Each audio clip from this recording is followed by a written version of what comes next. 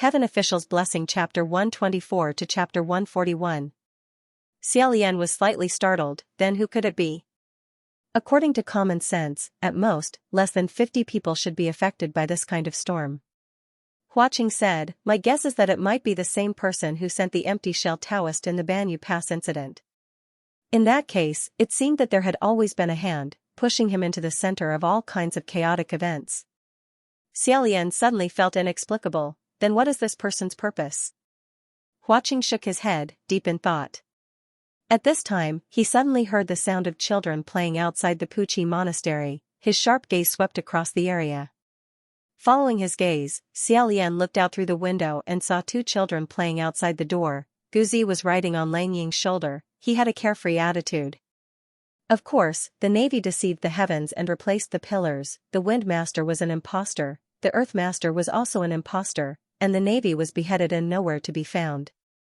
Four things, for bolts of lightning, for shocking thunderclaps, one louder than the other, set off a huge uproar in the upper and middle heavens. For a moment, everyone was so shocked that they didn't know what to say. No one in the Divine Martial Hall expressed their opinions. Even Jun Wu's hand seemed to be unable to support his forehead. Although Ming Yi didn't usually interact with people, only Shi Qingxian, who liked to pester people and was familiar with them, could get along well with him. No one had a deep relationship with him, but when they thought that their colleague was actually the legendary desperate Ghost King, the impact was too great. In order to act as a good Earth Master, this Ghost King had been diligent for so many years, gathering a large number of believers in the human world. He could even enter the top 10 at the Mid-Autumn Banquet, ranking higher than most of the heavenly officials. It was really too terrifying, as expected of the desperate Ghost King. Everyone couldn't help but mutter. Even if they were told that Huaqing was among them, or that Huaqing had planted someone in the upper heavens, they wouldn't be more shocked.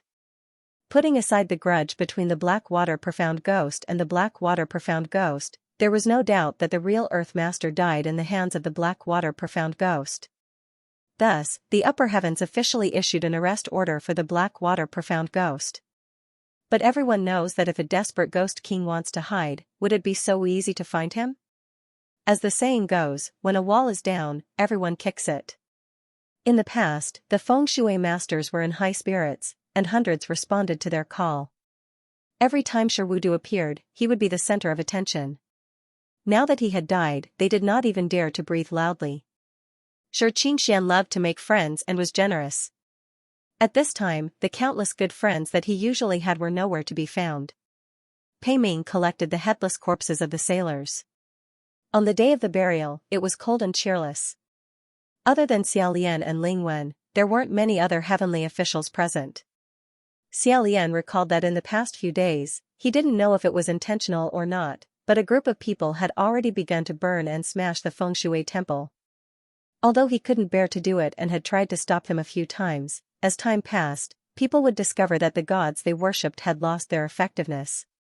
The situation would only become more and more intense. He could stop them for a while, but he couldn't stop them forever. In another 10 years, or even just a few years, people would forget about these two Feng Shui divine officials who once stood at the peak of the heavenly court. He couldn't help but feel a little sad. In the end, Xiaolian said to Ling Wen, Master Feng Shui, I'll have to trouble you to find Qingxian's whereabouts. Ling Wen's face was also solemn. He hadn't smiled for many days. He said, Your Highness, you don't have to say much. I will do my best. Pei Ming said, Your Highness the Crown Prince, rather than letting Ling Wen Palace Hall slowly search for Qingxian, why don't you directly ask your Blood Rain Tanhua if he could find out from that black mad ghost where Qingxian went? He even took away senior apprentice brother Shui's head. What else does he want? Xiaolian shook his head and said helplessly, General Pei is taking it for granted. Does a desperate Ghost King need to tell another what he wants to do? Hence, Pei Ming didn't say anything more. When they returned to Puqi Temple, many villagers gathered in front of the temple and whispered. Xiaolian didn't need to ask to know what was going on. Because there was a ghostly howl coming from Puqi Temple. The village chief was terrified. He pulled him back and said, Daoist, that crazy cousin of yours, he. Xiaolian's excuse to outsiders was that Qi Rong was his crazy cousin. He was despised by others and no one was willing to take care of him. That was why he was obligated to take him in. In a sense, it wasn't a lie. He said, "He's crazy again." "It's fine. He's locked up. He won't come out. Everyone can disperse." The villagers said, "Oh," and dispersed. Before they dispersed, the village chief gave a basket of eggs to Xiaolian and said, "That, Taoist, your family Xiaohua." Xiaolian was stunned. Xiaohua. He finally reacted and said, "Oh, Sanlang, right?" Thinking of Hua Cheng's identity to outsiders as his own younger brother who ran away from home to play, he felt slightly embarrassed. The village chief said, "Yes. Your family Xiaohua helped us fix something again today. You should reward him well tonight." "Yes. Give him some nourishment. He'll be strong and able to work better." Xiaolian couldn't help but laugh and said, "Okay, okay. Of course, of course." When he opened the door, Lang Ying was already curled up in a corner and sleeping, while Qi Rong was lying on the ground, screaming like a ghost as if his heart and liver were on fire. Guzi was massaging his back and shoulders. "Father, are you feeling better?" Xiaolian took off his bamboo hat with one hand and put down the eggs with the other. "What happened to you? Did you get a stomachache?" Qi Rong spat, "As long as you don't fucking cook for me, I won't get a stomachache even if I lick shit on the ground." Hearing him exaggerate, Xiaolian folded his hands in his sleeves and said, "Then do you really want to try licking those things and see if you get a stomachache?" Qi Rong said, Pay. "What did I say? You've revealed your dark heart again. You're trying to torture me." Io, my good son is not bad, not bad. Let's change to another side." Hey mom, what the fuck is going on? I've been so irritated recently, so irritated that I'm like a cat crying in heat. Am I sick? Cousin Crown Prince. I'm sick. It's definitely because you mistreated me that I'm sick. You damn Shuelian, you're going to harm someone's life again. Xiaolian squatted down and touched his forehead. Do you have a fever? Pausing, he removed his hand and frowned. I don't. You're not pretending, are you? Qi Rong was about to scold him again when Guzi pitifully said, Daozhang, my dad didn't lie to you. He hasn't been feeling well recently. He's been screaming for a long time today. Looking at Qi Rong wriggling on the ground, Xiaolian shook his head. Standing up, he was about to look for the medicine box, but he suddenly discovered that the merit box was unexpectedly heavy. This merit box was newly made by Hua Cheng, so there shouldn't be anything inside. Feeling strange, Xiaolian took out the key and opened it. He was dumbfounded. He was actually blinded by a box full of large, shiny gold bars. With a paw sound, Xiaolian hurriedly closed the merit box again. Didn't he already return the box of gold bars sent by the Navy? Could it be that someone sent it back? It couldn't be Hua Cheng. He wouldn't do something as simple and crude as stuffing gold bars. Xiaolian turned his head and asked, Qi Rong, has anyone been here? Qi Rong pointed at his nose and scolded, Hey, did you make a mistake? Do you really think I'm raised by you to guard the door? Do you think you're absolute? You definitely don't have a face as big as yours. Even smelly black water and dog watching wouldn't dare use me as a guard. With a quang sound, the door to Puchi Monastery was kicked open. It was Hua Cheng who had kicked the door open and entered. As soon as he saw him, Qi Rong immediately went mute. He quietly wriggled to the side, not daring to mention what he saw that night. Xiaolian said, Sanlang, you're back. Hua Cheng beamed and said, Yeah. Xiaolian said, It's been hard on you. The village chief sent some things over and wanted me to reward you. Tonight, eat something good. Hua Cheng said, Okay. However, do you want to come over to my place tonight? Xiaolian asked, the ghost city? Hua Cheng said, Yeah. While you're at it, bring this thing with you. He pointed at Qi Rong and said, Let's see if there's any way to pull out his soul. After muttering to himself for a moment, Xiaolian said, That's fine too. Continuing to drag things out like this wasn't a solution. Of course, the most important reason was that Qi Rong could eat too much. His Puchi monastery really couldn't afford it anymore. When Qi-Rong heard that he was going to be sent to the ghost city, he turned pale with fright and resisted in every way he could. However, his resistance was ineffective. After a burst of smoke, he was turned into a cyan roly-poly doll by Hua Qing. Guzi carried him in his arms and brought him to the ghost city. The ghost city was still as lively as ever. Walking on the main street, the ghosts still remembered Xiaolian. When they saw him come again, they all shouted, "Uncle!" No, I mean, the city lord's friend, you're here again. Jie. Do you miss our special snacks here, Jie? Xiaolian also brought the basket of eggs and distributed them as if they were local specialties from the human world. Many of the ghosts who received the eggs danced with joy. Some decided to eat the eggs with their own blood tonight, while others announced that they wanted to use this egg to hatch a demonic beast that was 8 zhong tall. Hua Qing removed the spell on Qi-Rong's body. After a burst of cyan smoke, the man that Qi-Rong had possessed appeared on the street. He held his head and squatted down, not saying a single word. Some of the ghosts smelled the scent on his body and said, "Hey, isn't this a green ghost?" The group of ghosts surrounded him and sniffed for a long time. Then, they laughed and said, "Ha ha ha ha ha, it really is a green ghost. This idiot is here again, ha ha ha ha ha. Didn't you get beaten up enough before? Ha ha ha ha ha, you actually still dare to come." Hua Qing said, "This little one will look after him. This big one will think of a way to drag him out for me without harming his physical body." Yes. City Lord. Thus, a few good-looking female ghosts carried Guzi and hummed a few tunes before coaxing him to sleep. The rest of the demons and ghosts began to play a game with Qi-Rong. One of them screamed and ran, and a group of ghosts chased after him. Hua Qing and Xiaolian watched for a while, then changed direction and entered Thousand Lantern Temple. The two of them slowly walked into the temple and approached the altar. The altar was still covered with ink, paper, and inkstones. Recently, Xiaolian's mood had been heavy. Looking at this, he wanted to lighten the mood. He smiled and said, "The last time I taught you, I told you to practice calligraphy when you have time. But, you haven't been practicing recently, right?" Hua Qing coughed and said, "Big brother, you've given away the rewards to others. What am I going to eat tonight?" Xiaolian imitated him and raised his eyebrows slightly. He said, "Don't change the topic." Hua Qing said, "I can practice with the knife, but I can't practice calligraphy. Without Big Brother by my side to guide me, I'm afraid I won't be able to practice well. The more I practice, the worse I'll get." Xiaolian raised his eyebrows even higher. He said, "San Lang is so smart. Is there anything you're not good at?" Hua Qing picked up his brush and dipped it in ink. He said in a seemingly humble manner, "Really? Please teach me, Big Brother."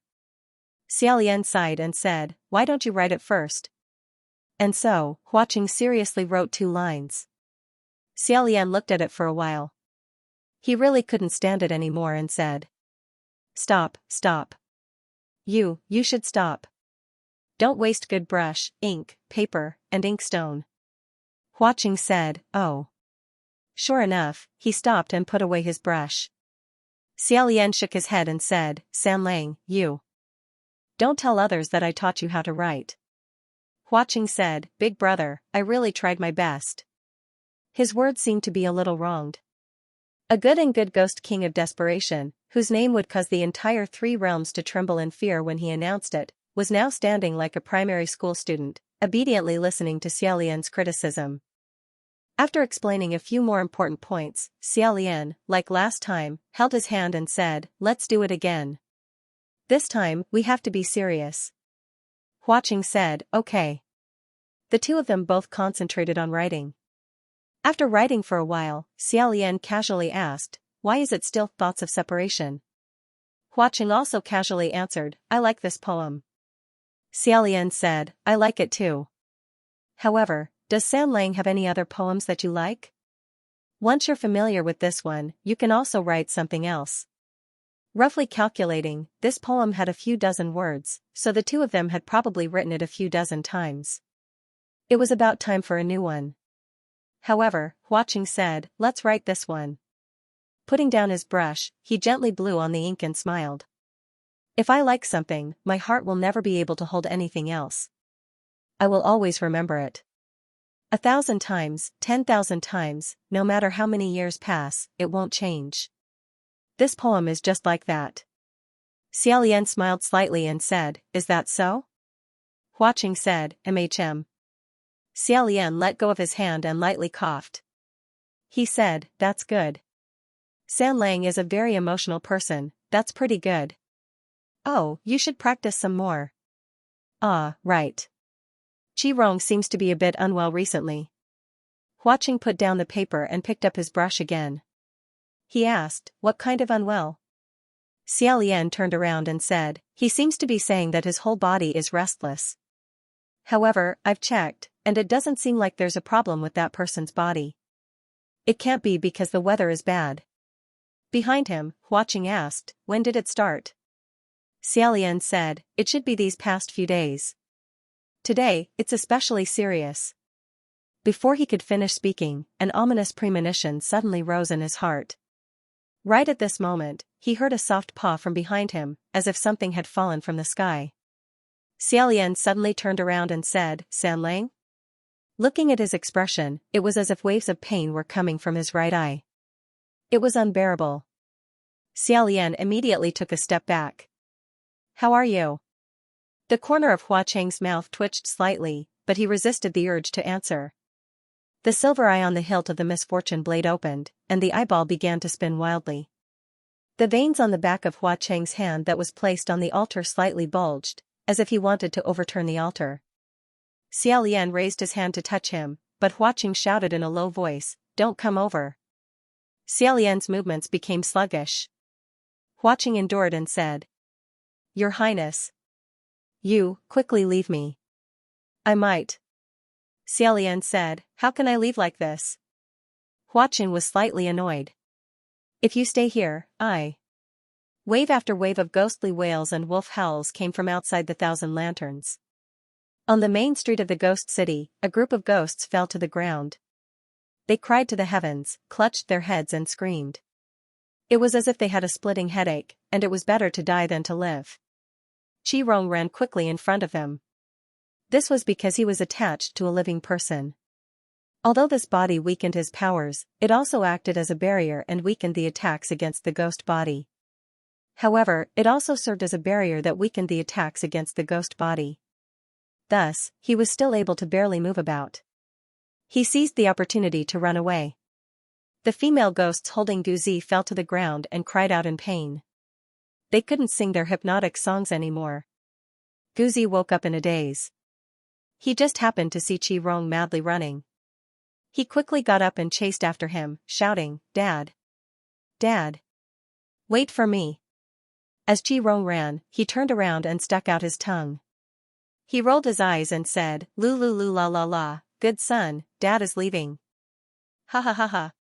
Guzi was still chasing after him with his 2 short legs.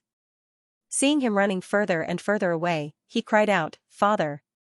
Don't leave me! Dad, take me with you! Qi spat, go away! Go away!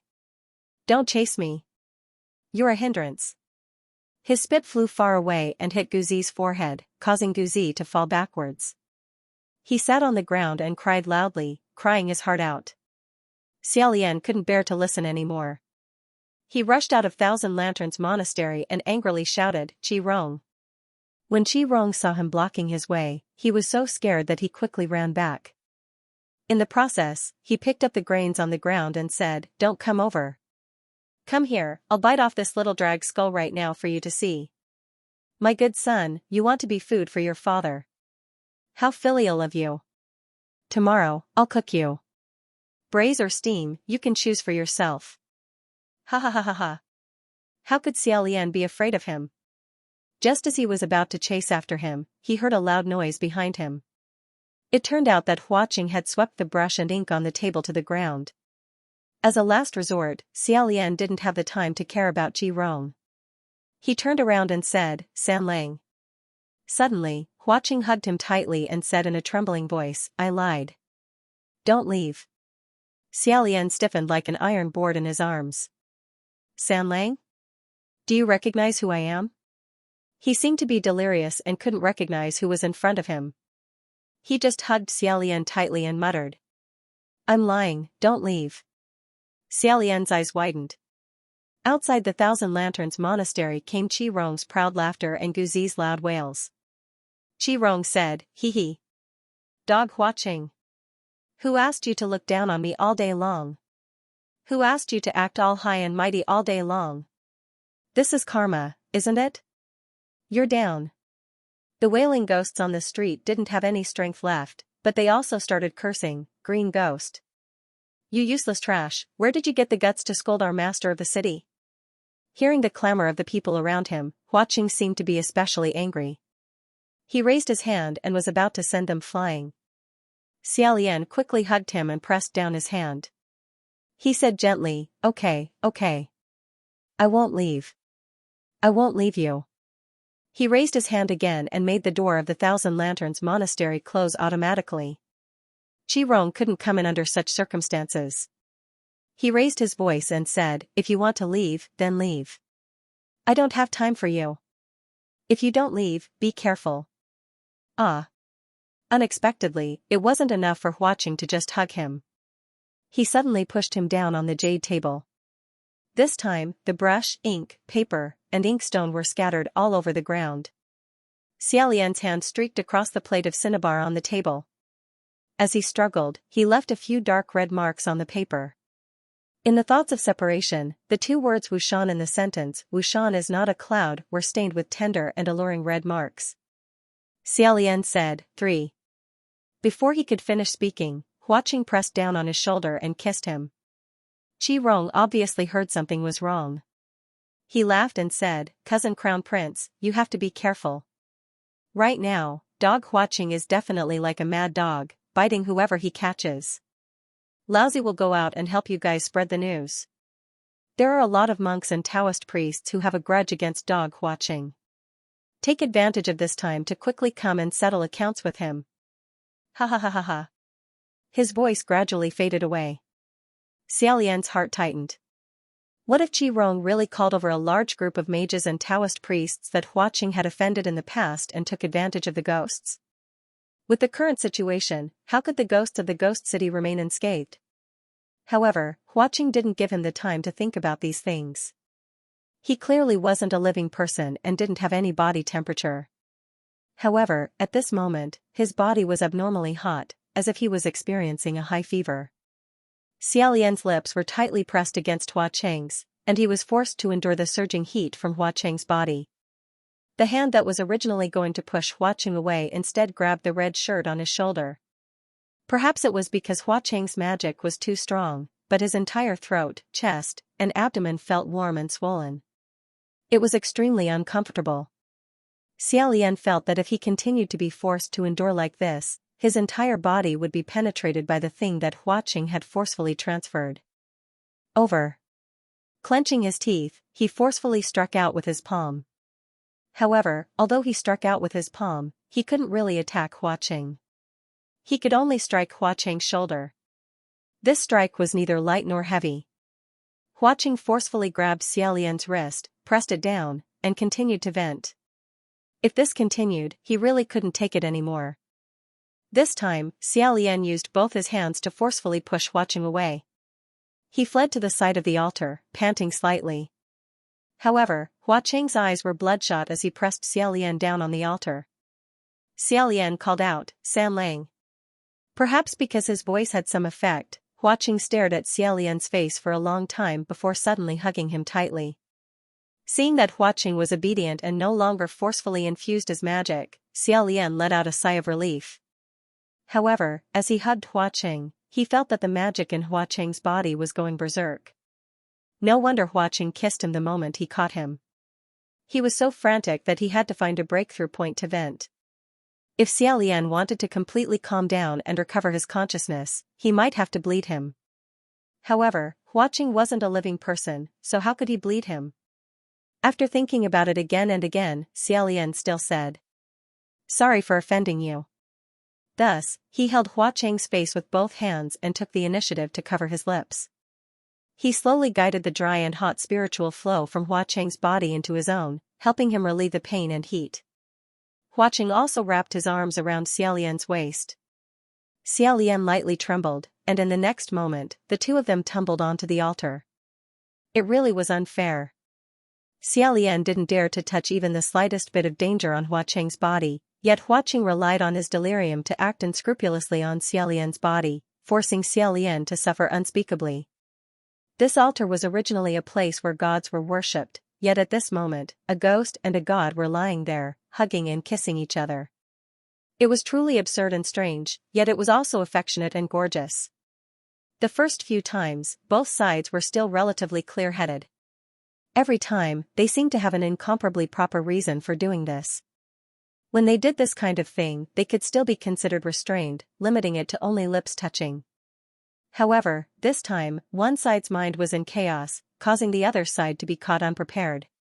In his daze, Xiaolian finally confirmed one thing. Although it seemed as if he couldn't control himself every time, in reality, there were times when he couldn't help himself.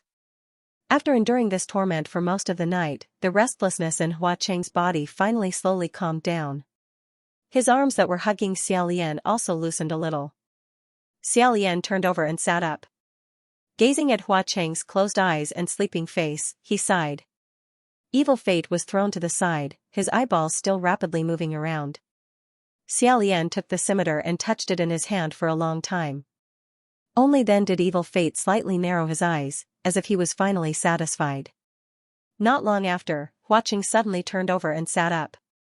He said, "Your Highness?" Xiaolian quickly adjusted his expression. Turning around, he happily said, "You're awake?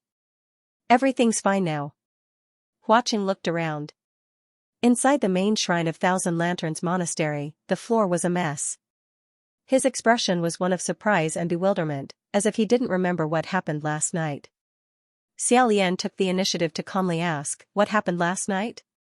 "All of your subordinates suddenly had headaches, fevers, and were restless. You too, your temper was very big." Huaqing asked, "Apart from that?" Xiaolian said, "Apart from that? That's all." Huaqing stared at him and said, "Is that really all? Then how did I calm down?" Xiaolian lightly coughed, a little embarrassed as he said, "To tell you the truth, San Lang, please don't blame me. Aside from this." He raised his hand that was currently stroking Misfortune's sword and said, "I also, cough cough, fought with you." Huaqing asked doubtfully, "Fought?" Xiaolian's expression didn't change. He looked at him sincerely and said, "Yes, you see, this shrine is in such a mess. It was all because of our fight." After a while, Huaqing let out a breath and held his forehead with one hand. Seeing that he didn't ask any more questions, Xiaolian finally put down his hanging heart and secretly sighed in relief. At this moment, Huaqing said in a low voice, "It's opened." Xiaolian said, "What?" Huaqing looked up and said in a deep voice, "Bronze Cauldron Mountain has reopened." Both of them were very clear about the meaning of this sentence. Xiaolian's eyes widened. A new ghost king is about to be born? When Xiaolian went back to report, the thunder above the immortal capital was rumbling incessantly. Stepping into the divine martial shrine, Xiaolian subconsciously wanted to find someone to ask, what happened to Master Lei? But after he said that, he remembered that the position where Master Lei usually stood was no longer occupied. The Navy Master at the front and the Earth Master at the corner were also gone. He was startled and sighed in his heart. Turning his head, he saw Lang Qianqiu enter the shrine. After not seeing him for a long time, Lang Qianqiu had lost a lot of weight and looked a little more depressed. He looked at Xiaolian and turned his head without saying a word. Xiaolian looked around but couldn't find anyone he could casually talk to. A voice answered, "Nothing much, the Ghost King is about to be born. Ghosts are crying and the thunder can't be stopped." The one who answered was Feng Xian. For some reason, seeing him made Xiaolian feel very close.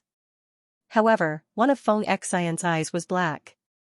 Xiaolian couldn't help but look at Mu Qing, who was far away on the other side of the shrine. Mu Qing's cheek was swollen. It seemed that the two of them had a grudge for many years.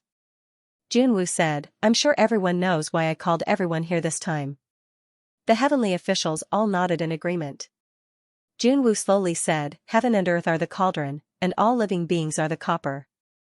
Bronze Cauldron Mountain is a naturally dangerous place. It is an active volcano that can erupt at any time.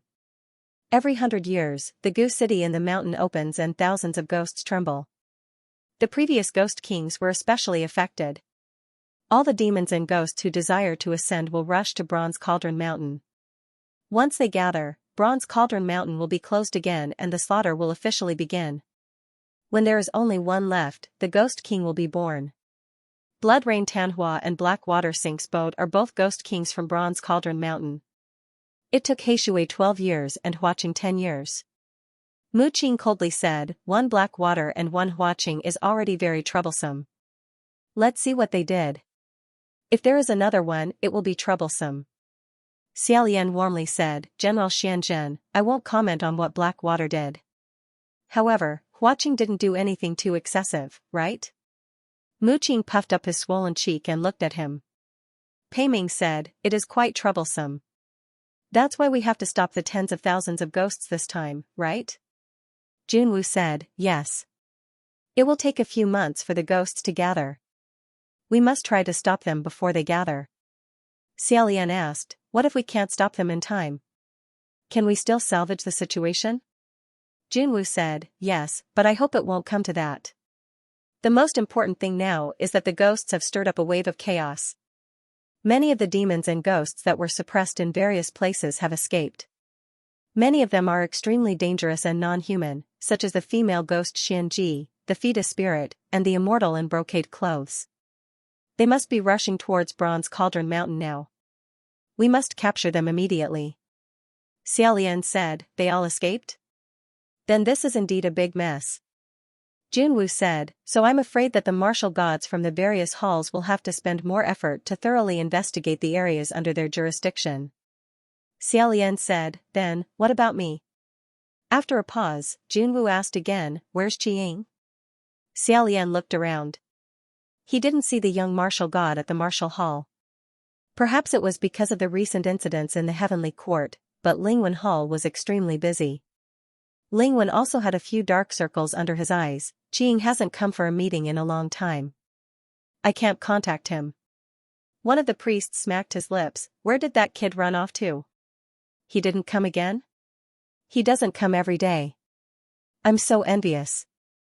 Junwu said, I don't know where Qiying is now. After I find him, I will inform you to meet up as soon as possible. Xiaolian bowed and said, yes. Autumn had already entered the world. The weather was slightly cold. Puqi Temple was the same. Although Xiaolian was wearing a single layer of clothing, he didn't feel cold. However, on the way back, he still bought 2 new clothes with the money he got from collecting trash. He brought them to Langying. Huaqing returned to the ghost city, and Qi Rong grabbed Guzi and ran away. Right now, Puqi Temple only had Langying left. A while ago, it felt very crowded. But now it seemed deserted. From afar, Xiaolian saw Langying silently sweeping the ground in front of the temple. She swept the golden leaves into a pile. He didn't know if it was an illusion, but Xiaolian always felt that Langying used to be hunched and timid. Now that his limbs were much more relaxed, he finally looked like a young man. He couldn't help but feel gratified. He went up to take the broom and was about to bring him into the temple when the villagers who had been lying in ambush all surrounded him. Aunties, uncles, aunties, sisters, they all talked at once. Daozhang is back. Went to the city to collect trash again? You've worked hard. Why haven't I seen Xiaohua recently? Yes, I haven't seen him for a few days. I miss him. Xiaolian smiled and said, Xiao Hua went home. The village chief said, what? Which home? I thought this was Xiaohua's home. Isn't he already living with you? Xiaolian said, no. He just came out to play. Now that we all have things to do, we'll separate first. That night, Huaqing repeatedly questioned Xiaolian, but Xiaolian insisted that the two of them had only fought. With the reopening of Bronze Cauldron Mountain, Hua City had more things to deal with.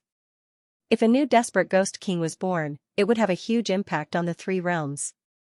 Between Flower Town and Black Water, although one was high profile and the other was low-key, they both had their own style. They both had their own identities and had their own sense of propriety. Who knew what kind of thing would be born this time? If they gave birth to a madman like Qi Rong who wanted to divide territory with them, then it would be very troublesome. Thus, Xiaolian used the recent eventful times as an excuse, saying that it was best for the two of them to be busy with their own matters during this period of time and not meet up for the time being. They would meet up again after they were done with their work. Thus, Xiaolian said his goodbyes amiably. Although it seemed abrupt and cold, as if he had turned hostile, Xiaolian really had no choice. He didn't have the confidence to hide it well for now.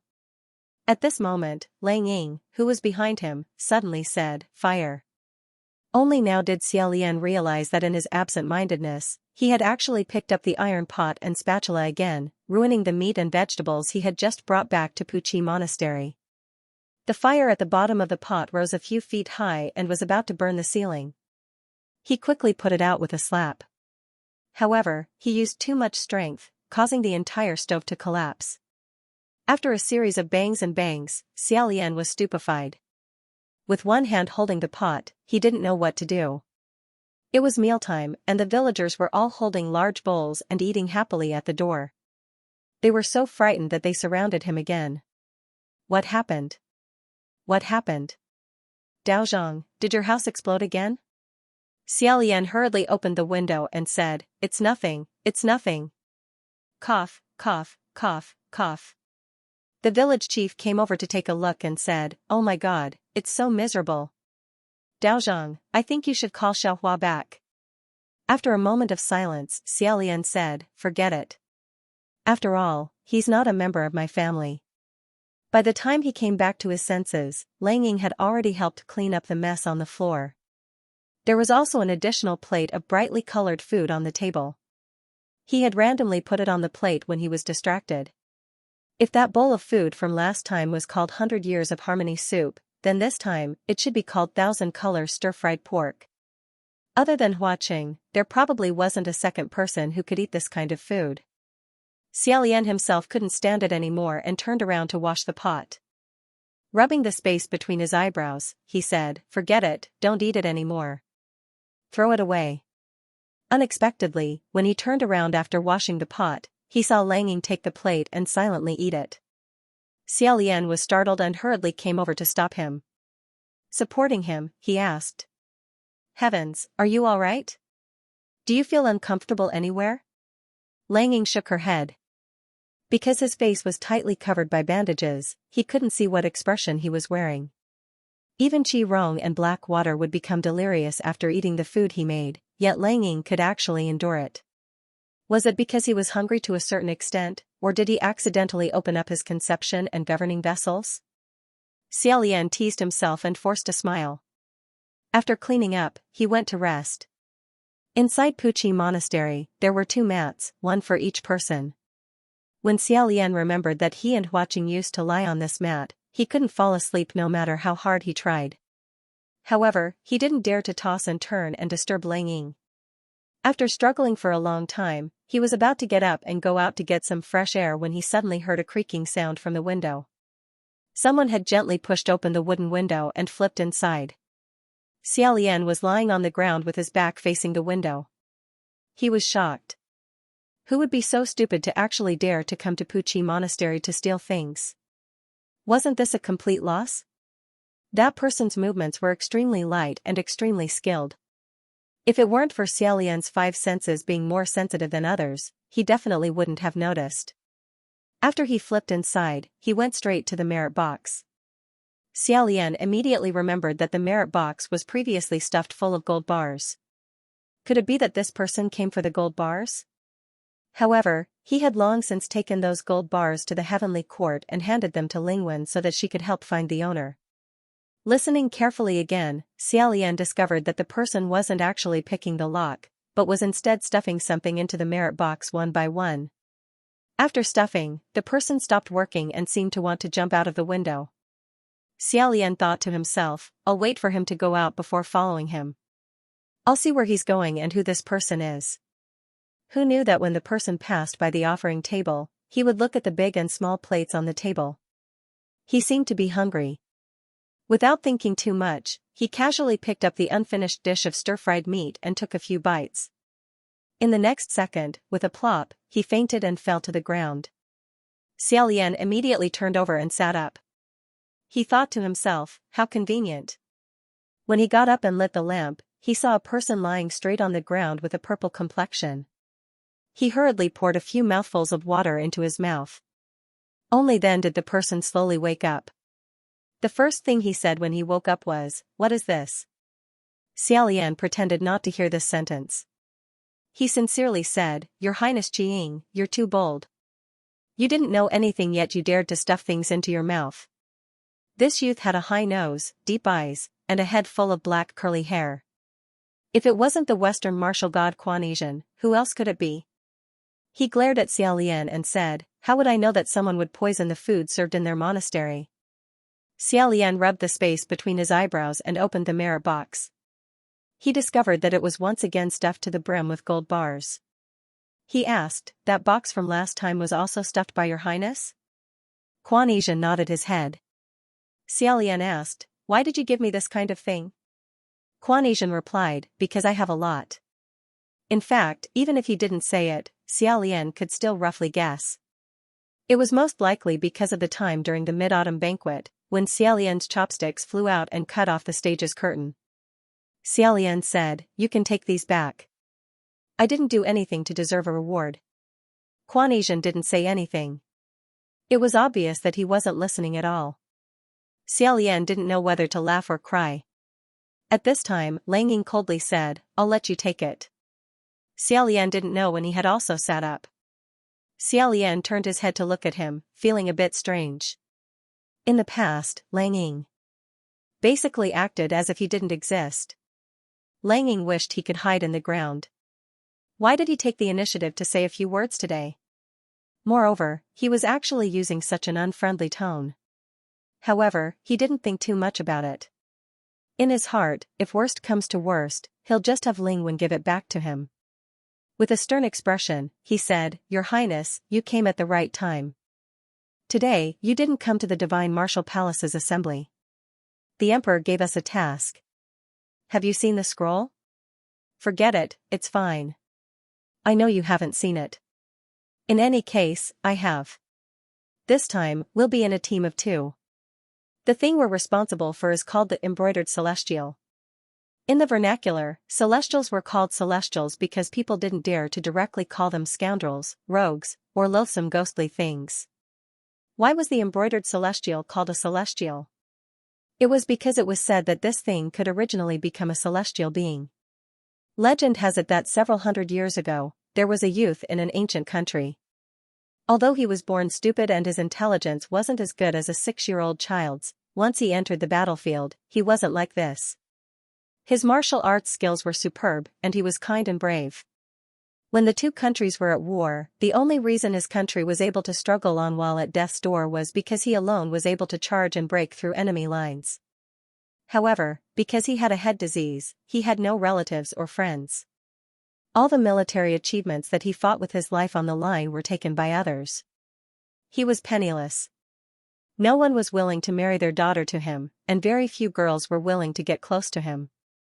This youth was also stupid to a certain extent. He had never interacted with a girl since he was young, so he didn't even dare to speak much. However, this person had the potential to ascend. After a few more years of fighting, he would ascend to heaven. Originally, it didn't matter if there was a girl who liked him or not. However, the bad thing was that he still liked a girl. He liked her to death. On the day of his birthday, this girl personally made an embroidered dress for him. It was said to be an embroidered dress, but it was incomparably strange. It would be better to say that it was a terrifying pocket. This was the first time in his life that the youth received a gift from a girl he liked. He was extremely excited and overjoyed. In addition, he was born stupid, so he didn't find it strange at all. He couldn't wait to put the embroidered dress on his body. His hand didn't have a sleeve to put through, so he asked his beloved girl, "Why can't my hand stretch out?" The girl smiled and said, "It's my first time doing it, so I don't have much experience. But, can't I stretch out without my hand?" Thus, the youth cut off his hands that were holding the weapon. This time it finally fit. However, it wasn't enough. He asked again, "Why can't my foot stretch out?" The girl answered, "Can't you stretch out without your foot?" Therefore, the young man asked someone to chop off his legs as well. Finally, he asked, "Why can't my head stretch out?" The final result was obvious. Xiaolian originally thought that the embroidered dress immortal was referring to a demon or ghost wearing embroidered clothes. Who knew that it really was referring to a piece of clothing? When Mount Bronze Cauldron reopened and thousands of ghosts were in a frenzy, this piece of clothing was stolen. This embroidered dress was stained with the youth's infatuated blood and turned into an extremely powerful and insidious magic treasure. All year round, it passed through the hands of demons and ghosts who used it to harm people. Thus, one should never casually accept old clothes from an unknown source. If you meet someone on the road in the middle of the night with an embroidered dress for you, don't accept it under any circumstances. If you wore this embroidered dress, your heart would be blinded by lard. You would become infatuated and be trampled on by others. Your blood would be sucked dry. Your Highness Qiying? Your Highness? Are you listening? Xiaolian waved his hand in front of Quan Yizhen. Quan Yizhen seemed to be lost in thought. Only then did he return to his senses. Oh. It seemed like he wasn't listening. Xiaolian couldn't say anything and said, "Then our top priority right now is to find this embroidered robe? Its original form is..." Quan Yizhen continued, "A sleeveless and headless piece of clothing that looks like a sack of blood." Xiaolian smiled and said, "Don't you know? I thought you hadn't seen the scroll before. However, because this piece of clothing is a demonic item, it's extremely magical. It's ever-changing. There are millions of clothes in the world. To find such a piece of clothing is no different from looking for a needle in a haystack." Quan Yizhen said, "Oh. Then what should we do?" Xiaolian said, "The demons and ghosts that obtain this piece of clothing will usually turn into merchants. They will ask people in densely populated areas if they want to buy it or trade it for the old. However, that was a matter from hundreds of years ago. If someone did that now, it would be a bit strange. However, their habits and way of thinking won't change so easily. In short, let's go to the city first and pay attention to this information." This kind of thing, ghosts paid more attention than humans. The Ghost Realm's information network was better than the human world's.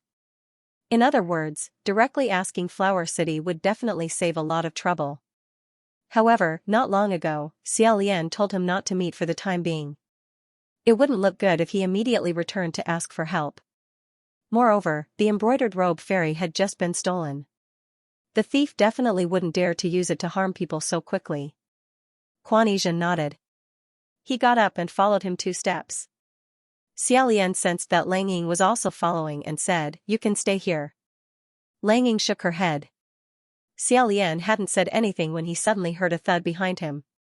He fell down again. Xiaolian suddenly turned his head and said, "What happened to you?" The purple aura on Quan Yizhen's face rose again. After holding it in for a while, he finally couldn't hold it in anymore. He turned over and knelt on the ground. With a wah sound, he vomited all over the ground. After he finished vomiting, Quan Yizhen turned over and faced the sky, puffing out soul smoke. Xiaolian said, "Qiying, can you still walk?" Quan Yizhen spread his limbs and said, "I think, I can't." Xiaolian had no choice but to drag Quan Yizhen, who had lost his ability to fight, to the side and covered him with a blanket. On the second day, Quan Yizhen's complexion became slightly better. In any case, Xiaolian didn't dare to let him eat carelessly. He borrowed some porridge from the village chief and brought it back for the 2 of them to eat.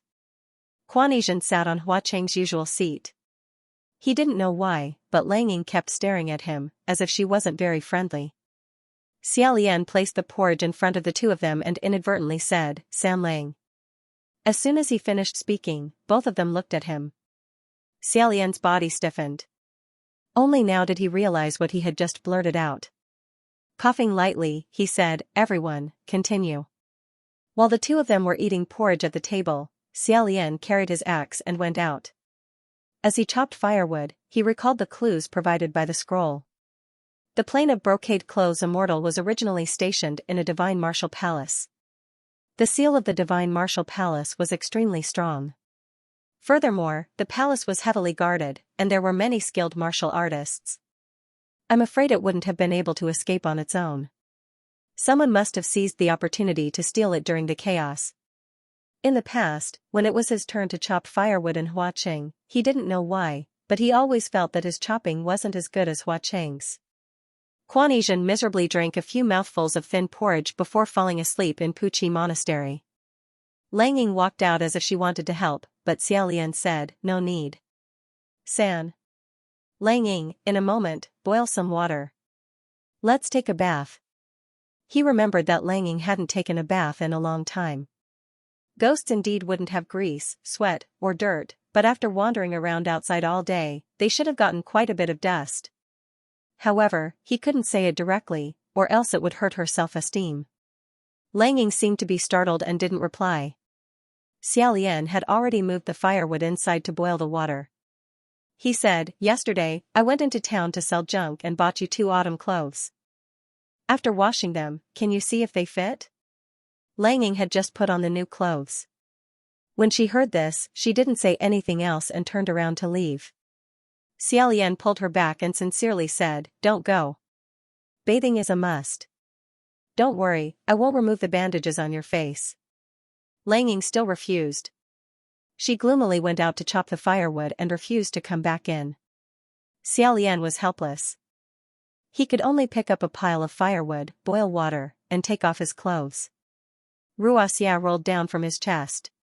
Lang Ying then carried a pile of firewood in. When she saw his bare upper body, her eyes immediately widened. Xiaolian used his hand to test the water temperature.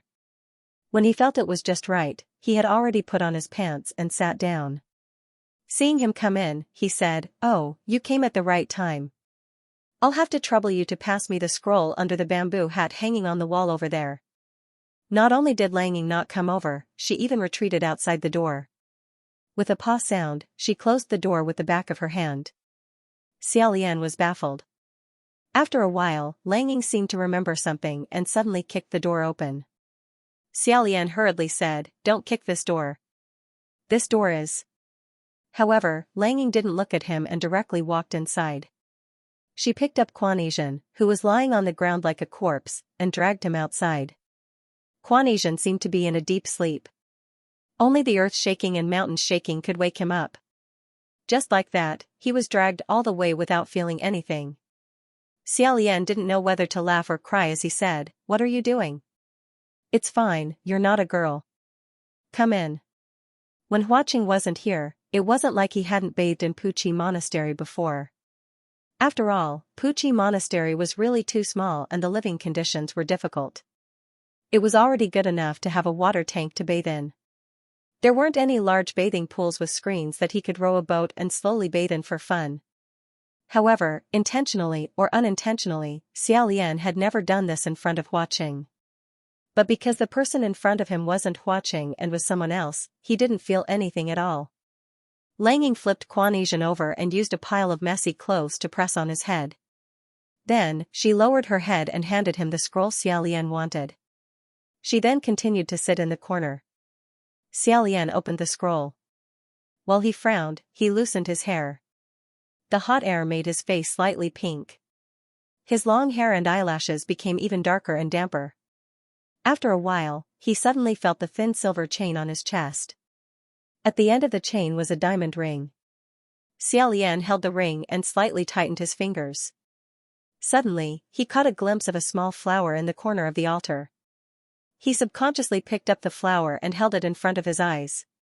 He kept feeling that his mind was blurry, just like the hot air in front of him. He needed a hand to wave it away and disperse the fog.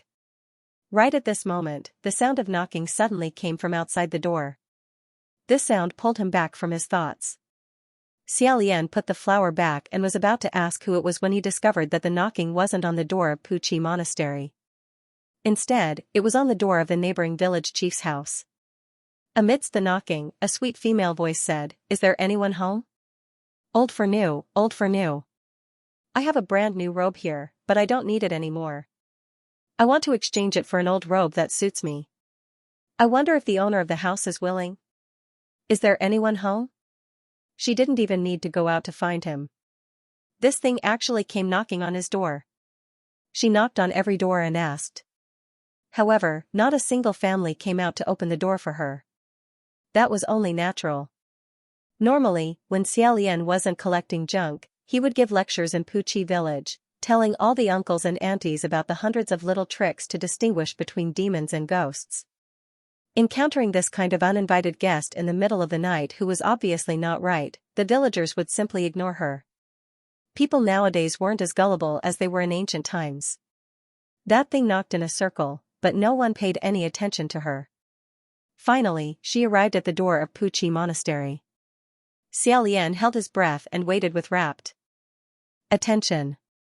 Who knew that before that thing knocked on the door, she could already sense that this wasn't a place she should be at. She cried out and the footsteps seemed to go further away. Xiaolian immediately said, "Wait. I want to change." Immediately, he said to Lang Ying in a low voice, "Quickly open the door." "Don't be afraid, it's fine." Lang Ying wasn't afraid at all. She went forward and opened the door. There was a young girl standing outside the door. Her figure was graceful. Just looking at the lower half of her face, she was quite lovely and lovely. However, she wore a headscarf that covered the upper half of her face. It was as if she didn't have eyes, making people feel uncomfortable. She glanced into the house, covered her mouth and laughed, "This Taoist priest, what kind of old clothes do you want to use to exchange for my new clothes?" Xiaolian was still soaking in the water jar and hadn't come out, just to make it lower its guard. He smiled and said, "That depends on what your new clothes are like." That young girl stretched out her hand and shook it lightly. A shiny brocade robe fell from the bundle. It was extremely gorgeous, but the style seemed to be a little old. Moreover, the whole body was emitting a strange demonic aura. Xiaolian praised, "Good clothes, good clothes. Lang Ying, give the clothes I brought back from town to this young lady." Half-face makeup girl. Half-face makeup girl. It was a low-level demon formed from the jealousy of an old woman towards a young girl. They could not face their own aging calmly. He firmly believed that sucking the flesh and blood of young women could restore his youth. He liked to pinch his voice and pretend to speak with a young girl's voice. However, as the saying goes, the eyes are the window to the soul. Aging was something that could not be concealed no matter what. The younger the lower half of the face, the upper half of the face with eyes was older. The contrast between the top and bottom of a face was even more intense. Even so, they were still unrepentant. Xiaolian came out of the water dripping wet. He stepped on the edge of the water tank.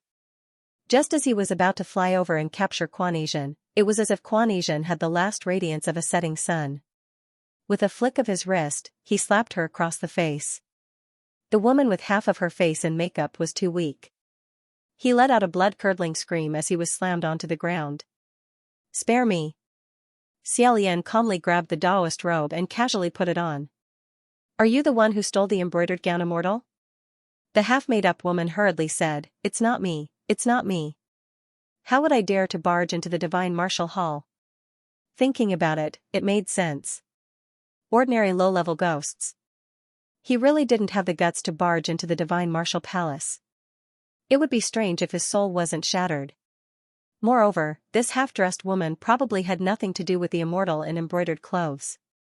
The age of the ghost was only about 80 years old, while the legend of the immortal in embroidered clothes was several hundred years old.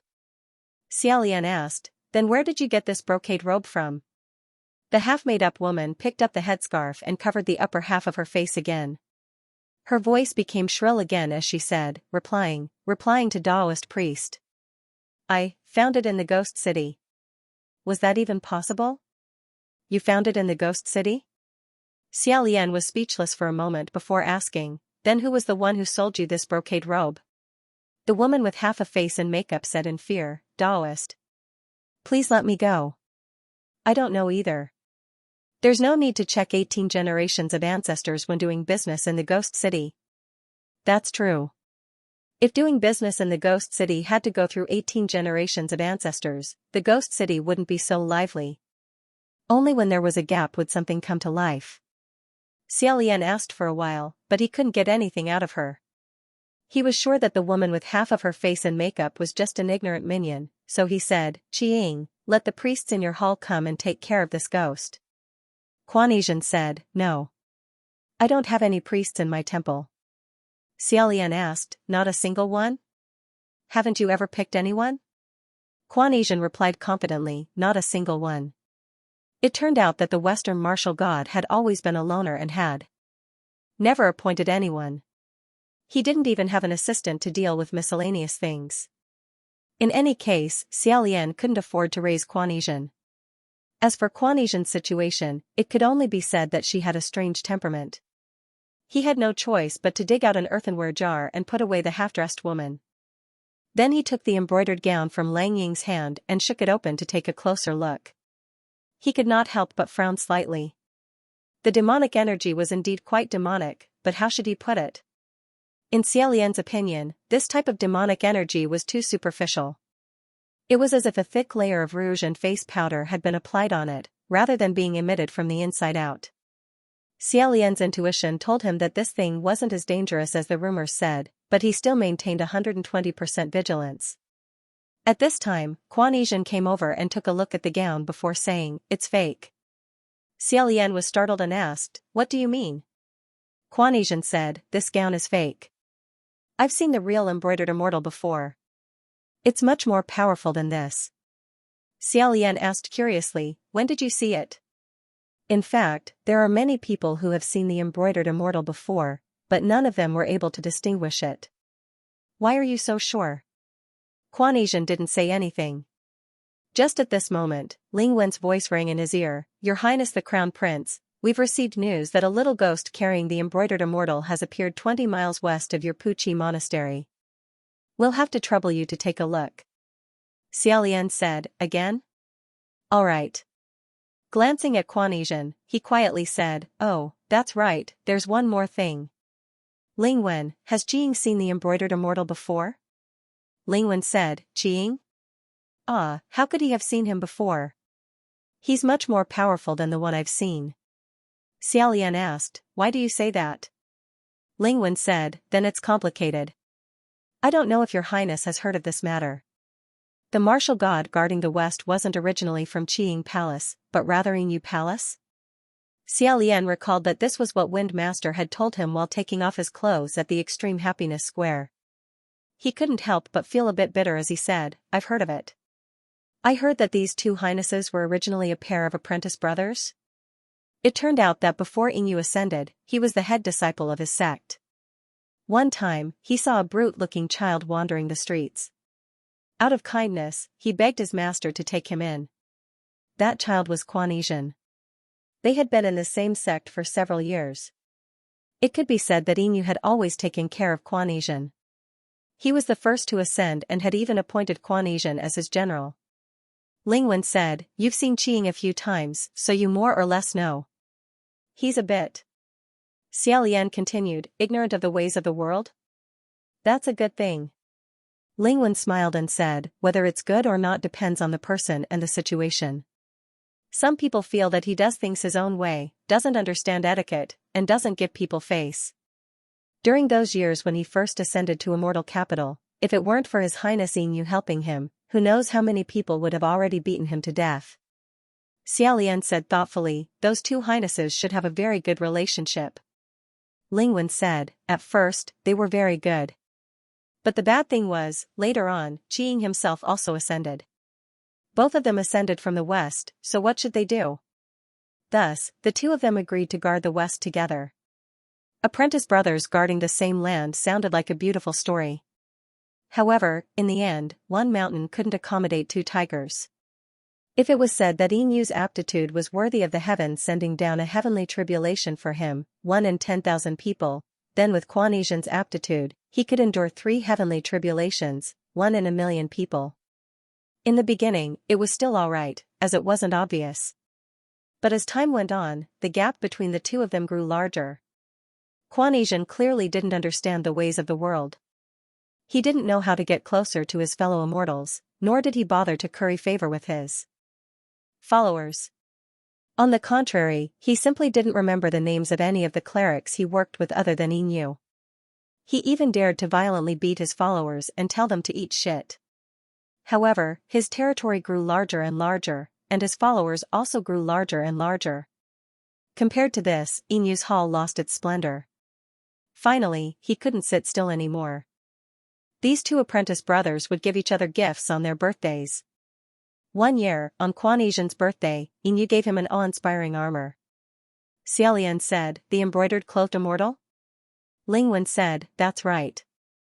Other than being able to suck blood and kill people, this embroidered clothed immortal also had a strange characteristic: whoever was given the armor would listen to the person who made him wear it." Because the two apprentice brothers had always had a good relationship, Quan Yizhen didn't hesitate to wear the armor. Not long after, Inyu pretended to unintentionally make a joke. Quan Yizhen was controlled by that embroidered clothed immortal, so he was possessed and wanted to do as he was told. If it wasn't for Junwu noticing that something was wrong and stopping him in time, he would have cut off his own head and used it as a ball. Lingwen said, therefore, this matter caused a huge commotion that year. Inyu, as a heavenly official, did this kind of thing to harm his colleague, so of course he was demoted immediately. Logically speaking, because of this, the two heavenly officials should have fallen out. But Xiaolian recalled the farce performed by the Qiying Palace's followers during the Mid-Autumn Festival banquet. A clown was jumping behind Quan Yizhen, and he should be acting as Inyu. However, at that time, Quan Yizhen's reaction was to fly into a rage and jump down to beat his own follower. He said, "I feel that Qiying Palace should still be very respectful to His Highness Inyu. Could there be some kind of misunderstanding?" Lingwen said, "I don't know about this. Whether there's a misunderstanding or not, I don't know how many years it's been since he was demoted. Who would still pay attention to him?" Xiaolian nodded his head. Just as he was about to bid farewell, Lingwen spoke again, "Wait a moment. Your Highness the Crown Prince, there's one more thing. I didn't finish speaking just now. 60 miles east of your Puqi monastery, there are also unknown people carrying embroidered cloaked immortals." Xiaolian said, "Isn't that too far away? How could there be more?" Lingwen said, "I'm not finished. Listen carefully, there's also 42 miles northwest, 15 miles southeast, 22 miles north." In one breath, she reported 27 or 8 locations before Lingwen said, For now, that's about it." By the time she finished reporting, Xiaolian had already forgotten everything. He felt a bit depressed as he said, "This time, your palace's efficiency is quite high. However, for now? For now? In other words, will there be more? Could it be that the Ghost City is selling embroidered cloaked immortals wholesale?" Lingwen said, "More or less. In the Ghost City, there are many mobile sellers with unknown origins who often sell fake goods under the skin. After selling the fake goods, they will change to a new skin. Therefore, most experts won't randomly buy things there. However, there's no lack of ghosts who treat it as antiques, always thinking, what if they pick it up cheap?" This time, when the embroidered clothed immortals were stolen, many peddlers in the ghost realm got wind of the news and took the opportunity to swindle people. They casually found a piece of clothing and said it was the embroidered clothed immortals. What's inconceivable is that there are still many ghosts who buy it. After buying it, they will find someone to try it on. It really adds a lot of trouble for us to gather information on this side. This was simply disrupting their line of sight in finding the real embroidered clothed immortals. All of a sudden, so many embroidered clothed immortals appeared from all directions. Who knew which one was the real one? However, since the task had been handed over to them, they had to think of a way to complete it. Xiaolian said, "Let's start from the nearest one and look one by one." Xiaolian had no choice. Quan Yizhen didn't know how to draw a shrinking ground thousandly. Neither of them had a deputy general heavenly official under them. However, fortunately, the nearest place Lingwen reported was only 5 miles away. It was an abandoned dye house. Xiaolian immediately made a decision and hurriedly set off under the cover of the night. Xiaolian originally wanted Langing to stay at Puqi Monastery. Who would have thought that Langing would actually follow them out on his own and wouldn't be able to rush back in time? Thinking that this trip shouldn't be considered dangerous, he could also let Langing broaden his horizons. In any case, he was going to bring Langing along to cultivate in the future, so he might as well bring Langing along this time. The three of them walked through the night for a while. Suddenly, a strange chant could be heard from the roadside in front of them, huff huff huff. Huff huff huff.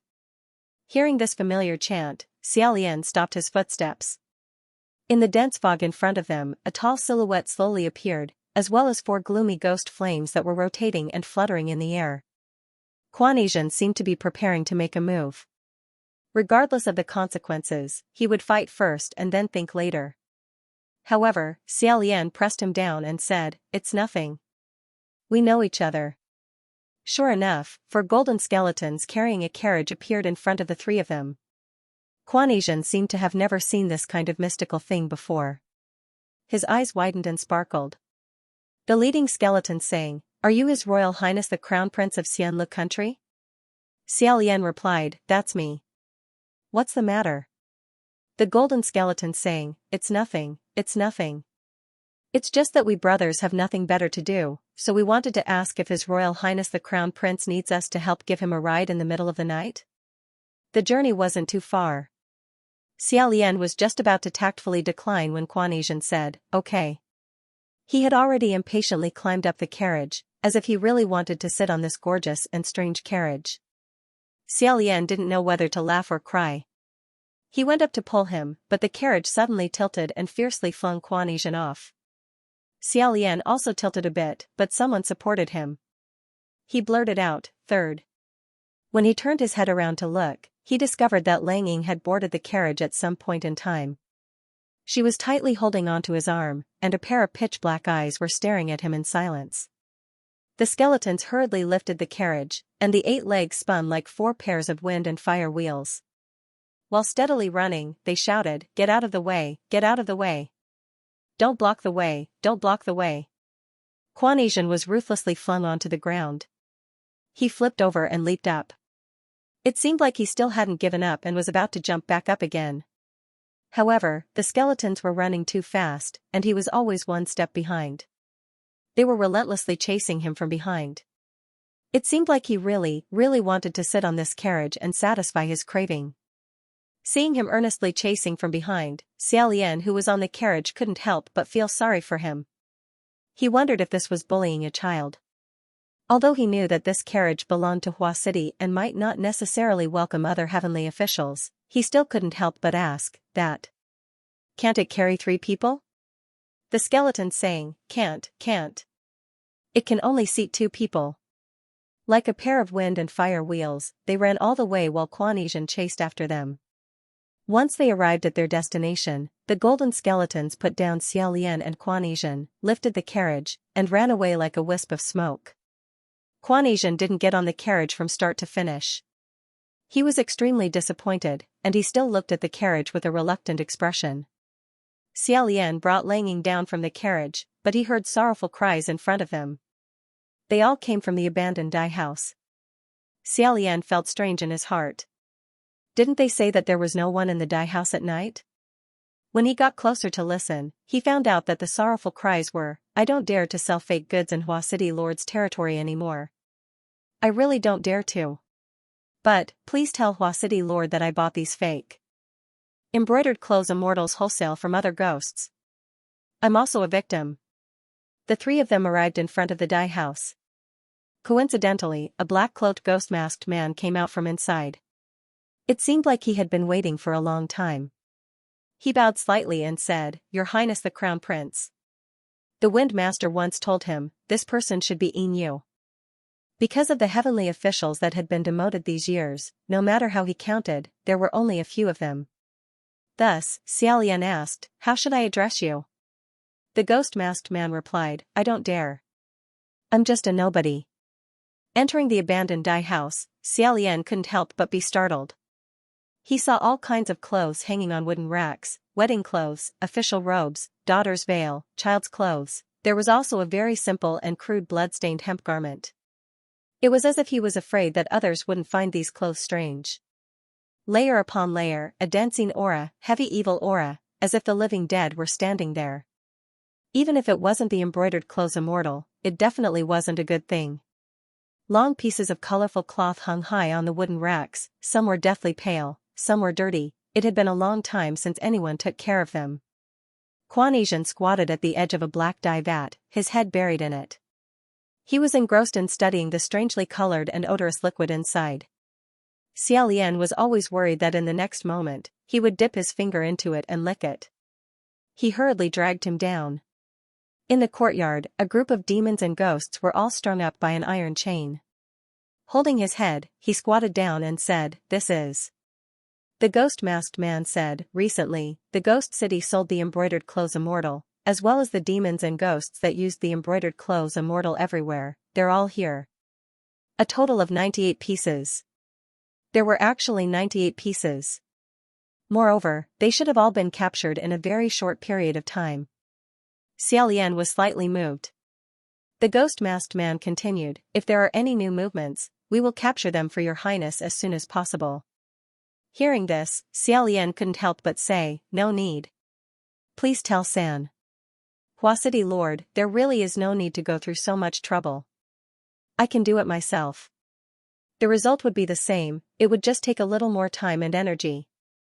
However, he himself was a heavenly official serving in the heavenly court. Even if there weren't many people worshipping him, this was the only proper task he had to do.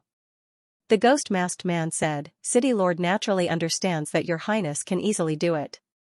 But because of this, I hope you don't have to spend your energy on this kind of small matter that anyone can do.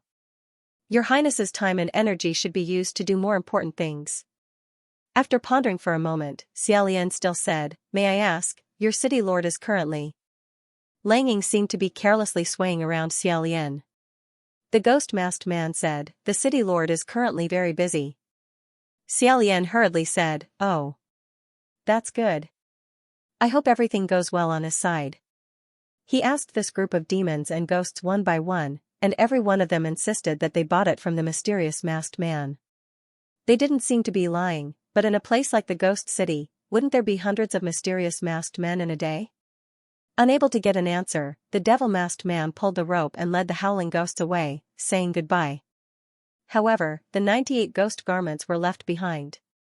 Xiaolian only felt that even when he was in charge of collecting old and tattered clothes in the past, he had never seen so many clothes. He flipped the clothes over and over again, suspecting that perhaps none of them were genuine. He said to Kuan, "Qiying, take another look." Kuan scratched his fluffy curly hair, shook his head and said, "Too much. There were too many ghost clothes."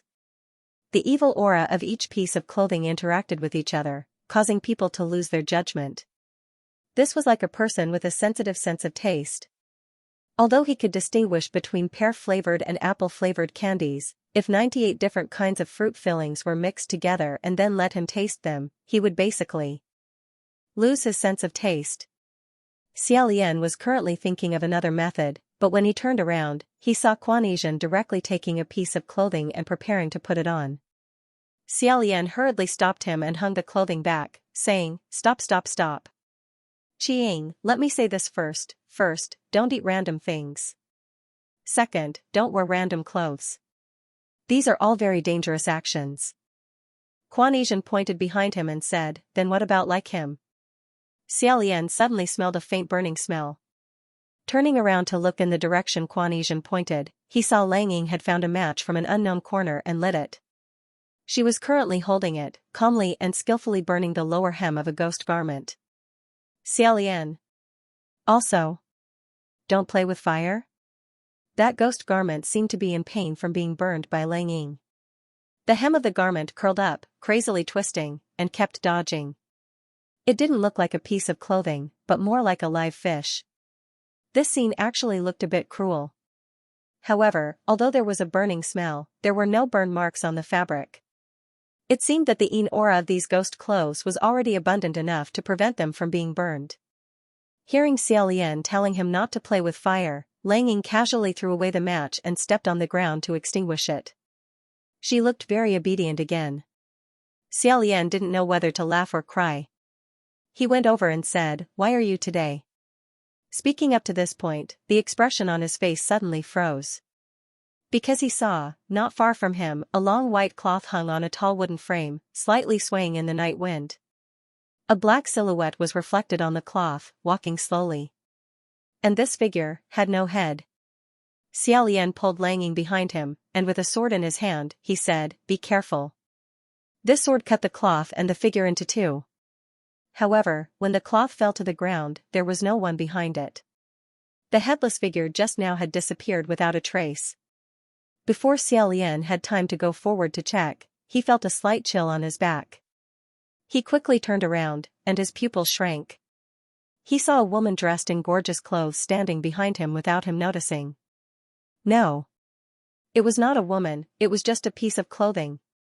The piece of clothing that he had cut into two was also a piece of clothing. It fell to the ground and was covered by the cloth. From all directions, a group of shadows swayed and gathered towards the three of them. It turned out that unknowingly, the 98 ghost garments hanging in the courtyard, the corridor, and the dye house had all broken free from the shelves. Xiaolian was shocked. Why are they all like this all of a sudden? A low voice came from beside him. 10,000 ghosts are restless.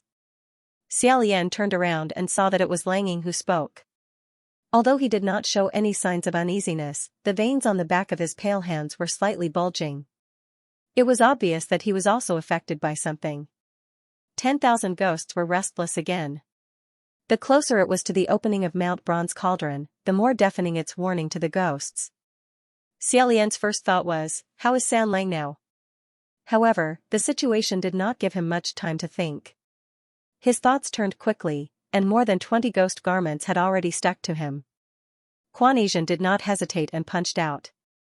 If this punch hit the wall or the ground, it would definitely cause the earth to shake and the earth to crack. However, this heavy punch actually hit a few pieces of clothing. Just think about it, even children knew about rock, scissors, paper.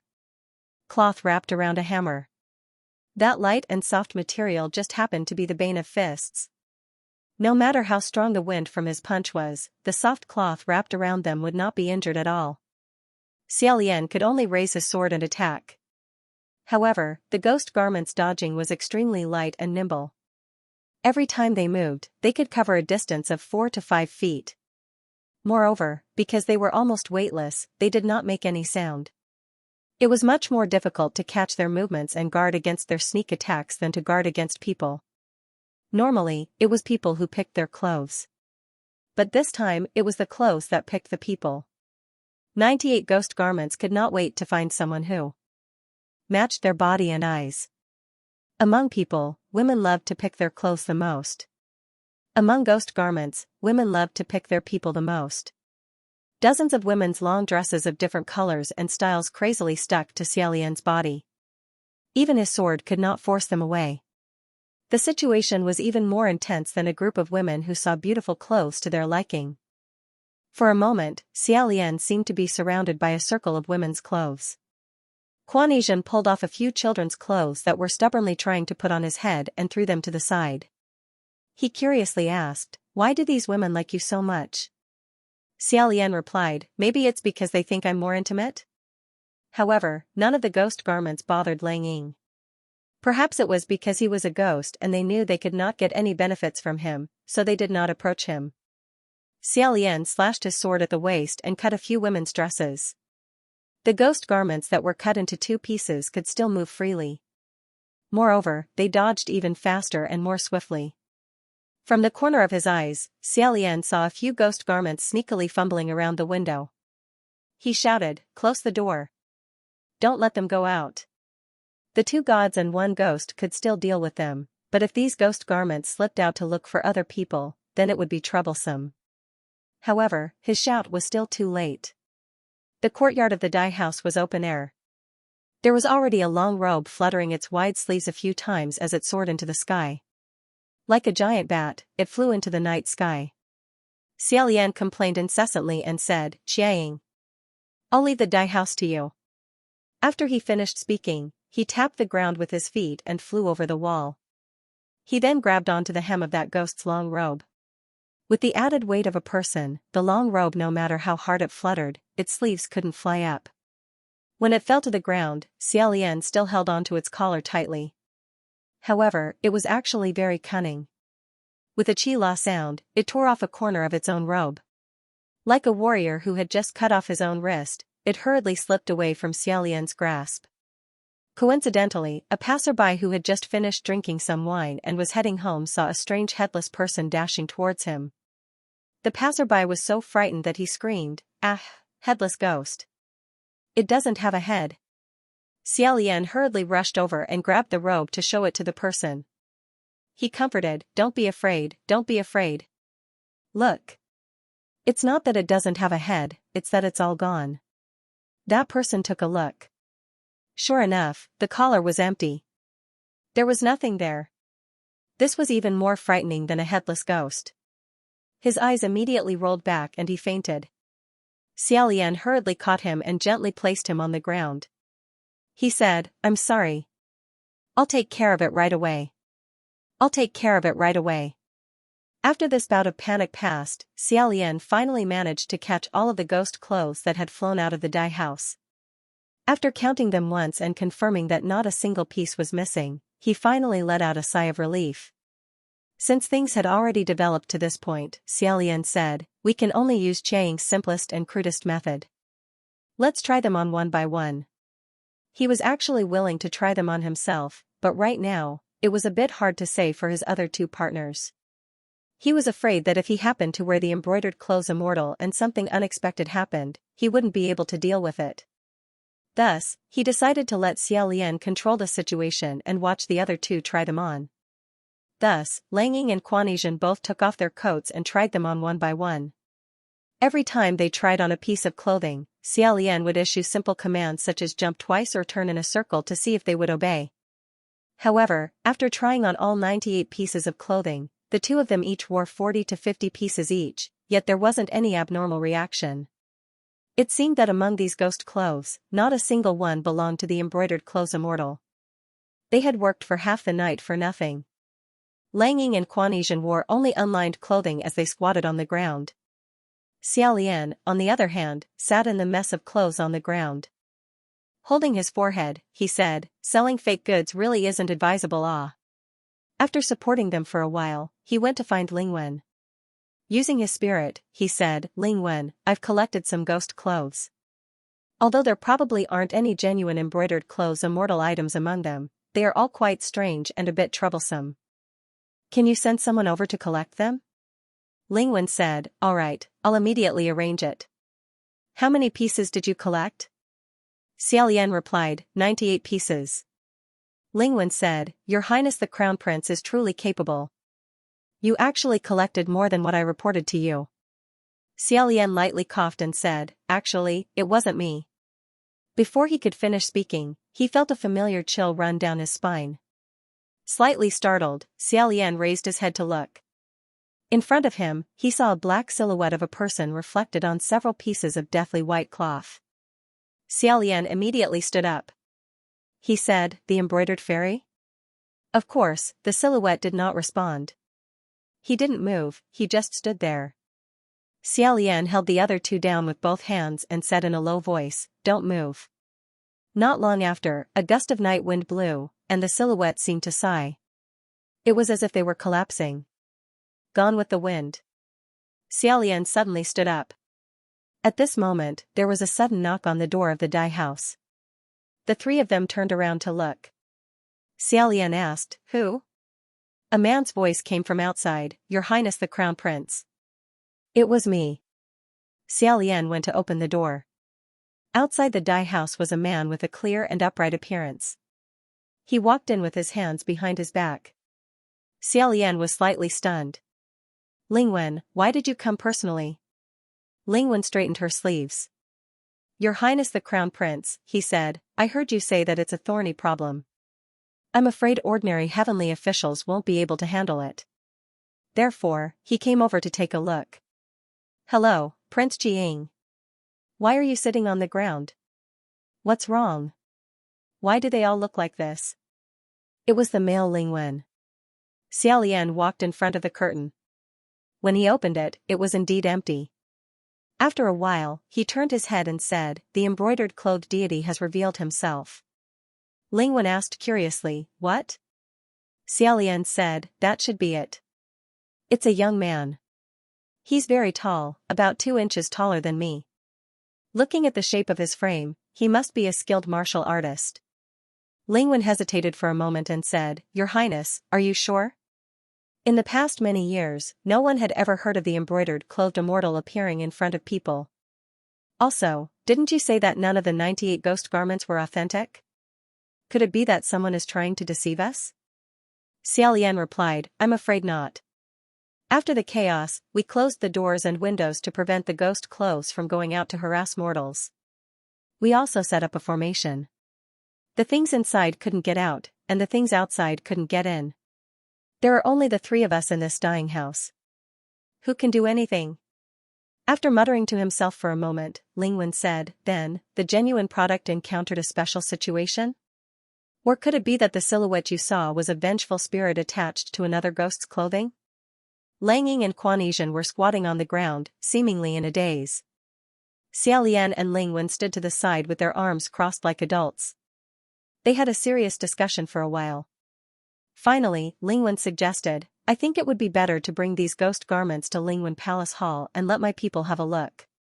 If it really doesn't work, we can gather next time to ask. There are always experts in the heavenly courts. After thinking about it, Xiaolian nodded and said, That's fine. However, this is a mission entrusted to us after all. I still want to complete it thoroughly. Since the real embroidered dress immortal is inside, I'll think of a way to give it a try.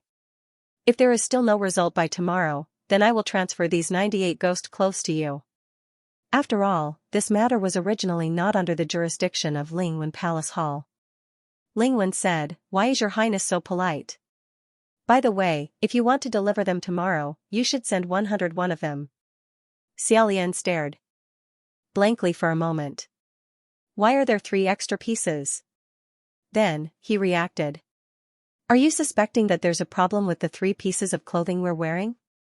Lingwen said, It's not impossible. Xiaolian raised the sleeves of his Daoist robe that had already been worn to the point that the threads were coming off. He said, I've already worn this robe for 4 to 5 years, so there's definitely no problem. The one Langing is wearing is a new one I bought. However, he doesn't listen to me, so there shouldn't be any problem. When he told Langing not to work, Langing still chopped firewood. When he told him to obediently stay at home, Langing still followed him out the door. However, Lingwen shook her head and said, That's not what I meant. Your Highness, you might not know this, but this embroidered dress immortal's demonic aura is extremely heavy. With it here, the demonic aura will spread to the other ordinary clothes. In short, to be on the safe side, it's better if you don't wear the clothes you're wearing today. Get rid of them. Hearing this, Xiaolian hurriedly took off Langing and Quanesian's coats. He said, Don't wear them, don't wear them. Take them off, take them all off. Then, tomorrow, I'll wrap up the clothes and send them to Lingwen Palace Hall. Lingwen said, Should I send someone to pick them up? Xiaolian said, No need, no need. I'm already very embarrassed to trouble you every time, but I still need you to personally make a trip. You guys are too busy on your side, so it's better if I do it. The next day, Xiaolian really did put in a lot of effort to pack up a large pile of clothes. Carrying a few huge bundles on his back, he went to Immortal Capital. Lingwen had already been respectfully waiting inside the palace hall for a long time. Today, the palace hall wasn't as busy and crowded as it usually was. Xiaolian untied the large bundles of ghost clothes. The brightly colored clothes burst open and scattered all over the floor. He casually wiped the sweat off his forehead. Lingwen leisurely walked over and asked, Did you gain anything? Xiaolian helplessly sighed and said, I'm ashamed, I didn't gain anything. Let me apologize first. I don't have any helpers by my side, so it's hard to avoid losing things here and there. Yesterday's large pile of clothes was a complete mess, so I don't know if I missed anything. I keep feeling like I missed 1 or 2 pieces, but I'm not too sure. Lingwen said, It's fine. She lowered her head and nodded. Indeed, I missed something. Your Highness the Crown Prince, it seems like the clothes worn by the little demon by your side yesterday didn't come in? Xiaolian formed a fist with his right hand and lightly hammered it against his left palm. He said, You're right. I remember now. Langing had gotten used to draping those clothes over her, so I forgot to take them in. I'll go get them now. Lingwen smiled and said, There's no rush. "Take care, Your Highness." However, Xiaolian didn't leave. Instead, he stood in place, his expression gradually becoming solemn. Lingwen was just about to order her subordinate heavenly officials to collect the ghost clothes when she turned around and saw that he was still there. There were only the two of them in the palace hall. Feeling strange, she asked, "Your Highness the Crown Prince, is there something else?" Xiaolian looked at her with a complicated gaze and said, "It's nothing. It's just that I'm thinking, if I sent the real embroidered clothes immortal over, would you take the real thing away and hide it the moment I turn around?" Lingwen's smile faded slightly, but she was still extremely polite. She said, "Your Highness?" Xiaolian calmly looked at her and said, "From the beginning, I had a vague idea." Lingwen calmly asked, "What idea?" Xiaolian said, "Ordinary people and ordinary demons and ghosts wouldn't dare to trespass into the Divine Martial Palace. If there's someone familiar with the Divine Martial Palace to the point where they could steal the things guarding there without being caught on the spot, I'm afraid that besides Junwu himself, it would be you, Lingwen Supreme." After all, Lingwen Palace traveled between the various halls all year round. It could be said that she couldn't be more familiar with other people's territories. Lingwen smiled and said, "Your Highness the Crown Prince is taking things for granted. Whoever is the easiest to do is the one most worthy of suspicion. According to your line of thought, isn't it more likely that Di Jun stole what was guarding there?" Xiaolian nodded and said, "I admit, this is taking things for granted. However, what started to make me feel that something was wrong was that half-dressed woman." Lingwen asked, "What's wrong with that half-dressed woman?" Xiaolian said, "She took a fake embroidered clothes immortal and just happened to come to my door. How could there be such a coincidence? Moreover, she practically wanted to write suspicions on her face, as if she was afraid that I wouldn't suspect that she had something up her sleeves. Her purpose was truly too strong." "Oh? What purpose?" Xiaolian said, "Didn't she already say it? Exchanging the old for the new. What she wanted was precisely the old clothes from my Puchi monastery. On the other hand, if the embroidered clothes immortal was stolen, the Divine Martial Palace would discover it very quickly and react very quickly as well. As soon as it was stolen, they would immediately start investigating. Therefore, the thief might not dare to keep it in their hands and would first hide it. In that case, where was the hiding place that would be the hardest to find? Hiding the leaves in the forest. If Xiaolian wanted to hide the embroidered clothes immortal, he would turn it into an extremely unremarkable and ordinary hemp garment and throw it into the human world's bazaar, where he would watch it from afar. According to common sense, no one would want to buy such a coarse garment. However, Xiaolian's life couldn't be estimated with common sense. He himself had worn Taoist robes for 4 to 5 years, and the money he had on hand was only enough to buy this kind of clothing. Moreover, his current requirements for clothes were to keep warm and be clean. He wasn't picky at all. In addition, he was a person who had the ability to pick out the most dangerous piece of clothing among the countless clothes on sale. Thus, he happily bought the legendary embroidered clothes immortal at an extremely low price. Lingwen said, "Your Highness, your words are too excessive. After all, you're a martial god. If you think about it, you should know that the half-masked woman who came looking for you would immediately be subdued by you. Regardless of whether it was the new or the old clothes, none of them could be taken away." Xiaolian said, "Indeed, she couldn't take away all of them, but who said she had to? If nothing unexpected happened, how would she be dealt with in the end?" If Xiaolian thought that the half-masked woman was holding on to the real embroidered clothes immortal, he would definitely report it to Lingwen. Then, Lingwen would most likely personally come down, and just like yesterday, she would tell Xiaolian that for the sake of insurance, he had to take all the clothes here back to Lingwen Palace Hall to deal with them. Unfortunately, at that time, Quan Yizhen was also present. Moreover, she didn't expect him to gain experience after wearing it once. He actually directly determined that the embroidered clothes were fake. Thus, it wouldn't be logical for Lingwen to come over and take away all the clothes in Puchi Monastery. All of Xiaolian's information was provided by Lingwen. She could also openly ask questions and understand Xiaolian's movements at any time.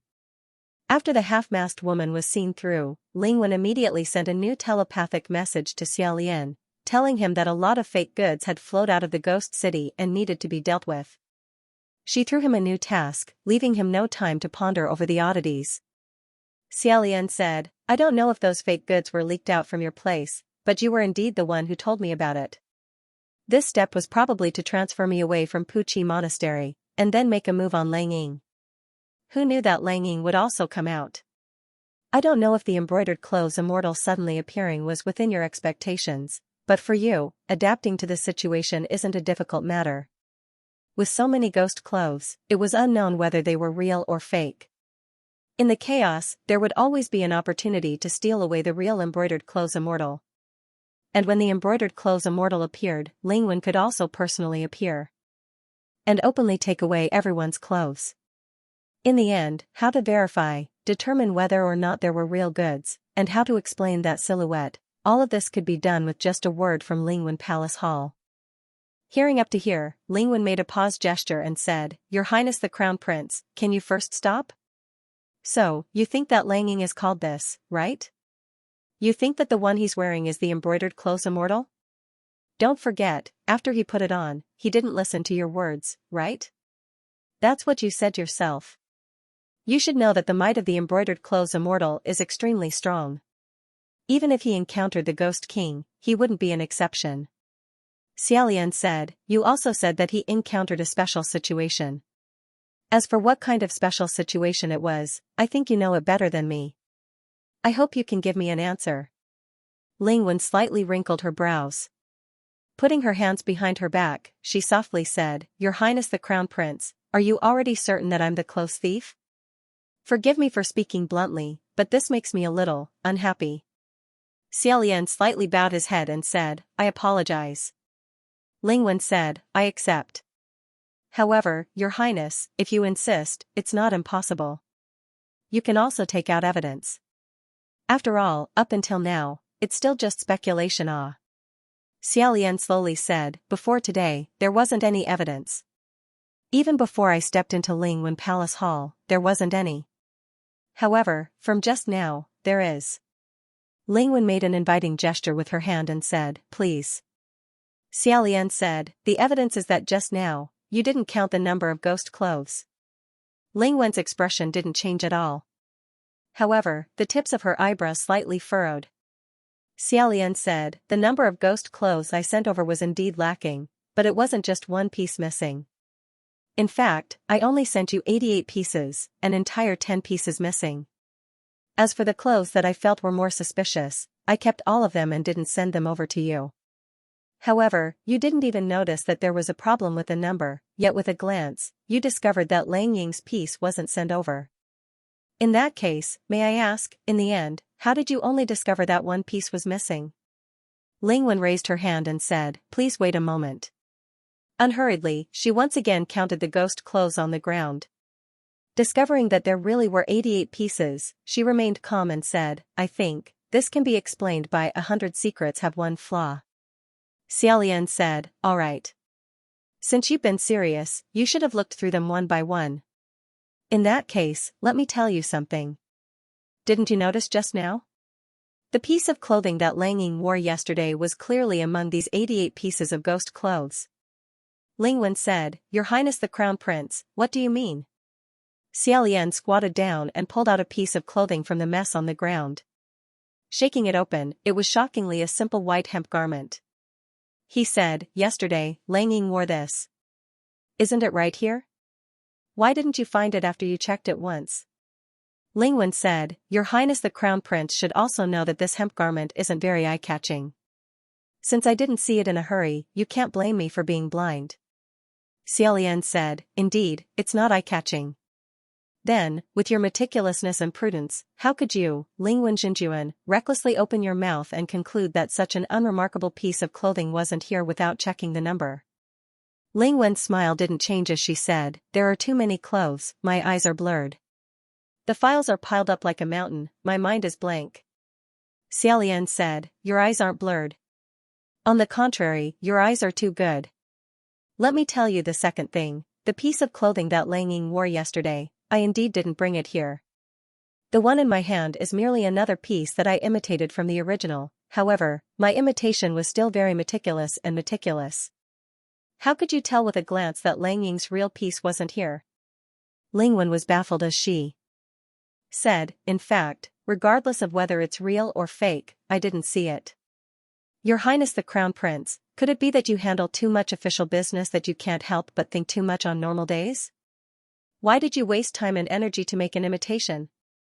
Seeing her avoid the sharp edge, Xiaolian said, it's not over yet. I'll tell you one last thing.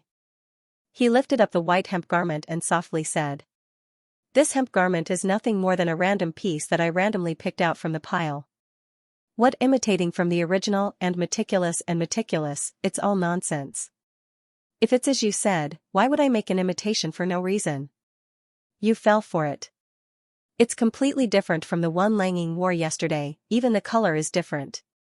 I took it and asked you, but didn't you feel that something was wrong? Xiaolian stared at Ling Wen and said, Ling Wen, right now, I only need you to answer a very simple question of mine.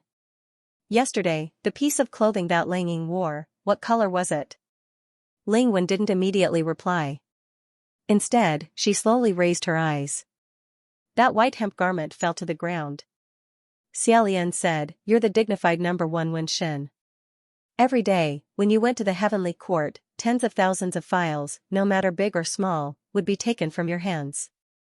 How could your memory be so bad? Why can't you even remember the color of the clothing that Lang Ying wore yesterday?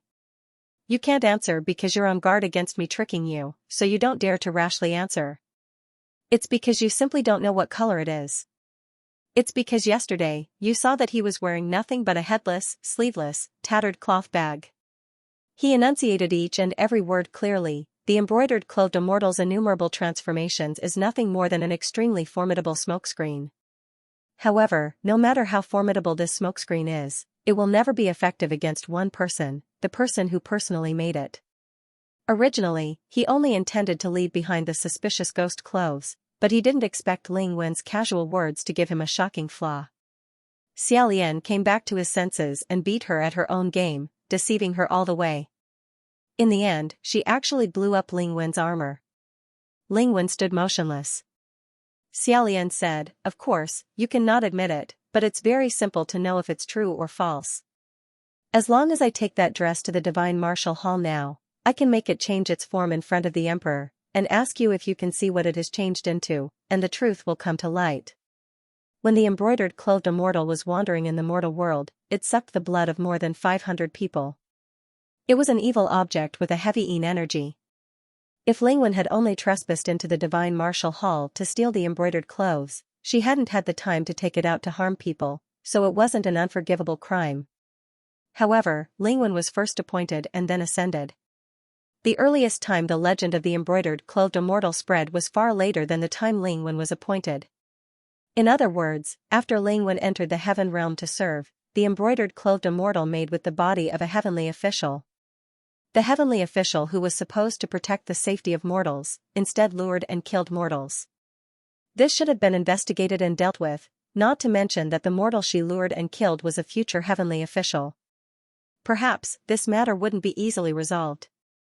Ling Wen sighed and said, Your Highness the Crown Prince, you really... Pausing, she said, it's probably my bad luck that this matter just happened to involve you. Although there are only the two of us in this Ling Wen palace today, you and I have hundreds of years of friendship. However, I think that if I asked you to turn a blind eye to our many years of friendship, you probably wouldn't agree. Next, you should advise me to go to the Divine Martial Hall and ask for forgiveness, right? Xiaolian also sighed. Although he and Ling Wen had known each other for hundreds of years, they had always been on official business. Although they weren't deep friends, their relationship was still pretty good. Even when he had just ascended for the third time and everyone mocked him as a broken immortal, Ling Wen had never neglected him in the slightest. On the contrary, she had taken care of him. This embroidered clothed immortal mission had been assigned to his hands. In the end, he had investigated it thoroughly. He couldn't report it, but not to report it was even more impossible. Xiaolian sincerely said, I was also unlucky. Ling Wen folded her arms and shook her head. Your Highness, you. Sometimes you are very smart, sometimes you are not. Sometimes you are very soft-hearted, and sometimes you have a heart of stone. After a pause, she said, that dress, where is it now? Xiaolian replied, it's in my hands.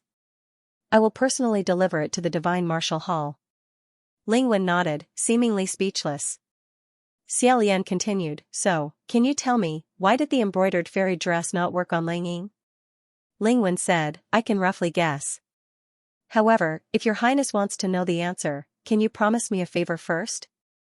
Xiaolian said, speak. Lingwen said, can I take a look? Embroidered clothes immortal. Xiaolian was startled. Lingwen said, just give me a day's time. After all, if I go to the Divine Martial Hall to apologize, I'm afraid I won't have the chance to see it. Don't misunderstand, I'm not trying to do anything. It's just, when you said yesterday that he revealed himself, I was really shocked. She shook her head, her gaze slightly unfocused as she said. It's been so many years, yet I've never seen Bai Jin reveal himself. Xiaolian said, that young soldier's original name was Bai Jin? Lingwen seemed to have just recovered from her daze. Oh, that's right. However, most people call him Xiaobai. Xiaolian said, Xiaobai? That sounds. It was a bit like calling a dog, but also a bit like calling an idiot. Lingwen smiled and said, it's exactly what you're thinking right now. The name Bai Jin was given to him by me. Other people never call him that, so not many people know of this name.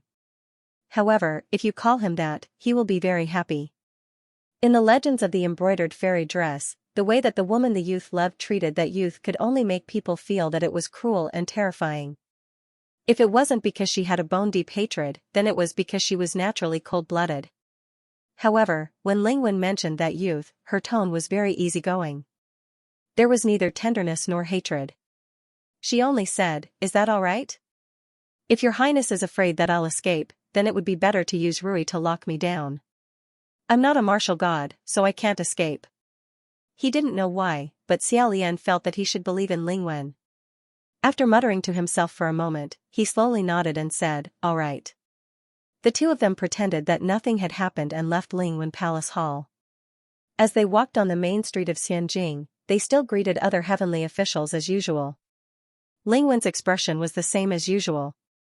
She simply couldn't see that her hands had been locked up by Rui. They didn't walk far before they bumped into Pei Ming, who had just returned from patrolling the streets. The two of them greeted each other and stood on the side of the road chatting. After a few words, Pei Ming stared straight at Xiaolian. Xiaolian became slightly vigilant and asked, General Pei, why are you looking at me like that? Pei Ming rubbed his chin and sincerely said, I won't hide it from your highness the crown prince. Right now, whenever I see you, I feel fear and trepidation. I always feel that whoever stands next to you will be in trouble. That's why when I see you walking with Lingwen, my heartbeat sped up again. Lingwen, you must be careful for the next few days. Lingwen laughed and said, how could that be? General Pei, don't joke around. Xiaolian didn't know whether to laugh or cry. In a sense, Pei Ming's intuition was really accurate. When they returned to Puqi Monastery, they saw from afar Lang Ying leaning against an old tree in front of the monastery. Lang Ying's left hand was absent-mindedly twirling a broom to play with. A pile of swept golden leaves was piled at his feet. Xiaolian narrowed his eyes and watched for a while. Only then did he deliberately slow down his footsteps as he walked over. Lang Ying didn't turn his head, but he must have sensed their presence. In an extremely natural manner, he changed his posture and continued sweeping. When he turned around to look, he seemed to see Xiaolian and Lingwen slowly walking over. Xiaolian lightly coughed and said, sweeping again. Lang Ying nodded. Seeing him like this, Xiaolian couldn't help but pretend to act like an elder. He rubbed his head and praised, good child. Lang Ying calmly accepted it. Lingwen looked at them but didn't comment. Xiaolian led her to open the door of Puqi Monastery and said, it's here. Who knew that the moment they opened the door, they would see a figure squatting in front of the merit box. Once again, he was surreptitiously stuffing gold bars into the box. Xiaolian hurriedly pulled him away and said, Qiying, don't stuff anymore. It's really enough. I still haven't gotten the gold bars you stuffed in last time. They're already stuck. Lingwen nodded and said, hello, your highness Qiying. Kuan Yizhen also said to her, hello. In the center of Puqi Monastery stood a wooden shelf. On the shelf hung a simple hemp garment. Of course, this was only what Xiaolian could see. Lingwen walked forward and stared at it for a while. That garment didn't react at all. She tilted her head and said, Your Highnesses, I want to look at it alone. Is that all right? Xiaolian said, sure.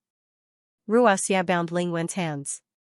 She wasn't a martial god, so she basically wouldn't cause any trouble.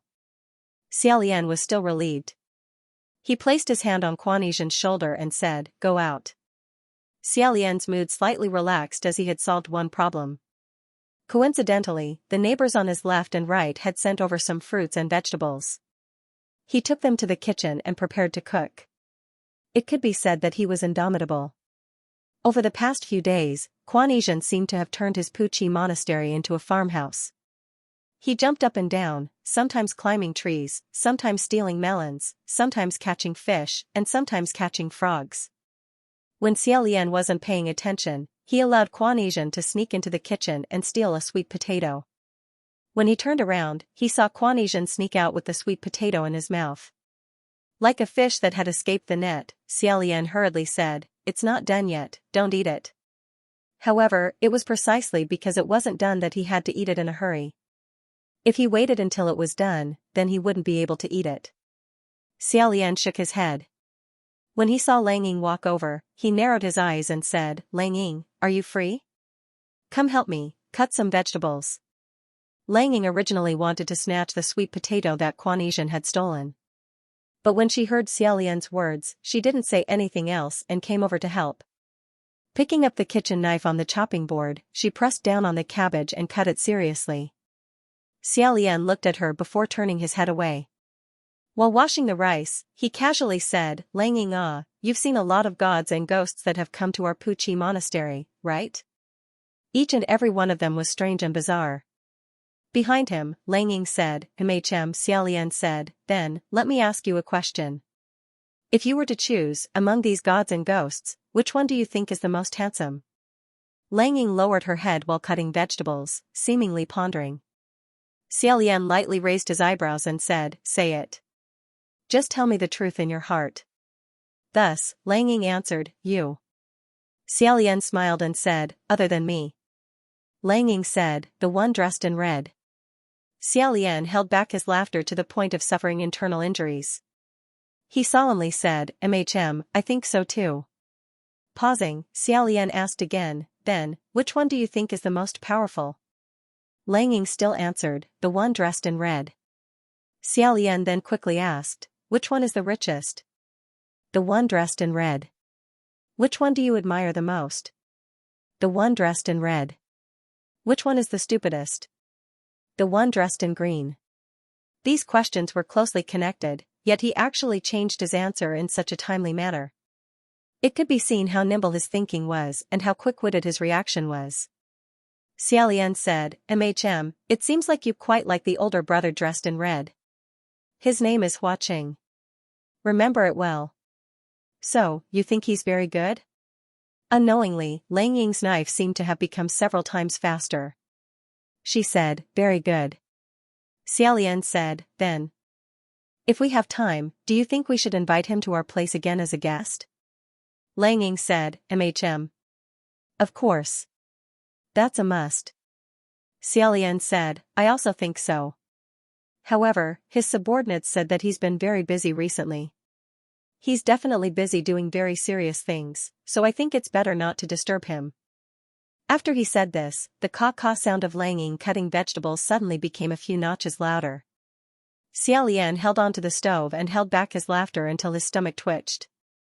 Kuan Yizhen's head suddenly popped in from outside the window. Taking a bite of a sweet potato, he looked at it for a moment before saying to Lang Ying, you cut it into so many pieces, it won't taste good anymore. Lang Ying said, What did you say? Xiaolian turned around to take a look. Not only was it broken, it was practically broken into pieces. He lightly coughed and said, it's true. Your knife skills are too bad. Xiaolian poured a large pile of messy ingredients into the pot. Then, he clapped his hands and decided to let them cook like this for 2 hours. Exiting the kitchen, he looked at Lingwen. Seeing that she was still obediently staying in the monastery, he continued to work. From the pile of firewood, he took out a slightly larger wooden tablet. Then, he went to the village chief's house to borrow a brush and ink. Sitting at the doorway, he held the wooden tablet in one hand and the brush in the other. He was lost in thought. Lang Ying also walked over. Xiaolian raised his head and warmly said, "Lang Ying, can you read? Can you write?"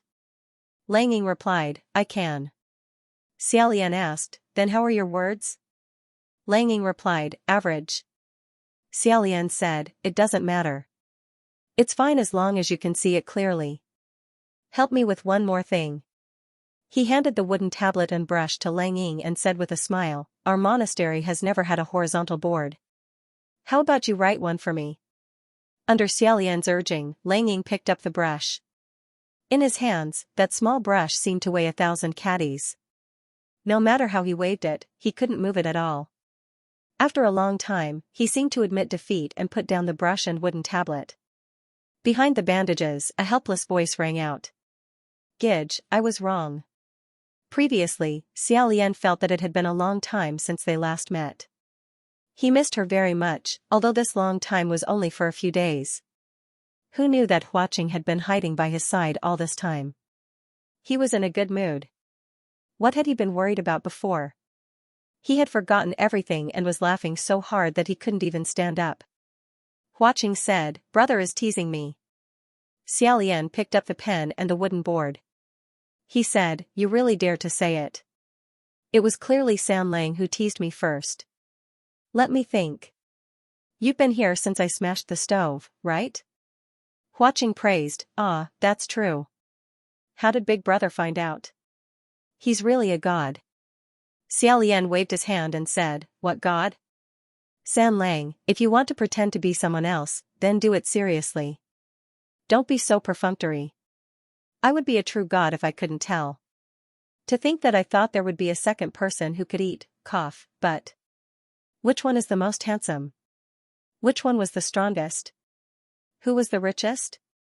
Which one do you like the most?" "Ha ha ha ha." Huaqing said gently, "Big Brother. Forget about that part." Xiaolian flatly refused, "No. I will always remember it." Huaqing said helplessly, "Big Brother. Although I'm happy that you're happy, is it really that funny?" Xiaolian clutched his stomach and said, "Of course.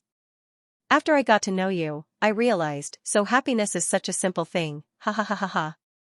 Hearing this sentence, Huaqing blinked, and Xiaolian's laughter weakened slightly. He also suddenly realized that his previous sentence was a little too revealing. When he realized it, he felt a little nauseating. He coughed lightly, rubbed the corner of his eyes, and said with difficulty, "All right, don't be naughty. Where's the real Lang Ying? Why are you pretending to be him? Hurry up and get that kid back." Huaqing slowly says, "I've temporarily invited him to the ghost city as a guest." Since it was Huaqing who was taking him away, Xiaolian was very relieved. He nodded and was about to speak again when he heard the creaking of the wooden door. Lingwen walked out from Puqi Monastery with her hands behind her back and said, "Your Highness the Crown Prince." Since Huaqing had no intention of revealing his identity, Xiaolian also kept his mouth shut. In front of other people, he was still Lang Ying. Seeing Lingwen's grave expression, he could not help but become serious as well. Withdrawing his smile, he asked, "What's wrong? Is there a problem with brocade, white brocade?" "No," Lingwen said. There was nothing wrong with him. However, I seem to smell a strange smell coming from the kitchen. Is your Highness cooking something?" Xiaolian hurriedly said, "Oh, yes, it's cooking." After thinking about it, Lingwen still used a tactful tone and said something that was not tactful, "Accept it, Your Highness. Whatever you're cooking, it's probably going to be rotten soon." 2 hours later, night fell. Inside Puqi Monastery, Huaqing, Lingwen, and Quanizhan sat around the small wooden table. Xiaolian brought out a pot from the kitchen and placed it on the table. As soon as he opened the lid, dozens of cute, round, and smooth little meatballs were nestled on the plate. Quanizhan said, "Didn't you use water to boil it?" Why did it turn into a meatball? Xiaolian introduced, this is called pure jade clear ice pill. Quanasian said, didn't you use water to boil it? Why did it turn into a meatball? Xiaolian continued, because the process of kneading the meatballs requires the use of both hard and soft hand strength, it takes a lot of time. Quanasian said, didn't you use water to boil it? Why did it turn into a meatball? Because Quanasian was really too persistent, Xiaolian warmly said, originally, it was indeed not bad to boil it in water, but because of a small problem with the control of the heat and time, the entire pot was cooked dry. Thus, I simply added some new ingredients and made it into meatballs. When Lingwen heard this, she sincerely exclaimed in admiration, Your Highness the Crown Prince's wonderful thinking is truly unprecedented. This one can't help but admire you. Xiaolian said, You flatter me, flatter me. Lingwen said, No. At least, I believe that in this world, there definitely won't be a second person who can create such a pure jade clear ice pill. Xiaolian handed over the chopsticks and said, Well said, well said. Come, everyone, please. Lingwen and Quanasian both took the chopsticks with their right hands. Then, their left hands coincidentally reached for the plate of cold steamed buns at the edge of the offering table. Only Huaqing picked up a pure jade clear ice pill and placed it in his mouth. After a moment, he said, It's pretty good. Seeing this, Quanasian opened his eyes wide. Huaqing then said, The taste is slightly bland. Xiaolian said, Okay, I'll remember it. Watching helplessly as the youngster beside him, whose face was covered in bandages, ate 5 or 6 pills that flickered with the luster of a mudslide. Moreover, his evaluation was so sincere, Quanasian seemed to be convinced. After thinking for a moment, he also picked up a pill. From beginning to end, Xiaolian maintained a smile. He smiled as he watched him eat it. He smiled as he watched his complexion turn pale. He smiled as he watched him fall to the ground and not get up. Finally, he smiled and asked, What's wrong? Huaqing replied, Maybe I ate it too quickly and choked. Lingwen smiled. At this moment, Xiaolian suddenly heard a familiar voice ring in his ears. Gidge.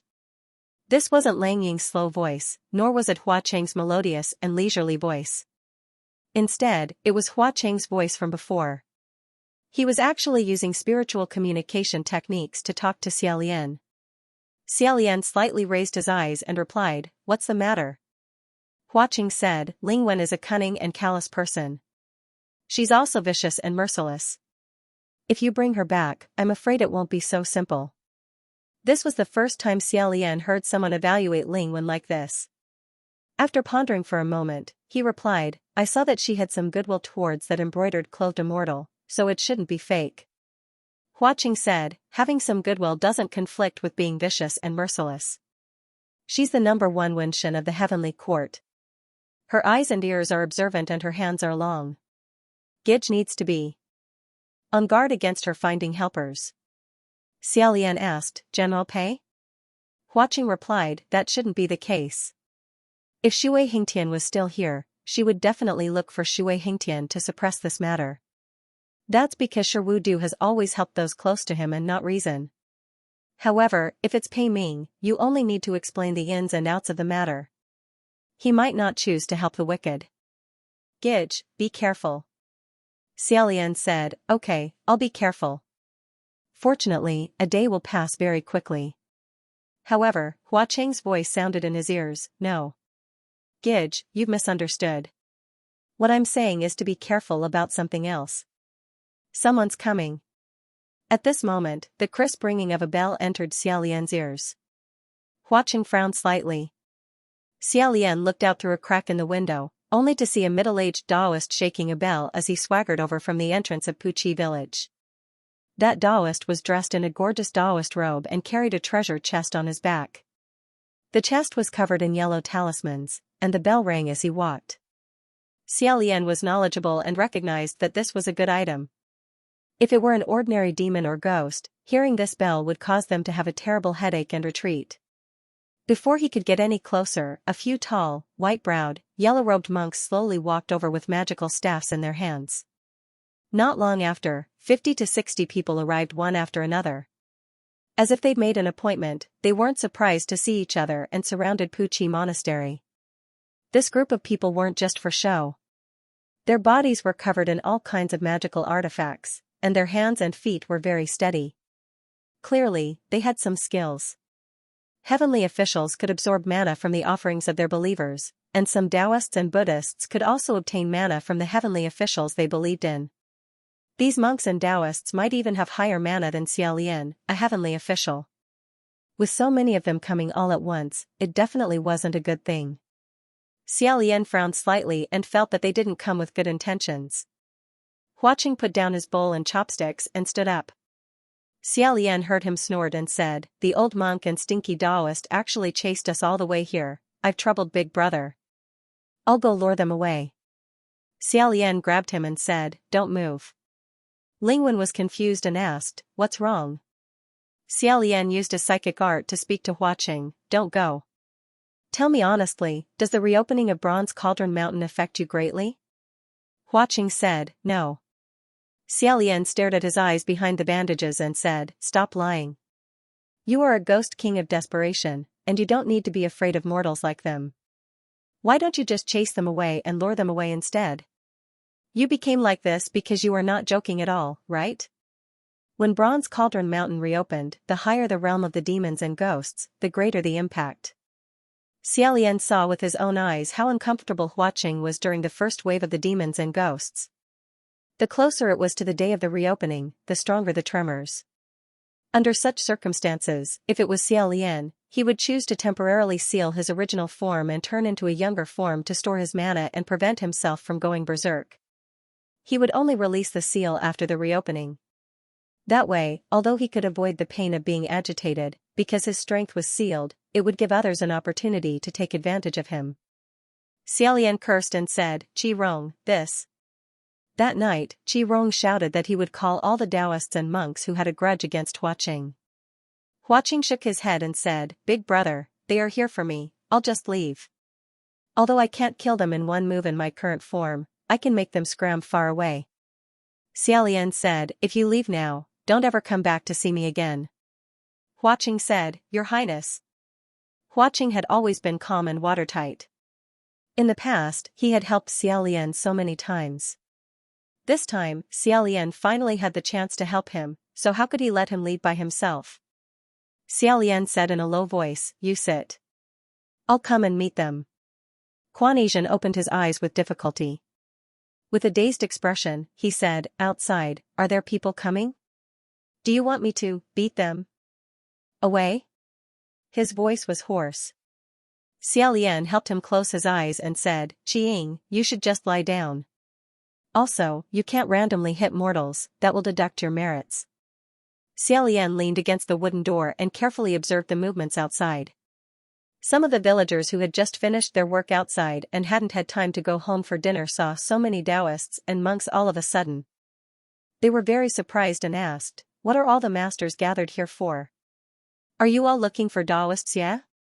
A monk with a murderous aura put his palms together and said, "Ba. Benefactor, do you know that this place has already been invaded by demonic beings?" "What?" All the villagers were shocked.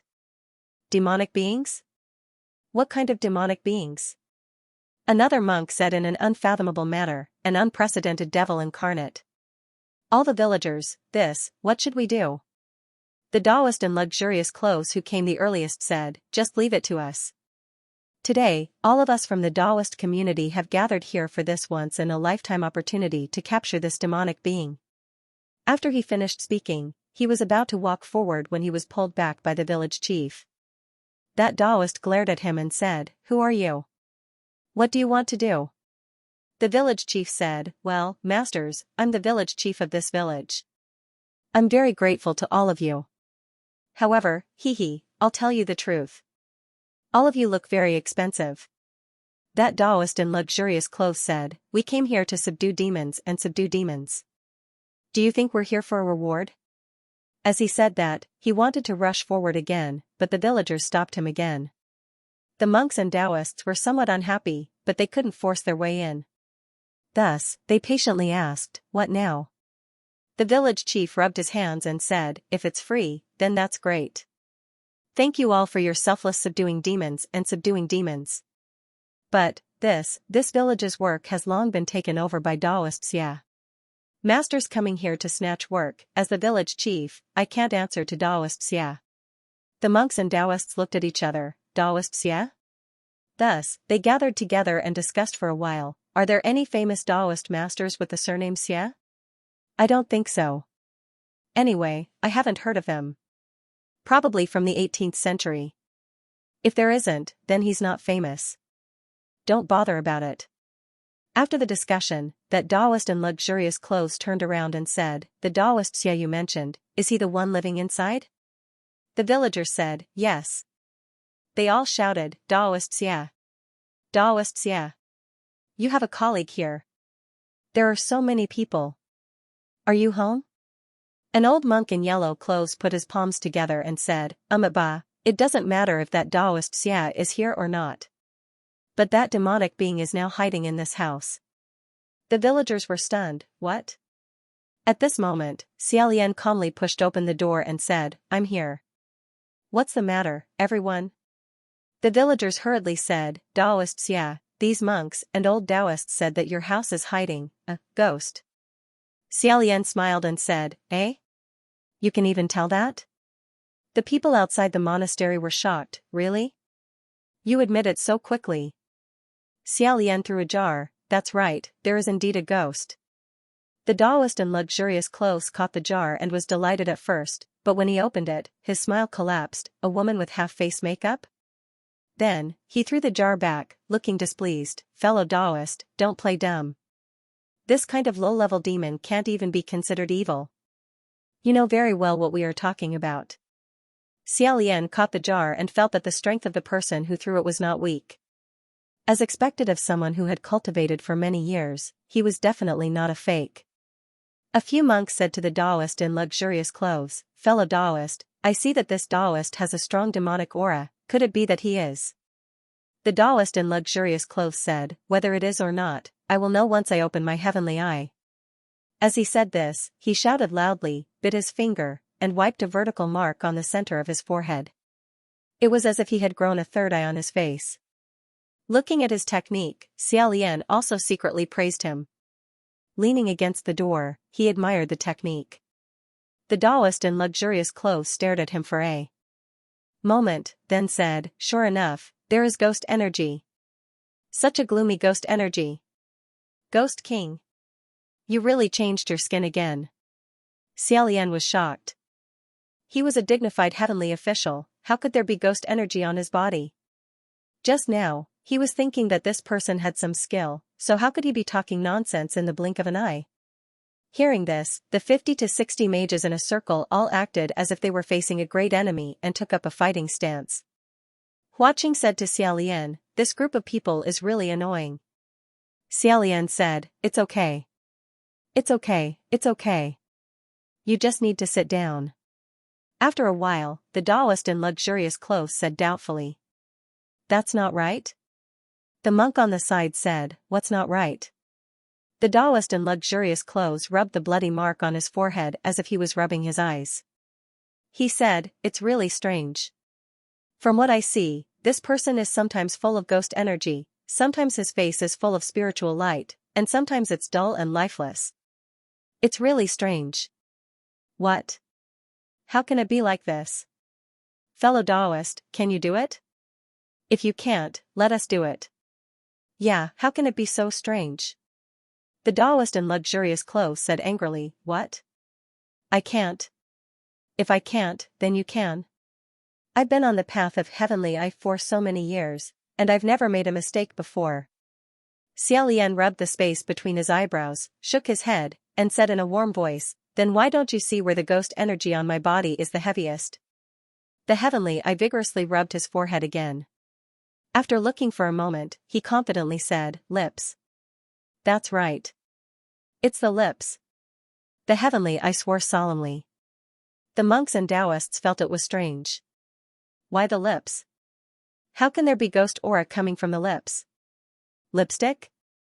Xiaolian subconsciously covered his mouth. He didn't expect that the smell on Hua Cheng's body hadn't faded after a night of kissing at the Thousand Lanterns Monastery. The Heavenly Eye pointed at him and said, "Look, he's feeling guilty, isn't he?" Xiaolian immediately put his hand down. He resisted the urge to turn around and look at Hua Cheng's expression.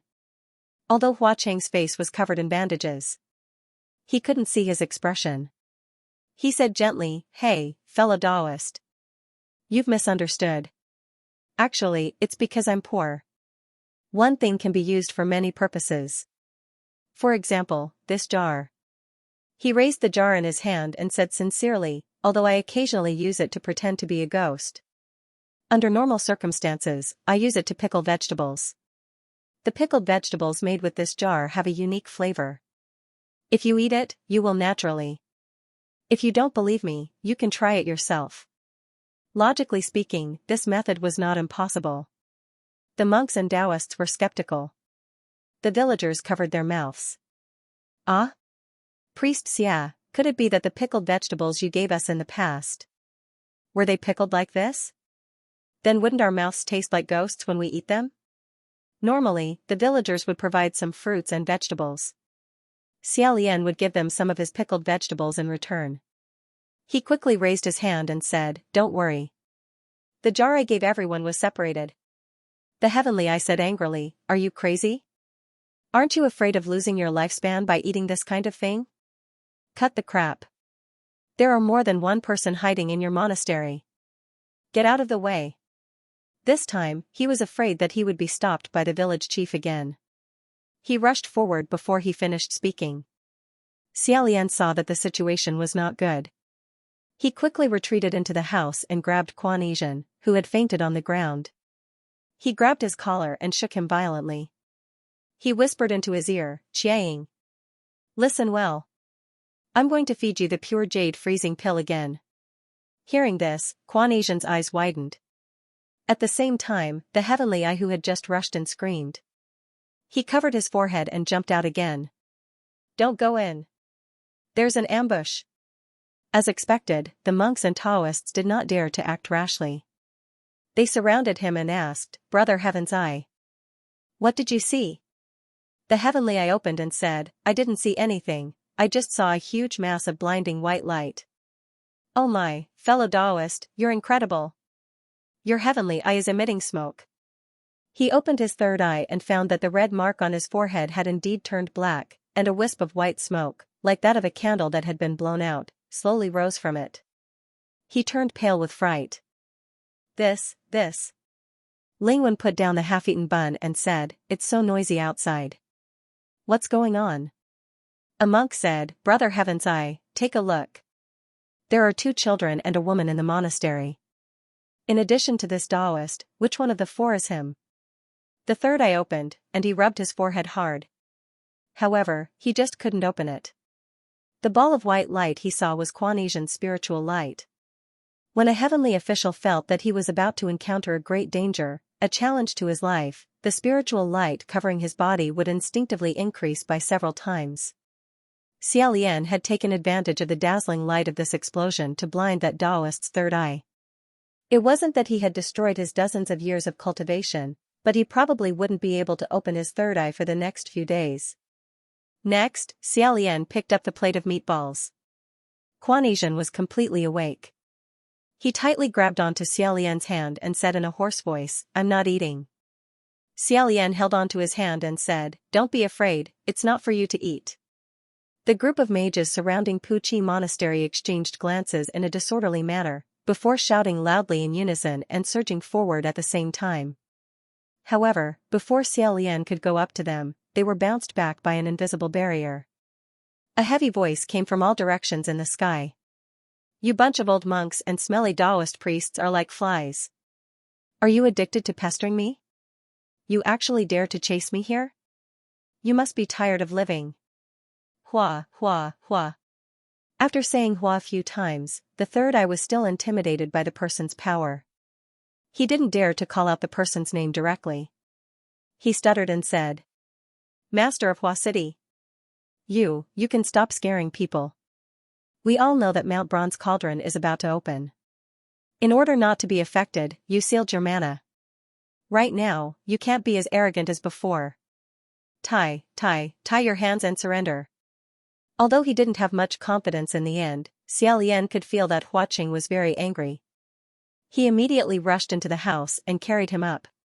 He said in a low voice, "Don't say any more. Don't waste your mana. Save your strength. Just leave it to me." Hua Qing's body was slightly stiff at first.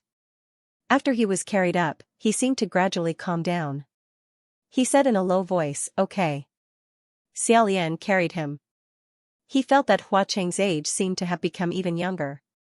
Now, he was at most the age of a 12 or 13-year-old child. He couldn't help but feel a little worried. He carried Hua Qing in one hand and held his heart in the other.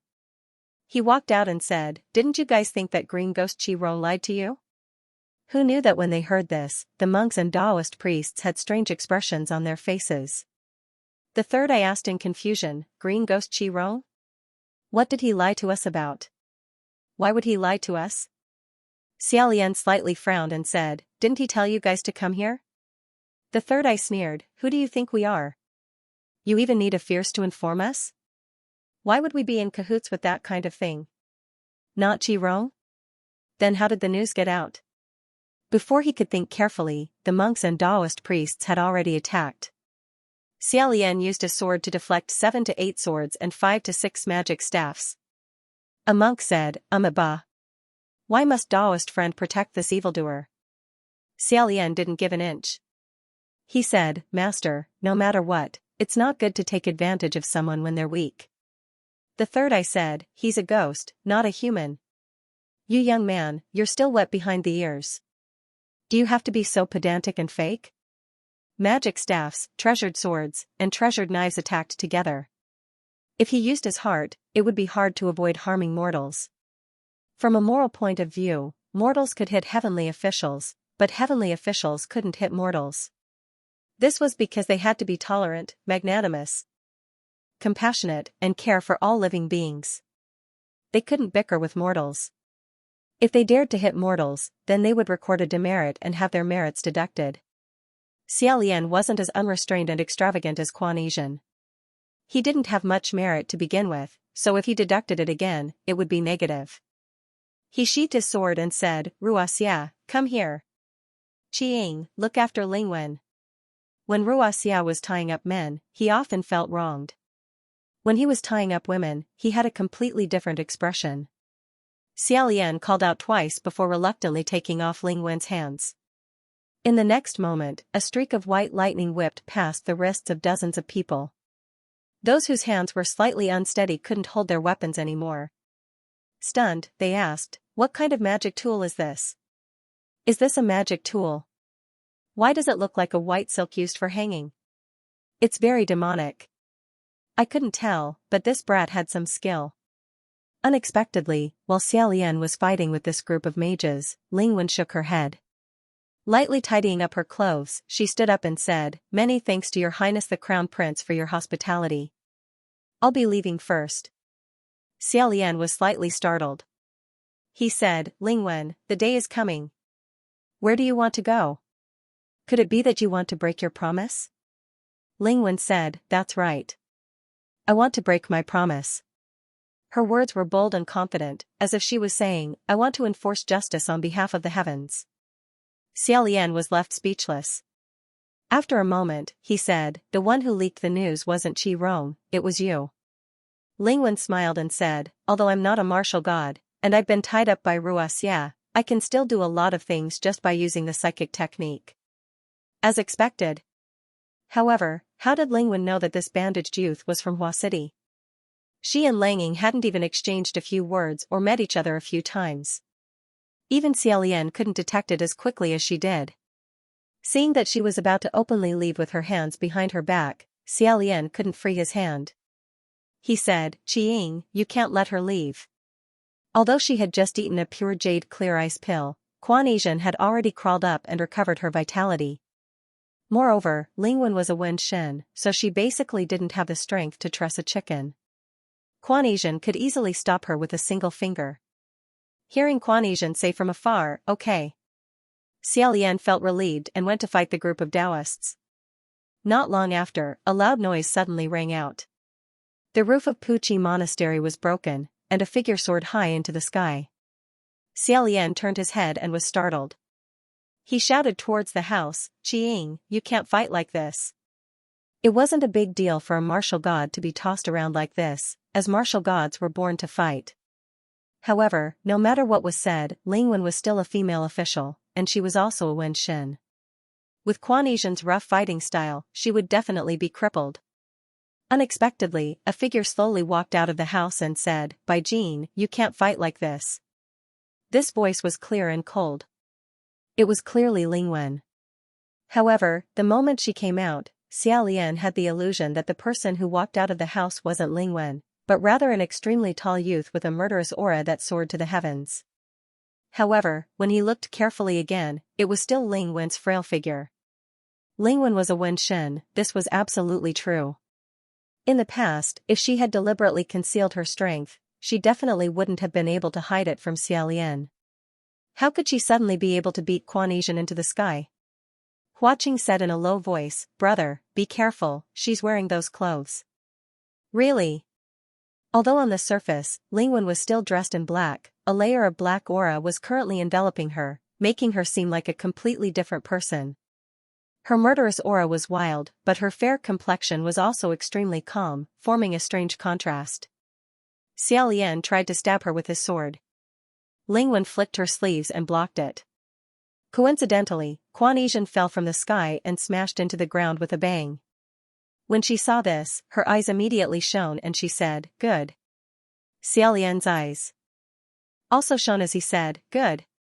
That move of Lingwen's just now was really beautiful. No, it should be said that it was the move that the embroidered celestial helped Lingwen block. When the embroidered celestial was on other people's bodies, they would either lose their mind or suck their blood dry. But when it was on Lingwen's body, it was invulnerable and could even take the initiative to attack, instantly throwing the Western martial god away. In the past, they had never heard of the embroidered celestial having this kind of miraculous effect. Who would have thought that after this embroidered celestial's head and limbs were chopped off by her, she could actually still use it? This time, not to mention the villagers of Puchi village, even the monks and Taoists were all dumbstruck. Heavens, I opened and said, "What's so good about it? It's good to be beaten up? Is there still a normal person in this monastery? I think none of them are human." Quan Yizhen was eager to give it a try. She jumped up from the ground and attacked again. Lingwen said in a low voice, "I said, don't stay any longer." The wind from her fists and the energy from her palms shocked the old wall of Puchi Monastery to the point that it was on the verge of collapsing. That embroidered celestial was indeed worthy of having the potential to ascend. Quan Yizhen was actually faintly at a disadvantage. Xiaolian couldn't help but say, "That. Excuse me, can you guys stand a bit further away to fight? Stand a bit further away." Before his voice fell, the crowd of monks and Taoists once again surrounded him. 40 to 50 knives, swords, hammers, and staffs came smashing over. Xiaolian's expression changed as he raised his hand and said, "Wait, don't ah." Amidst this sorrowful cry, the Puchi monastery that had endured countless devastation but still stood firm for a long time finally truly and thoroughly collapsed. Xiaolian was stunned for a moment. His heart was filled with desolation as he said, "Sure enough, none of my houses can last for more than half a year. This time I really need to ask for donations to repair the houses." Huaqing said, "Gitch doesn't need to be sad. It's just houses, there's plenty of them." Xiaolian forced himself to pull himself together. However, he saw Tianyan Kai holding his forehead as he stumbled over. Pointing at him, he said, "You're just a young man using little tricks, you dare to ruin my cultivation. Who's your master? How many years have you been in this profession? Which monastery are you affiliated with? What kind of god are you worshipping?" Xiaolian fiercely turned his head. A biting cold intent suddenly flashed between his brows as he sternly said, "You're asking who I am? Listen carefully. I am the noble crown prince. You bunch of thugs and unruly commoners, all of you kneel before me." This voice was like a clap of thunder in a clear sky. There were people on the spot who almost knelt before him. Only when they were pulled back by their companions did they come back to their senses. What are you doing? You're really kneeling? Strange, unwittingly. Xiaolian sternly said, I'm over 800 years old. I'm older than all of you here added together. I've crossed more bridges than you've walked. I have temples and temples all over the world. I have believers and pilgrims everywhere. If you don't know my name, then you're ignorant and inexperienced. I don't worship gods. I am God. When everyone heard this imposing and shameless speech, they were all stunned. Unconsciously, they opened their mouths wide. Ah? Xiaolian had been waiting for this moment. The plate in his hand flew into the air, and dozens of white meatballs flew out in all directions with the sound of iron bullets and steel balls tearing through the air. They accurately shot into the shocked mouths of a row of people. After he finished throwing them, he wiped his sweat and said, Everyone, please forget what I just said. In fact, I'm just a trash collector. The complexions of those who ate the meatballs changed greatly. Ah. We've been hit. A few people with especially nimble movements raised their swords and intercepted the meatballs. When they raised their swords in front of their eyes, the meatballs were unexpectedly still spinning at high speed. The blades of the swords rubbed against each other, creating intense sparks. Everyone couldn't help but be terrified. What kind of hidden weapon is this? It's incomparably hard, and its luster is strange. Could it be the legendary? Xiaolian said, That's right. This is the legendary pure jade clear ice pill. It's incomparably poisonous. If you can't drink 9981 cups of clear water within a day to detoxify it, your stomach will explode. Although they had never heard of this name, everyone was even more terrified. Hey! Is it really that poisonous? In short, drink water first. In any case, detoxifying only requires drinking water. Let's go. Let's go find water. Immediately, they ran away as if they were flying. More than a dozen people had been hit. On the other side, Ling Wen's attacks became fiercer and fiercer. She actually grabbed Quan Yizhen's neck and lifted him up. Although she had the upper hand, Ling Wen's expression wasn't very good. She shouted in a low voice, By Jean. Do you want to kill him? Don't fight anymore. Hurry up and leave. Coincidentally, Xiaolian still had one meatball left. When Ling Wen said the word leave, he quickly threw the meatball into her mouth. In a flash, the luster in Ling Wen's eyes disappeared, as if it had been sucked away by the thing she swallowed. The black aura on her body also suddenly faded by a layer. She looked at Xiaolian, her lips silently opening and closing for a moment. After enduring for a while, she threw Quan Yizhen to the ground, held her forehead, and left. Quan Yizhen jumped up and chased after her. Xiaolian originally wanted to follow, but the group of monks and Taoists blocked in front of him and shouted, Everyone hold on, there will be reinforcements coming soon. Again? They couldn't stay in Puqi village anymore, they had to leave first. Quan Yizhen chased after Ling Wen and disappeared without a trace in a short while. Xiaolian pulled Huaqing into his arms and said, Hold on to me. With a tap of his foot, he passed the crowd and left with large strides. Sure enough, Huaqing followed his words and tightly hugged him. He didn't know why, but this scene made Xiaolian feel vaguely familiar. However, he didn't have time to reminisce about it. This matter had to be reported immediately. Xiaolian didn't hesitate to send a telepathic message. Something happened to Ling Wen. Ling Wen. I know. Xiaolian. Sorry for disturbing. In a flash, Ling Wen cut off the telepathic message. Who knew? No one in the spirit communication array was listening to him. Something big had happened. The heavenly officials were making a racket. Xiaolian heard Feng Xian shout, Your Highness? What did you say? It's very chaotic here. Xiaolian raised his voice, Feng Xian. I said, Ling Wen is the one who made the embroidered fairy. She ran away wearing it, be careful of her. Feng Xian, what? There's such a thing? Xiaolian wanted to explain in detail, the noise in her ears suddenly came to an abrupt halt. He couldn't hear anything anymore. He was stunned. He said, Everyone? Are you all still there? He shouted a few times, but no one answered. Huaqing said, It's useless. The spirit communication array in the heavenly court was built by Lingwen. She must have destroyed the entire array just now. We have to rebuild it. Xiaolian said, what should we do? Usually, he didn't contact the heavenly court through the spirit communication array. It was through Lingwen. Next was the Wind Master. He didn't know the commands of the other heavenly officials. There was no hope for Lingwen and the Wind Master. The array was also destroyed. What should he do? Huaqing seemed to see his worry. Don't worry. Didn't Big Brother already tell us the most important thing? Not all of the heavenly court's officials were good for nothings. Junwu is also an immortal capital. We just need to inform them. Xiaolian thought so too. He nodded. He ran wildly and climbed over a few mountains. He had already left the group of mages far behind, but the embroidered fairy and Quan Asian couldn't catch up. Huaqing said, if Big Brother still wants to investigate the embroidered fairy, we have to hurry. Xiaolian shook his head, that's before. Qiying has already gone to chase after Lingwen. We have more important things to do. Sanlang.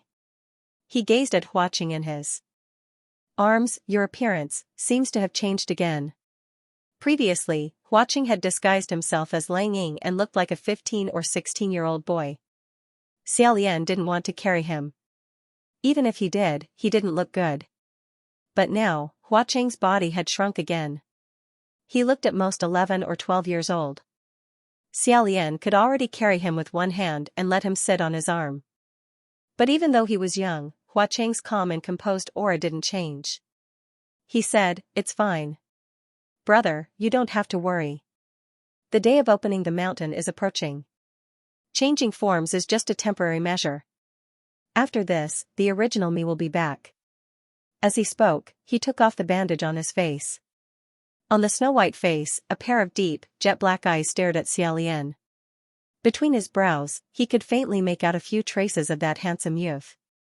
His face was clearly childish, but his expression was as calm as ever. Xiaolian blankly stared at him, not saying a word. Huaqing frowned slightly and said, Your Highness, you. Xiaolian suddenly stretched out his other hand and pinched his cheek. Huaqing was caught off guard. One side of his face was pinched out of shape. He widened his eyes and said, Brother. Xiaolian laughed and said, Ha ha ha ha ha. I'm sorry, Sanlang, you're really too cute. I really couldn't help it, ha ha ha ha.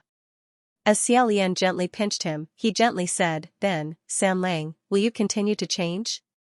Will you become 5 or 6 years old? Or even a little baby? Hearing his tone of anticipation, Huaqing helplessly said, I'm afraid I'll have to disappoint brother. Xiaolian loosened his hand and said with a smile, I won't. Sanlang will never disappoint me. I'm really happy to have the chance to protect you. However, Huaqing said in a low voice, I'm not happy. Xiaolian asked, why? Huaqing's voice was slightly cold as he said, I hate this appearance the most. Xiaolian could actually hear a trace of hatred in his tone. He couldn't help but be startled. Huaqing hung his head and said, I don't want you to see this useless appearance of mine, and even more so, I don't want you to protect me. Xiaolian didn't know if it was because Huaqing had become younger, but there seemed to be a slight fluctuation in his emotions. Xiaolian's heart slightly moved. He hurriedly pulled Huaqing into his embrace and gently patted his back. With a smile, he said, Then according to what you're saying, you've seen me in a mess many times. Do I not want to live anymore? Furthermore, it's not like you're really useless right now. You're just temporarily preserving your strength. Huaqing buried his face in his shoulder and said in a muffled voice, It's not the same. Your Highness, I must be the strongest. I want to make myself stronger than everyone else. Only then, can I. Although his voice was young and tender, it carried a trace of fatigue. Xiaolian said, You've always been the strongest. However, you don't need to be like this all the time. Just think of it as, occasionally giving me face and letting me protect you once. Please, okay? After a long time, Huaqing finally raised his head from Xiaolian's embrace. Placing his hands on Xiaolian's shoulders, he looked at him and said, Your Highness, wait for me. Xiaolian said, Okay, I'll wait for you. Hua Qing earnestly promised, give me a bit of time. I'll be back immediately. Xiaolian smiled and said, don't rush. Take your time.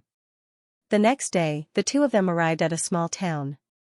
Xiaolian held Hua Qing's hand as they slowly walked down the street. They seemed to be casually chatting.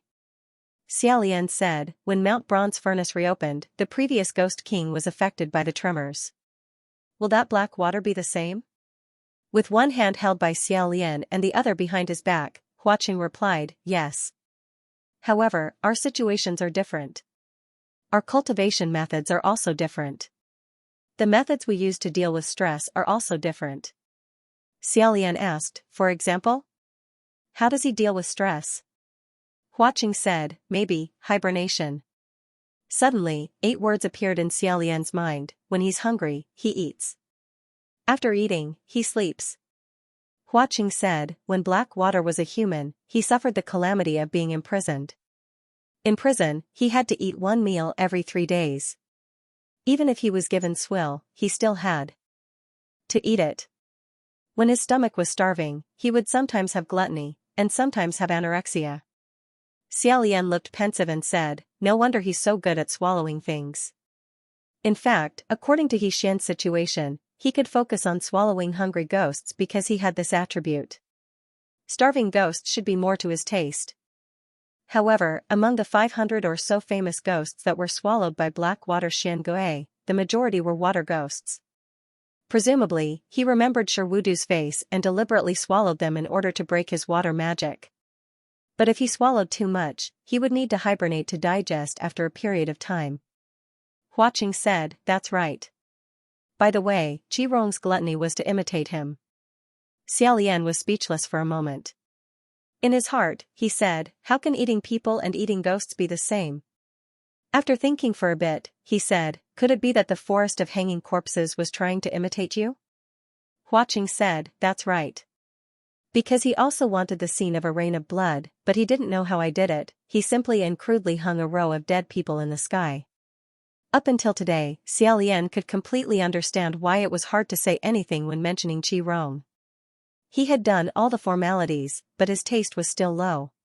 He sighed and thought, the grains were taken away by Qi Rong. I don't know if he ate them or if he threw them away. Windmaster. I don't know if he was captured by Blackwater. I hope they're all safe and sound. Then, he said, are you all right over at the Ghost City? Will there be people looking for trouble and causing trouble? Hua Qing said, before I left, I had already sealed off the Ghost City and released some fake news about my whereabouts. Even if there are people looking for trouble and can't find me, I won't make things too difficult for them. But right now, there are definitely a lot of eyes watching that place. Hua Qing couldn't return to the Ghost City, and Xiaolian also couldn't bring him to the heavenly realm. If they were seen through by a heavenly official, it would be terrible. Thus, the two of them could only wander aimlessly in the sea of people in the human world. Xiaolian slightly frowned. You released fake news, but Ling Wen leaked real news. I still don't understand how she could see through your disguise as Lang Ying. Hua Qing said, what I don't understand is another matter. Xiaolian asked, what is it? Hua Qing said, that smelly Taoist priest has heaven's eye opening. I've played with him a few times, so he can be considered to have some skill. Xiaolian agreed. That's indeed the case. He still has genuine skill. Hua Qing said, then, why would he say that Gija's lips have ghost energy? Xiaolian's hand suddenly tightened. Remembering that this hand was still holding Hua Qing, he hurriedly relaxed. Hua Qing said in a low voice, Gij, don't use the same words you used to coax those fools to deceive me. Tell me, what did I do to you that night? Xiaolian thought to himself, probably, it's not what you did to me, but rather, what I did to you. Suddenly, his eyes lit up. Wait, San Lang, look over there. Hua Qing said, Gij?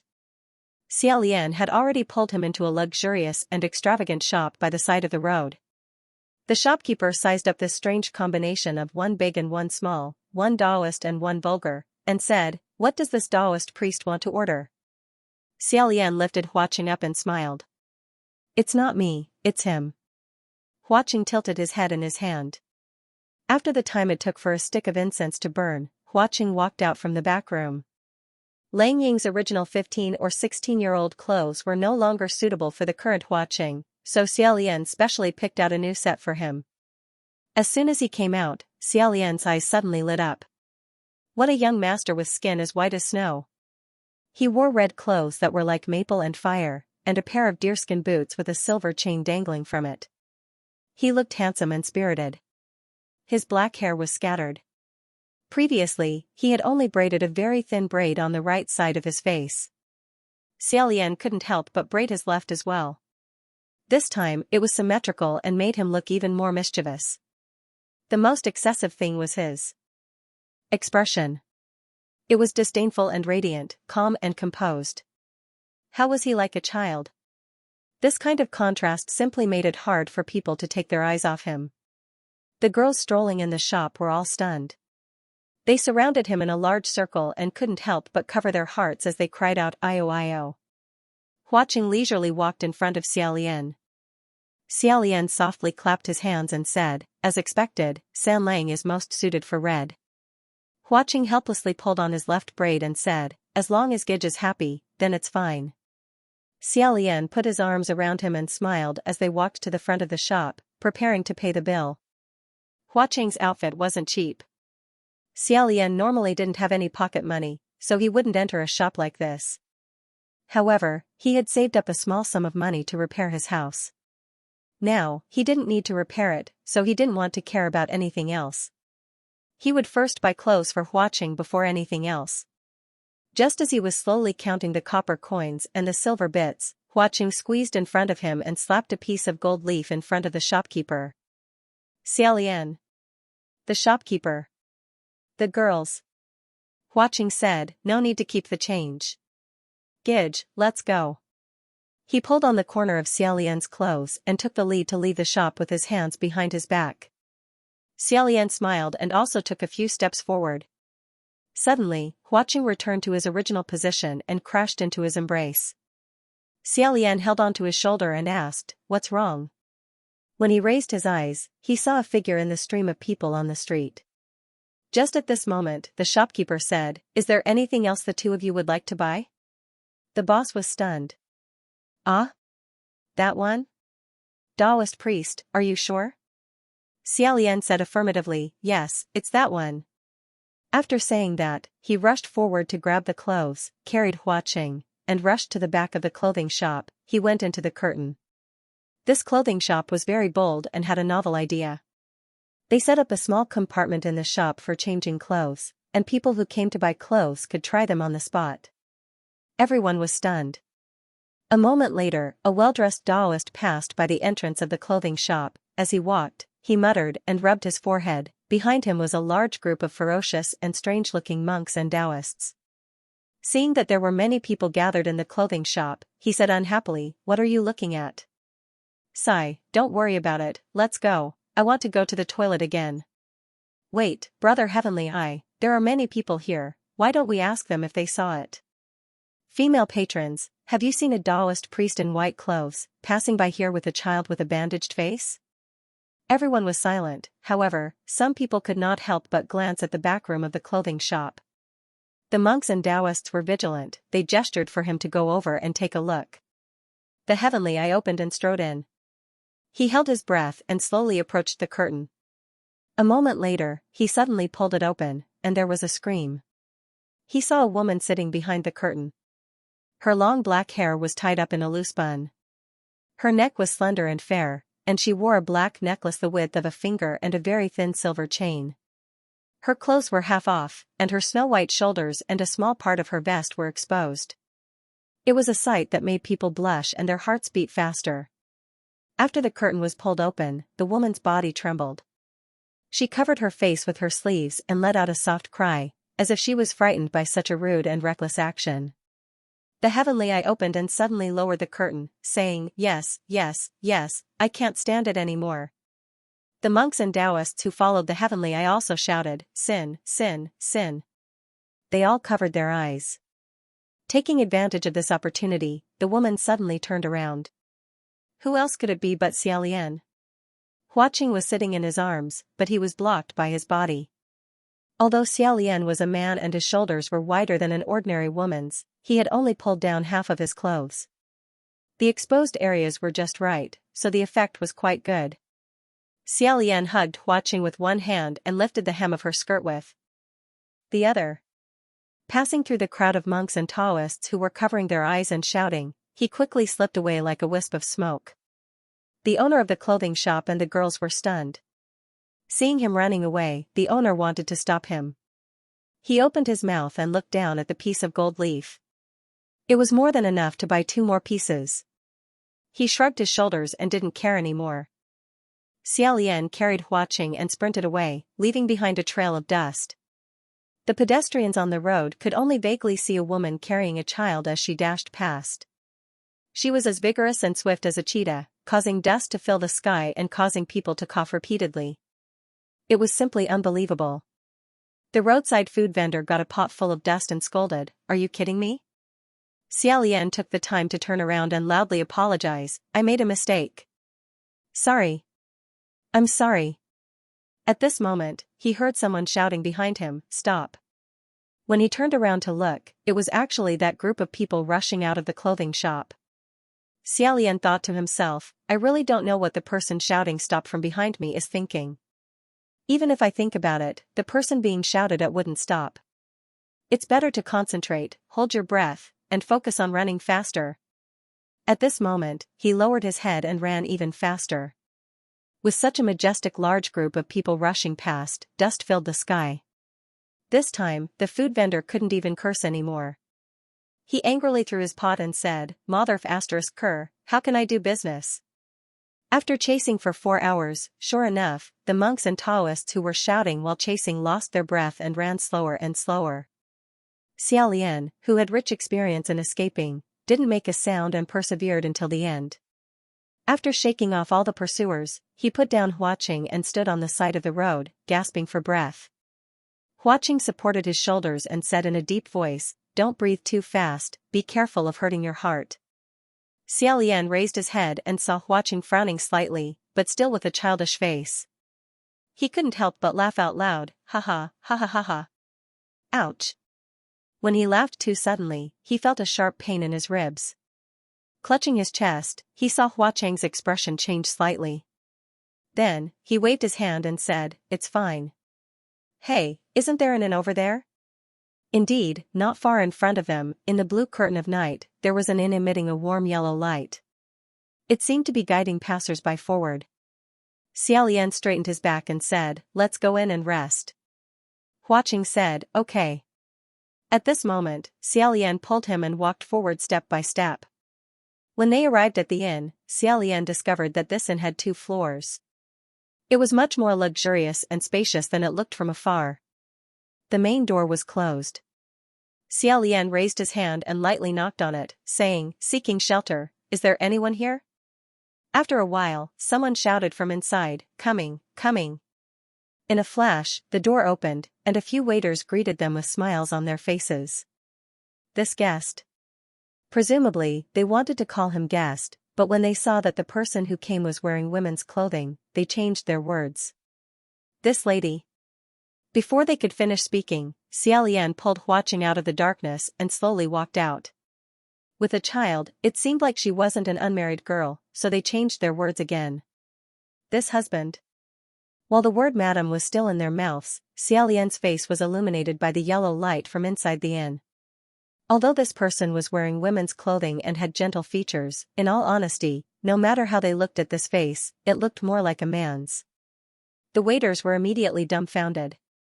After a while, they still obediently returned to the way they had addressed him before. "This guest, please come inside." Xiaolian smiled and nodded. The current him was already very familiar with wearing any kind of clothing, so he didn't feel the slightest bit of discomfort in his heart or physiology. Carrying Hua Qing, he stepped through the extremely low threshold and picked a seat in the corner of the lobby to sit down. Inside the inn, aside from a few waiters, there was no one else. The moment they arrived, all the waiters immediately closed the door and surrounded them with smiles on their faces. On the contrary, it was these smiles that made Xiaolian feel slightly uncomfortable. He took the menu and said, to be able to find an inn in the middle of nowhere, it really isn't easy. The waiters also said, isn't it? In the middle of nowhere, it's rare to have guests. It really isn't easy. He didn't know why, but although they were all smiling, it was as if their smiles had been painted on, making it seem very fake. Xiaolian didn't bat an eyelid as he flipped through the menu and ordered a few dishes. Only then did the waiters laugh as they went to the kitchen to call for someone to cook. Huaqing played with his chopsticks and said, Gidge, we entered a black and run by demons and ghosts. Xiaolian said, if it wasn't strange, in this kind of wilderness, having a small one-story inn with 1 or 2 waiters would already be amazing. How could there be so many waiters and such an extravagant shop? Of course, this wasn't a strong proof. The main reason was because the moment Xiaolian entered the inn, he smelled a thick, fresh scent of blood. Most people probably wouldn't be able to detect this scent of blood, but for Xiaolian, whose 5 senses were sensitive and had rich experience, it was already thick to the point that he couldn't ignore it. Xiaolian said, there's still someone on the 2nd floor.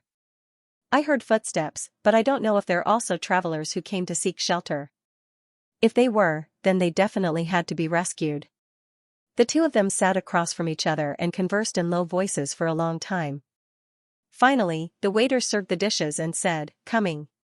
Xiaolian was just about to speak when he caught a trace of movement coming from outside.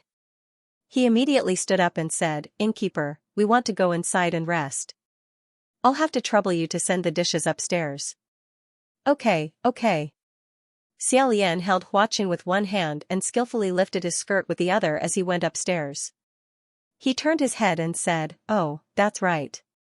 If anyone asks if they saw us, I'll have to trouble you to say that you didn't. Okay. Xiaolian hurriedly went upstairs. Not long after he went up, he heard someone knocking on the door and shouting, open the door, open the door.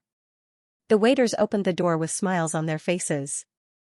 The ones who rushed in were impressively the group of monks and Taoist priests who had been relentlessly chasing after them. At this time, Xiaolian and Huaqing had already entered the room on the 2nd floor and closed the door behind them. They heard someone shouting as soon as they entered the inn, toilet. Toilet. Toilet. They ran over. Someone then said, Boss. Do you have water? Seeing so many people come all of a sudden, the waiters happily said, we do. Please wait a moment, we're coming. Heavens! I opened and said, I'm going to die from drinking too much. Preposterous, that so-called pure jade ice clear pill is truly a deadly poison in the world. I've only drunk 20 cups. When will I be able to drink the full 9 by 981 cups? Xiaolian really didn't expect these monks and Taoist priests to be so honest. If he asked them to drink 9 by 981 cups, they really intended to drink 9 by 981 cups. One of the monks even said, this poor monk has already drunk 25 cups. I have to say, the antidote is still very useful. This poor monk really does feel much better now. Hearing this, Xiaolian didn't know whether to laugh or cry. He searched everywhere to see if there was a crack or a hole he could peek through. He saw Huaqing half squatting on the ground and said, Brother, look here. Xiaolian also squatted down and looked at the place he was pointing at. There wasn't a trace of abnormality and he asked, what's going on here? Huaqing suddenly poked down with his finger. In a split second, a small hole appeared on the hard ground and a trace of yellow light shone through. He said, here, we can see. Xiaolian bent down and peeped through the hole. Everyone sat around the long table in the middle of the lobby. Heavens! I slammed the table and said, humph. This time we were careless. Next time we see that evil Taoist priest, we definitely won't give him an opportunity to take advantage of. We must capture Huaqing in one fell swoop and enforce justice on behalf of the heavens. Xiaolian whispered, San Lang, how did you offend them? Before Huaqing could answer, someone had already asked on Xiaolian's behalf, oh right, I haven't asked yet. Why did you guys also come to capture that ghost king? Did you guys have some grudges with him? Thus, everyone began to criticize each other. Speaking of which, it's really hateful. 20 years ago, there was a pig spirit in a village who went crazy and knocked down the owner's house. The house collapsed and the whole family died. That pig escaped to the ghost city. At that time I had just entered the profession and went to capture it, but I was beaten out by a group of ghosts. It was really a great shame and humiliation. He even sent his subordinates to tell me that there's no reason for you to eat the pig's whole family, but the pig can't take revenge and kill your whole family. If you don't take revenge, then you're lucky. If you do, then you deserve it. Tell me, how can there be such a twisted logic in this world? What a coincidence. Our sex situation is similar, but because of a chicken spirit. It's very simple. Because our sex heavenly priest was named by him to be taken down, so no matter how many temples we built, he burned them all. It's really infuriating. That's too unreasonable. There's more, there's more. You guys know my Xianxia, right? He's a genius with a boundless future. It's just that he has a small problem, which is that he loves women as much as his life. More than 10 years ago, a prostitute's ghost seduced my Xianxia and sucked him dry while he was still alive. Hua, that ghost king actually shielded her. While the people below criticized fervently, Huaqing had a bored expression on his face. He didn't even have the interest to give a mocking smile. At this time, heaven's eye opened and said, I seem to have heard of your Xianxia before. Wasn't he the one who used the name of performing rituals to rape a few married women and was imprisoned for 3 months before being released? Cough, cough, cough. Just at this time, the waiter delivered the dishes. Everyone hurriedly said, the dishes are here, the dishes are here. Come, brother heaven's eye, don't talk anymore. Come eat. Xiaolian straightened up and glanced at the dishes on the table that the waiter had delivered. Huaqing said, no need to look. It'll fall as soon as it enters your mouth. Xiaolian said in a low voice, this is troublesome. Although this group of monks and Taoist priests pestered him endlessly and were extremely annoying, he couldn't let them fall into this strange black shop. However, he also couldn't say anything to warn them. At this time, heaven's eye opened and said, wait. He stared at the dishes and stopped the others, his gaze sharp. Xiaolian secretly praised in his heart, sure enough, he has some skill. Everyone asked, brother heaven's eye, what's wrong? Heaven's eye opened and stretched out a finger to wipe the edge of the plate. He raised that finger high up and angrily said, I wiped it with one finger and there's so much oil. You guys don't even wash the plates clean. How are you guys doing business? Xiaolian thought that heaven's eye had sensed some clues, but he didn't expect it to be a clue in a different sense. Although he was slightly speechless, it was fine as long as the result was the same. When he said this, everyone said one after another, it's true. What kind of thing is this? It's so sticky, it looks like saliva. Wait. There's hair in this dish. Someone reached in with his chopsticks and stirred it a few times. Sure enough, he stirred up a few strands of black hair. Everyone said, my God, what's going on with your kitchen? What kind of people are in there? The waiter rubbed his hands together and smiled. This? I recently slaughtered a few pigs. It might be the mane of a pig. However, the chopsticks picked up those strands of black hair and pulled them longer and longer. There's such a long mane of pig? Isn't your lady boss washing her hair in the kitchen? Why aren't you taking it away and redoing it? The waiter hurriedly said, yes. We'll immediately redo it. Gentlemen, drink some water. Xiaolian thought to himself, drinking water won't work either. That water must also have something in it. However, that waiter hadn't gone down yet. When everyone's water reached their mouths, heaven's eye opened and said, come back. The waiter returned and smiled apologetically. Does this Taoist master have any other instructions? Heaven's eye opened and said, let me ask you, did you see a strange-looking woman with a child pass by? Sure enough, he asked. Xiaolian thought to himself, fortunately, I told him in advance not to tell him. Unexpectedly, just as he was thinking this, he heard the waiter say without hesitation, oh, I did. Xiaolian? Everyone was greatly alarmed. They put down the water and lowered their voices before asking, where? That waiter also lowered his voice and said, upstairs. Everyone immediately became vigilant as their gazes uniformly rose. Xiaolian's eyes and hands were quick as he blocked the black hole that Huaqing had poked out. In a flash, he heard a series of rustling sounds. It seemed like a group of people had come upstairs. Xiaolian quietly leaned against the door and listened to the sound of footsteps. It was that waiter leading that group of people as they sneakily walked over. With watching in his left hand and a sword in his right, Ruassier guarded by his side. Both of them were fully armed and on high alert. However, when he heard the sound of footsteps pass by his door and head towards the depths of the long corridor, he suddenly felt strange. He moved closer to the door and peeked outside through the crack in the door. That group of people had actually passed by this room and were blocking the entrance to another room. They never expected that. It turned out that the waiter actually kept his promise and really did not give them up. He was talking about someone else. It seemed that other than them, there was also a strange woman. With a child. He stayed in this inn for the night. The Heavenly Eyes and the others looked at each other. He made a circle of hand gestures and was about to kick the door. Suddenly, the lights in the room went out, the silhouette disappeared. Following that, there was a burst of rapid footsteps. A girl suddenly opened the door. She cursed, "What do a group of stinky men want to do in front of my door in the middle of the night? I want to take a bath, what do you want to do here?" Ah? This woman had a slim figure and was barefaced. Although her aura was like a fighting cock, she was definitely a woman. She spat, rolled up her sleeves and scolded again. "It's still a group of monks and Taoists, aren't you monks? Why are you so unclean?" The few monks stammered, "It's a misunderstanding, a misunderstanding." The girl's eyebrows furrowed. She raised her hand and pretended to hit. "I don't care if it's a misunderstanding or a meeting. If you don't leave, Grandma will give you a basin of bathwater." Hey, why are you like this, female patron? Why are you so inconsiderate of your character? Let's go, let's go." Although the girl's face was unfamiliar, Xiaolian felt that her voice and posture were extremely familiar. After a moment, he whispered, "Lonnie?"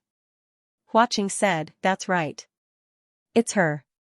Seeing that everyone had left, Lonnie seemed to heave a sigh of relief. She looked left and right before quickly entering the room and closing the door. She did not wear heavy makeup and appeared barefaced. Although there were some fine lines at the corners of her eyes and eyebrows, making her look rather old, she was surprisingly beautiful. Xiaolian almost did not recognize her. If she had appeared like this at the Divine Martial Hall that day, Pei Ming's clarification would not have been so effective.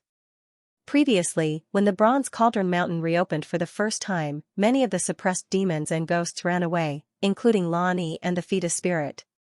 If the strange woman the waiter was referring to was Lani, then wouldn't the child she brought be? Xiaolian whispered to Huaqing, "The fetus spirit must be with her. That thing is too dangerous, we can't let them run around like that." However, the inn itself was a shady place. There was also a group of human mages from Chasing Flower City bothering them.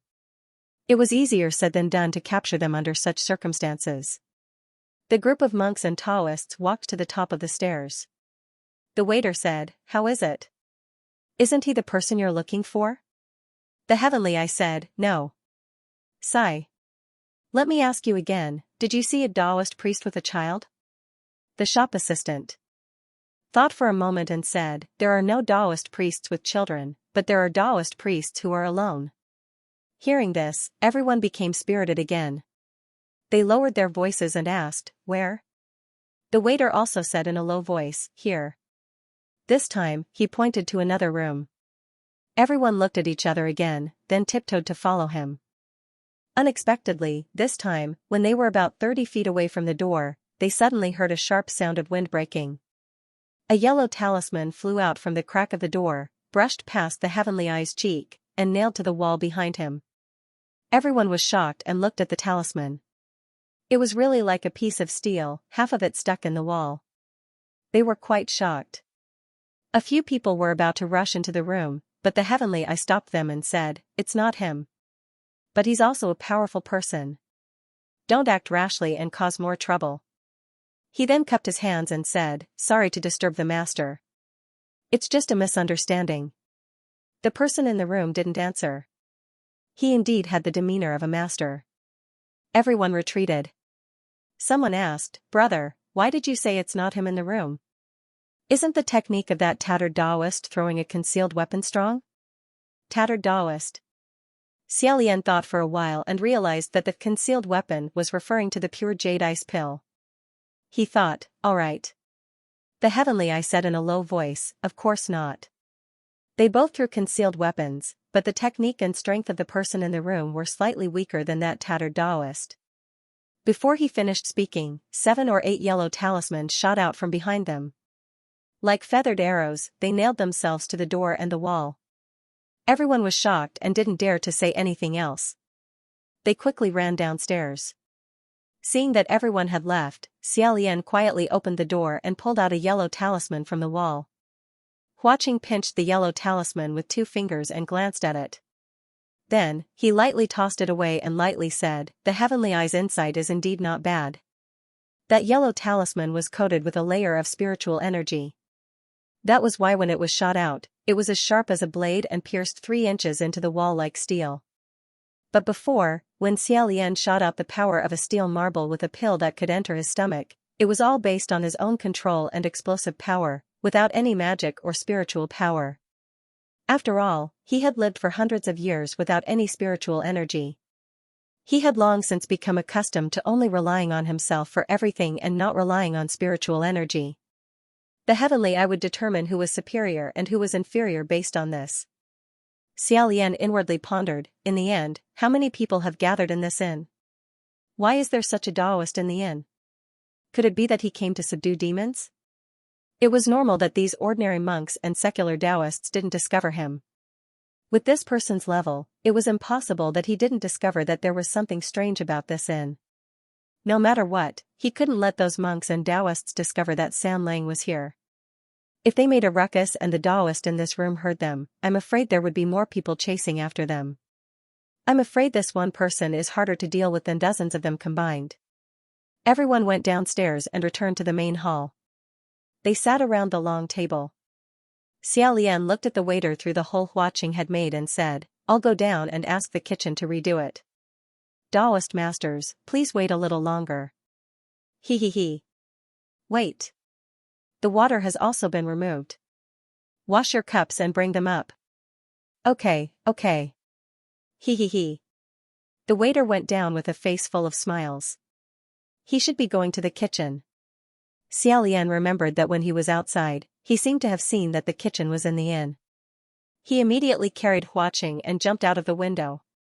He went outside the inn and circled around. He picked up a few small stones on the ground and held them in his hand as a backup. Outside the kitchen wall, Huaqing pointed again. Like tofu, that wall quietly had a hole in it. Xiaolian moved closer to see what kind of owner this unscrupulous inn had. The kitchen was dimly lit. There were only a few dying oil lamps lit, and there wasn't a single person in sight. However, if one listened carefully, they would hear crunching sounds coming from a certain place. Xiaolian changed his angle a few times and finally found that the sound was coming from under the stove. His line of sight was blocked by the stove, but beside the stove made of bricks, a pair of legs could be seen. It was obvious that the person was already dead, but they still moved slightly from time to time along with the sound of chewing with relish. At this time, a few waiters walked into the kitchen and said, Your Majesty. Behind the stove, a man with disheveled hair and a dirty face suddenly raised his head. Chewing something in his mouth, he vaguely said, What? This man's mouth was full of blood, and his eyes were glowing green. He was holding a human hand in his mouth like he was holding a chicken claw. Although his expression and appearance were so terrifying, one could still tell at a glance that this was the man Qi Rong had possessed. He puffed up his cheeks and quickly sucked the unfinished hand into his mouth. Not long after, he spat out a few pieces of bones and hit the faces of those fellows. He scolded, You are a bunch of trash that grew out of shit. You're screaming like a funeral. I thought the food had been delivered. Where's the person? Where's the meat? Didn't I give you the medicine? Why haven't the group outside collapsed yet? It seemed that the person lying on the ground and being bitten by him was either the original owner of this place or some other traveler who was passing by. The waiters felt wronged and said, Your Majesty, it's not that we're trash, it's that group of monks and Taoist priests. Each and every one of them is forced to do this. One moment, they complain that the dishes are oily, and the next moment, they complain that there's hair in the dishes. They refuse to eat the food we deliver. Qi sucked the blood from his 10 fingers and said, "What? Mother ****. I personally cooked their last meal, yet I didn't let them kneel on the ground and lick it clean. They should be crying bitterly. Who gave them the face to dislike it? I should let them taste the shit made by my cousin, the crown prince.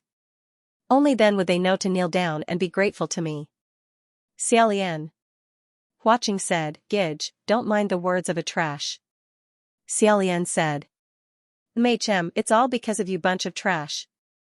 You can't even wash the dishes clean." The waiters were jumped up and scolded by him. After venting his anger, Qi rolled up his sleeves and wiped his bloody mouth. Then, he picked up the spatula and knocked the iron pot with a clanging sound. He cursed, again. "I'll let you open your dog eyes wide and see my skills. Let's see what kind of bullshit you have to say this time." The atmosphere was in full swing. Not long after, he made another table and ordered the waiters to deliver it. This table was very fragrant. Meat was meat, vegetables were vegetables, and it was full of oil. Xiaolian once again went up to the guest room on the second floor. Looking down, the monks and Taoists all sighed and said, "Good craftsmanship." "Yeah. Really good craftsmanship, especially this salt and pepper chicken feet, fat and tender." "Isn't it too fat and tender? I've never seen chicken feet with such slender fingers before." The waiter said, "Oh. This is our restaurant's signature dish. It's not an ordinary chicken foot, it's a carefully selected and rare white phoenix chicken foot with its fingernails removed. Isn't it like the tenderness of a young girl, making people's hearts beat faster?" "Makes sense. However, I like this stir-fried pork skin the most. The pork skin is tender, and the heat is just right. Wait, why does this pig have a tattoo?" The waiter said, "Oh. It's not a tattoo. It's just that our head chef wanted to show off his godly carving skills and specially carved it. It's just a little bit of a show-off. This sweet and sour pork ribs doesn't seem to have been cooked for long enough. They gave too much ingredients. Could it be that it's not fresh, so they wanted to use the sweet and sour taste to cover up some other taste?" The waiter said, "Oh. There's no such thing. Our restaurant's ingredients are all sold on the same day they were killed. It's just that our head chef's taste is a bit heavier." Seeing that they were full of praise and about to eat, Xiaolian really couldn't stand it anymore. He tossed a pebble that he had picked up just now and hit it out of the small hole. This time it hit Heavenly Eye's hand that was raising the teacup to drink water to detoxify. His arm shook, and the tea in the teacup spilled out, splashing onto the face of the waiters who couldn't stop laughing. The tea was clearly not hot, but the waiters seemed to have been splashed with boiling water. They covered their faces and screamed loudly, "Ah!" This time everyone at the table was stunned. They raised their swords one after another. "What's going on?" Heavenly Eyes grabbed the waiter's hand and pried it open. Everyone let out an "ah." They saw that more than half of the waiter's facial features had actually melted, as if a cup of water had been splashed on a white paper. The ink had melted and was blurry. The ink spread along his cheeks and slid down. His facial features and smile were actually drawn with a pen. Without another word, the monks and Taoists flipped the table and started fighting with the waiters in the restaurant. The waiters were beaten until they held their heads and screamed, "Taoist masters! Stop fighting! That strange woman with a child that you're looking for. Strange Taoist. He's upstairs. They're upstairs. Go and find them.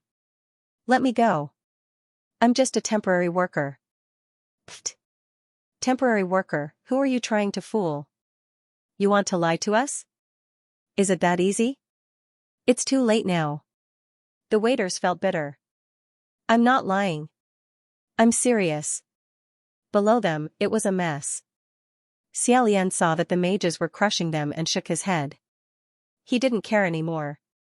He planned to take advantage of the chaos to capture Lani and defeat a spirit. Unexpectedly, before the door opened, they heard a scream from the corridor. Lan Yi's frightened voice said, "No, please, I don't want to go. Please, let us go. I'll kneel and kowtow to you." A young man's voice said angrily, who wants you to kneel and kowtow? If you leave, what about my family's general? Damn it, you and your son are in trouble this time. Cut the crap, come back with me. Hearing this voice, Xiaolian suddenly pushed open the door and said, It's you? In the long corridor, a black-cloaked youngster blocked in front of Lan Yi. His face was dark.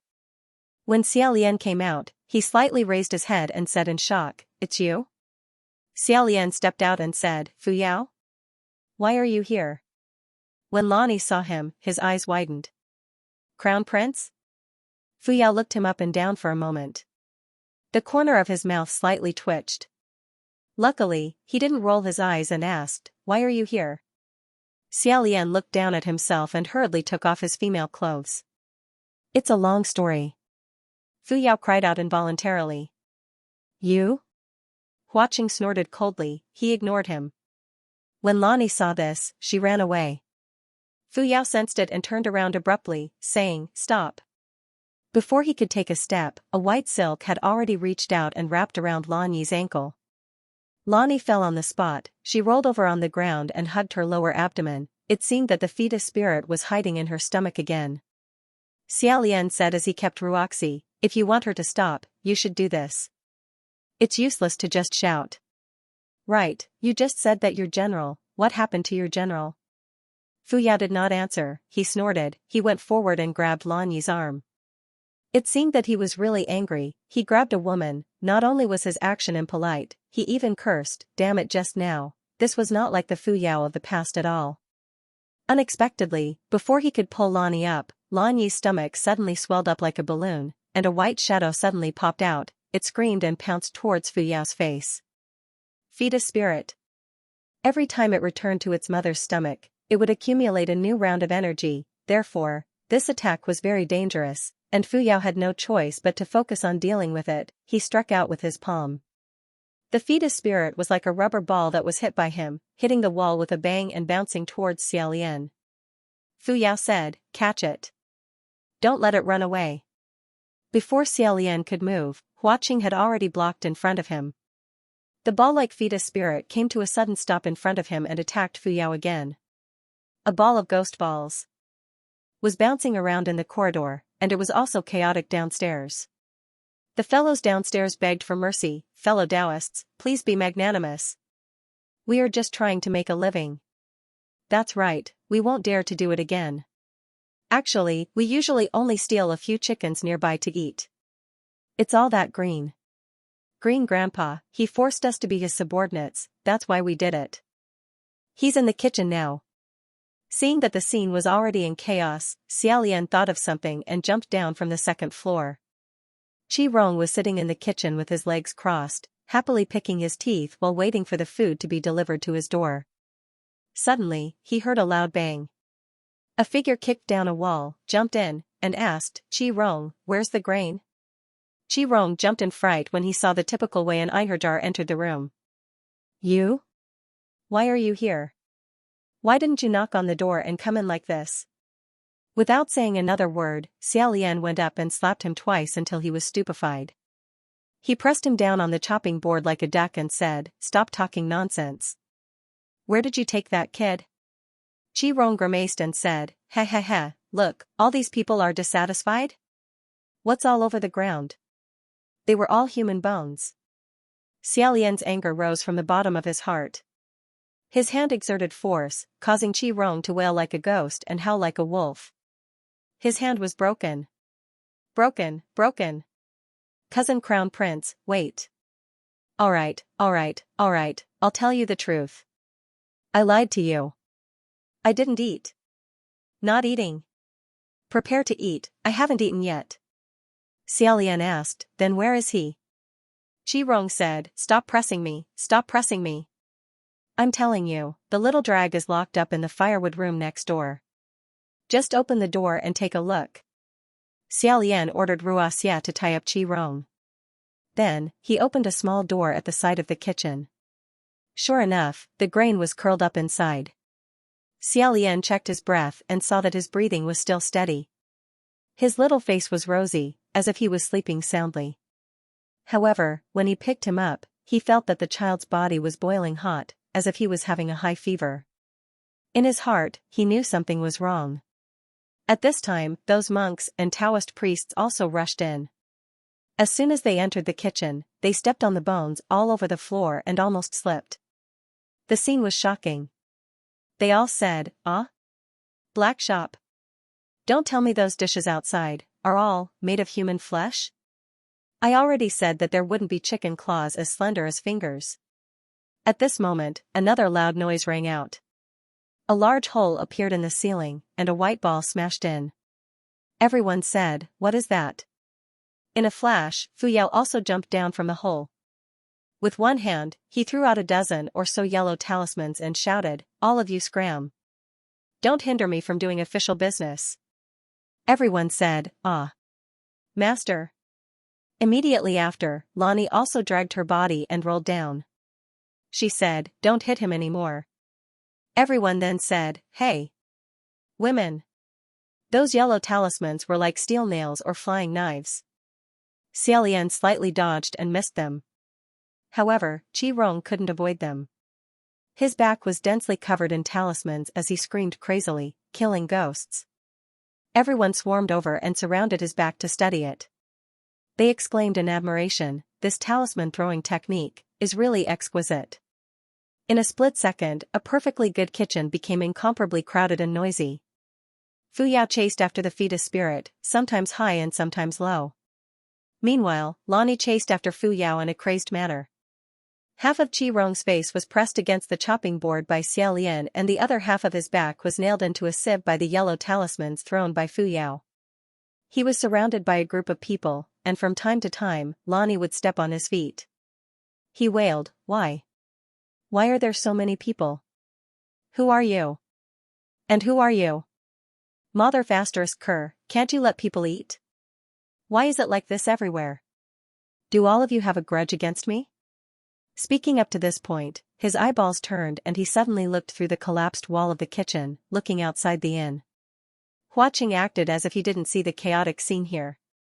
He calmly and leisurely sat under a tree and actually had the mood to play with the gold leaf in the hall. No one knew how long he played around in boredom. In front of him, there was already a gorgeous little house built with more than 10 pieces of gold leaf. Qi Rong immediately shouted at the top of his lungs, "Everyone, quickly look outside. Blood Rain Tanhua has become a little ghost. Those who have a grudge against him, quickly go. This opportunity doesn't come again. If you miss this village, you won't have this in anymore." Before he could finish his sentence, a gleaming kitchen knife that was stained with fresh blood suddenly appeared between his teeth. And the handle of the knife was held in Xiaolian's hand. He smiled and said, What the hell are you shouting for?" Qi Rong completely didn't see how Xiaolian shoved the knife into his mouth.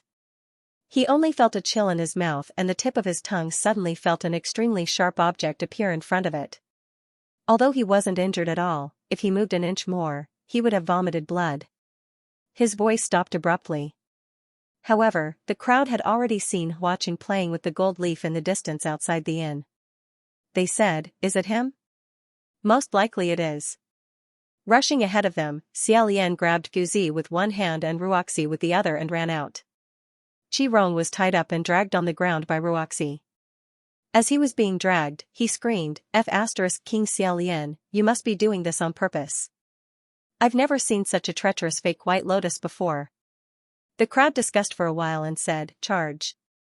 Should we charge? Be careful of tricks. Why don't we watch from afar first?" At this time, Huaqing also finished building the small golden hall. He stood up and raised one of his eyebrows. He looked down at the little house he had just built and gave it a light kick. Crash, the golden hall collapsed. As for that tavern, it collapsed with a loud bang. The illusion was also broken. Xiaolian turned around to look. Behind him, there wasn't any inn at all. It was just a collapsed little thatched cottage. In this kind of wilderness, it was normal to have this kind of house. The inn just now was just a camouflage. The group of monks and Taoists who hadn't had time to discuss whether to charge or not were all crushed under the collapsed house. They were smashed by a pile of rotten wood and straw until they fainted. Xiaolian jogged to Hua Cheng's side and said, San Lang, won't you be affected by using your mana like this? Hua Cheng casually waved his hand and a gold leaf disappeared into thin air. He said, brother, don't worry. This level is no problem. At this time, a piece of broken roof moved twice. Fu Yao pushed aside a handful of straw and dug his way out. He said angrily, you're fine, but I'm fine. He finally caught the fetus spirit with great difficulty, but his vision darkened. When he looked up, he saw that the broken roof had fallen head-on. It could be said that he was in an extremely sorry state. Fu Yao pulled a handful of straw from his head and aggressively walked in front of Xiaolian and Hua Cheng. He looked at Hua Cheng, who was shorter than him, and said angrily, You did this on purpose, didn't you? Hua Cheng blinked. He didn't refute nor did he mock him. He only raised a pair of dark eyes and looked at Xiaolian. Xiaolian immediately put his arms around his shoulders and protected him behind him. He said, No, definitely not. A child doesn't know how to control his strength. I'm sorry, Fu Yao. Fu Yao's hair was messy and he said in disbelief. A child? Your Highness, do you really think I'm so blind that I can't tell who this is? Xiaolian said blankly, What are you talking about? This is just a very ordinary child. Fu Yao narrowed his eyes as he stared at Hua Cheng. However, he heard a slight caw-caw sound behind him. Lonnie had also lifted a piece of the roof and climbed out. Fu Yao then turned around to look for her. Xiaolian let out a sigh of relief and placed Guzi on the ground. Right at this moment, a voice sounded beside his ear with slight hesitation. Your Highness?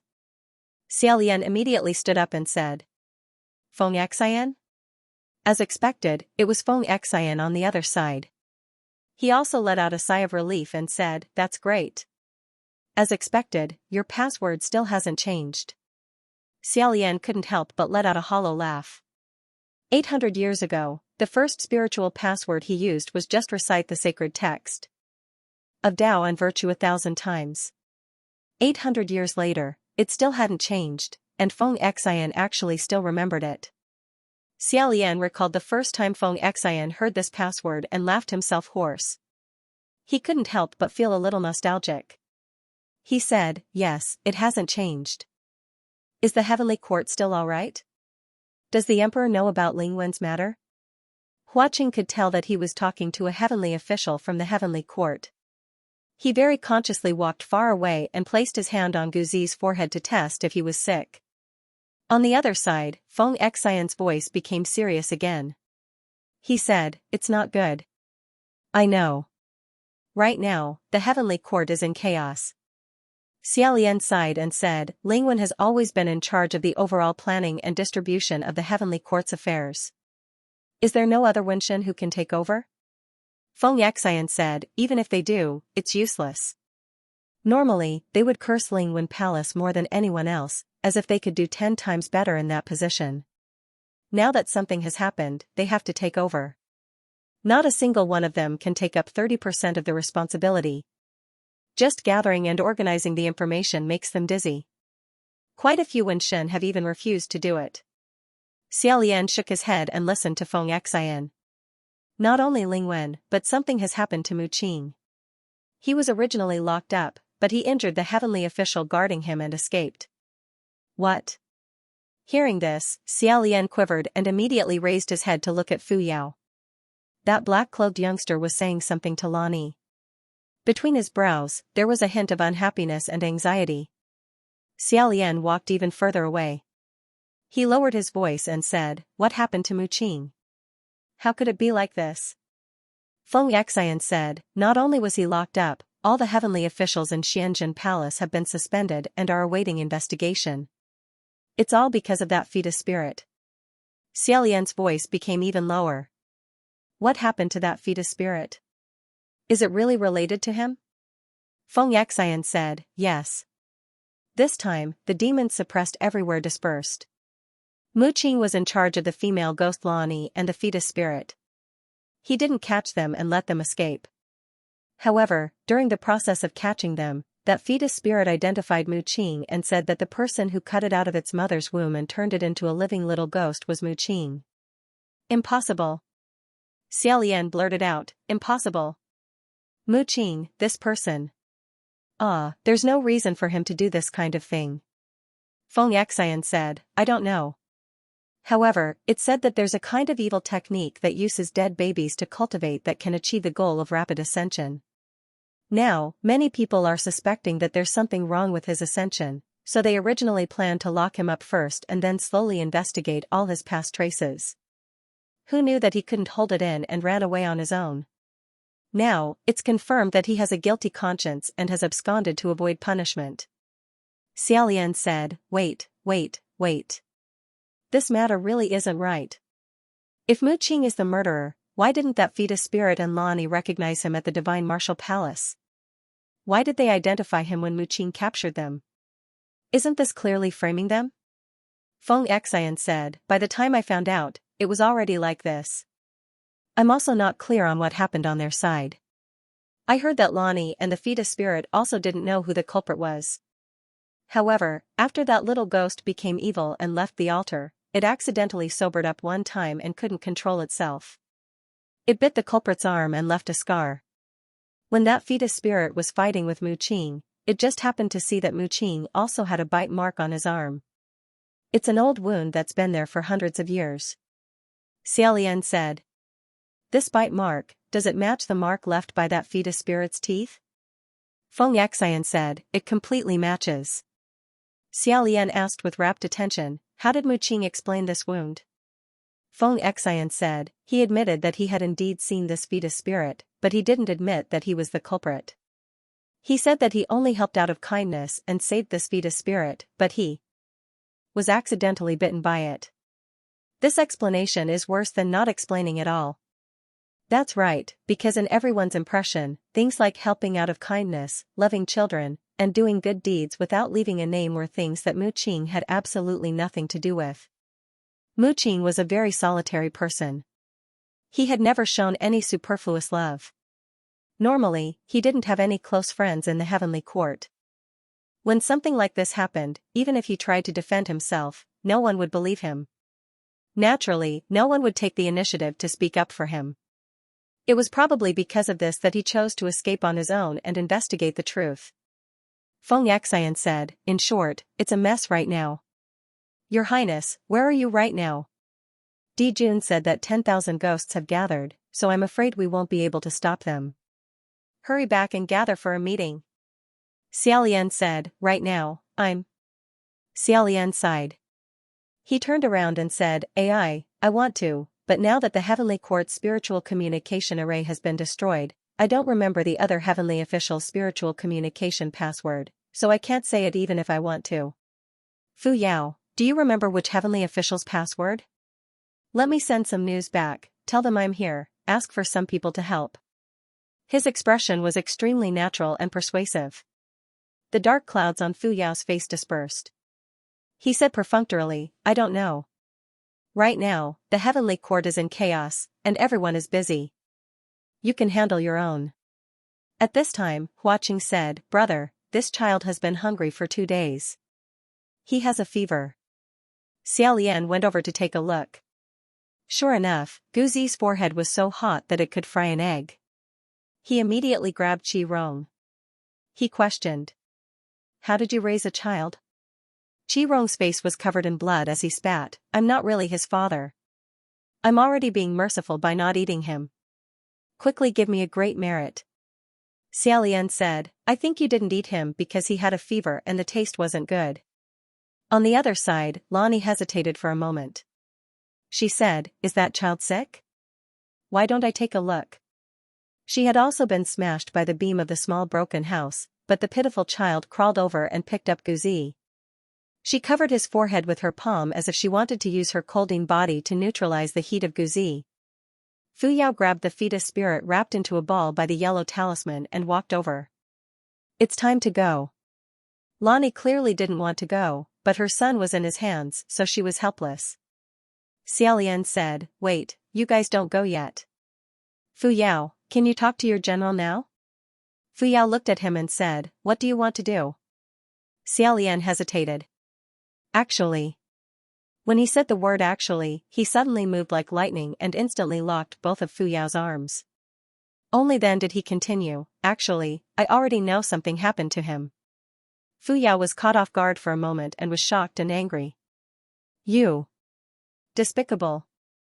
Xiaolian said, no, no. This is my strength. You can try to use the same method to sneak attack me and see if you can lock me. Hua Qing clapped his hands politely and said, I agree. Fu Yao was so angry that he almost rolled his eyes. Then why don't you let me go and let me try? Xiaolian sternly said, I'll try again next time if I have the chance. Right now, I have proper business to attend to. Fu Yao, can you help me persuade your general to return to the heavenly court first? Go back? Fu Yao forcefully suppressed his anger and said in a soft voice, you make it sound so easy. If you were in the same situation, would you choose to go back? What would you say if someone tried to persuade you to go back? Go back and wait to be wrongly accused and convicted? Go back and wait for death? Xiaolian said, don't get excited, I'm serious. I'm not making cynical remarks. Your general is different from me. His situation isn't so serious that he can't be saved.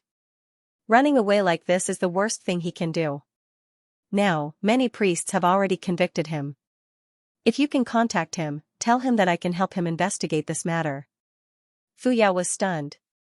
You're helping him investigate? Xiaolian replied, I've done a lot of research, so I'm quite experienced. In any case, I'm more experienced than him. Fu Yao said, Your Highness the Crown Prince, may I ask if you remember? How many priests you investigated when you returned to the heavenly court? Which priest didn't fall from his horse after you investigated them? Xiaolian coughed lightly and said, That's different. It's not my problem. If he really didn't do that kind of thing, then I can naturally prove his innocence. Fu Yao was so angry that he laughed. He interrupted him and said, Enough. It's not like other people don't know you have a personal grudge against him. You're helping him investigate? Then do you think he still has a chance to turn things around? If you want to take this opportunity to hit him while he's down and laugh at him, then just say it. Don't put on an act. Hearing this, Hua Cheng's face slightly sank. After a while, he smiled and said, Forget it, brother. This person doesn't know what's good for him, so why do you need to talk nonsense with him? Some people are born to be ungrateful wolves. In their entire lives, they're the best at gauging the heart of a gentleman with their own mean measure. Who knows, maybe in the end, he really did something. If he doesn't believe you, then you're too lazy to care about him. Just let him torment himself. Fu Yao looked at him and said sarcastically, Child? Hua Qing replied with even more sarcasm, Little heavenly official? Fu Yao's face slightly collapsed. Xiaolian tightly locked his eyes on him and warmly said, About this is a different thing. Public and private matters must be separated. Whether or not I have a personal grudge against him is one thing, but whether or not he did something bad is another. Mu Qing, this person, although he is narrow-minded, sensitive and suspicious, has a terrible personality, has a lot of petty thoughts, doesn't speak well, likes to nag, often offends people, hates a lot of people, doesn't have a single friend, and remembers small matters for a long time. In one breath, he said a whole bunch of things without changing his expression. Finally, Xiaolian concluded. But after all, I've known him since I was a teenager. He can still be considered to have a bottom line. Xiaolian continued, he might spit into the teacups of people he doesn't like, but he definitely wouldn't poison the water to harm people. Hua Qing indifferently said, Is that so? That's still very disgusting. The veins on Fu Yao's forehead bulged. No. He wouldn't even spit. Xiaolian said, Then use laxatives. Fu Yao seemed to be enduring something as he said, Must you use this kind of analogy to describe him? In the end, are you speaking for him or insulting him? Xiaolian said, I'm sorry, I couldn't think of a more suitable analogy at the moment. Fu Yao struggled a few times, but he couldn't break free. He vigilantly said, Just now, were you secretly informing the people from the heavenly court? Xiaolian sincerely said, Not yet. We were just chatting for a bit. Don't worry, I won't harm your family's general. If he really doesn't want to go back, it would be better to find me and move together. That way, if he does anything along the way, there will be someone to testify for him. Otherwise, he won't be able to explain himself clearly and will only make things worse. At this moment, a burst of unbridled laughter suddenly came from behind the two. It was Chi Rong, who was staring at Lan Yi's face. He suddenly went crazy and said, "Ha ha ha ha ha, I was wondering who it was. Isn't this Miss Jianlan?" Lan Yi was originally holding Guzi and trying to cool him down. When she heard this, her shoulders trembled and her eyes widened. "Who are you? Why are you also?" Chi Rong said, "How would I know?" "Nonsense. You almost had to call me cousin." "What, so everyone has become a ghost? There are so many acquaintances here and there, this world is really small and lively, hee hee." Xiaolian frowned and said, "Chi Rong, are you crazy? What kind of person is Jianlan?" Chi Rong said, "Hey, cousin Crown Prince, I say, are you blind or are you pretending to be stupid? Look carefully at who this is. This is our Xianlu country's #1 noble young lady, Miss Jianlan. Her family is both an official and a merchant. In the past, who knows how glorious she was. Her looks are only so. Every time the Xianlu country's beautiful talented female ranking is evaluated, she is so arrogant that her eyes grow on top of her head, looking down on everyone. She almost entered the palace to choose a concubine." "What?" Xiaolian couldn't help but look at Lan Yi's face. That year, the king and queen indeed had the intention to choose a concubine for him. They had invited a large group of carefully selected young ladies to the palace for a banquet, letting him see if there was anyone that caught his eye. But Xiaolian was wholeheartedly cultivating when he was young, so he just casually walked around the banquet. He basically didn't remember the faces and names of those girls, so how could he see anything? Lan Chang looked at Fu Yao, but Fu Yao snorted and said, "This is not what my general said. This person is also a remnant of Xianlu, so he must have seen you in the past." Xiaolian looked at Hua Qing again. He didn't look surprised, so he probably didn't just find out. Xiaolian turned to Lan Yi and muttered, "You really used to be." Lan Yi hurriedly covered her ears and said, "Don't say it. Don't say it. Don't call me by that name. I changed my name a long time ago." Xiaolian was startled at first, then he let out a sigh. The daughter of a noble in the past was now a prostitute in the ghost world.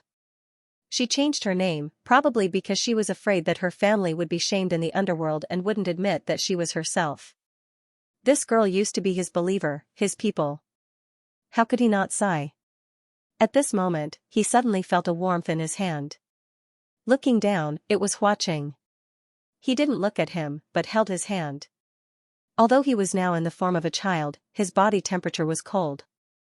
This hand was small and cold, but when it held him, it felt warm. Chi Rong didn't have the slightest bit of sympathy in his heart. He clicked his tongue and said, "I didn't expect that the once unattainable Miss Jianlan has now become this old and ugly. I used to think that you didn't look like much, but now that I look at you, my eyes are really sharp. Sure enough, you're not much. By the way, I want to ask, whose bastard did you give birth to?" These words were really tasteless. Jianlan's face turned slightly pale. Chi Rong continued, "It can't be my crown prince cousins, right?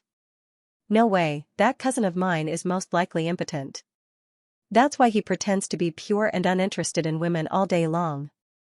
Putting on an act, how could he give birth to a son? Oh my! How could I forget, after the fall of Xianlu, wasn't your miss sold to that kind of place? He must be the son of Yong and's lowly commoners." Xiaolian couldn't bear it anymore and was just about to go up and tell him to shut up. However, Jianlan erupted faster than him and sent a slap flying over. "What kind of filthy words are you spouting?" Chi Rong's nose started to bleed from her slap. Widening his eyes, he said, "Are you evil or are you fierce? This kind of inferior thing actually dares to hit me, a close absolute?" Jianlan spat at his face. Grabbing his neck, she gave him 2 more slaps and said, "What bullshit close absolute? You really know how to paste gold on your face. What kind of plaything are you? Are you even worthy of being mentioned in the same breath as the other 3 absolute?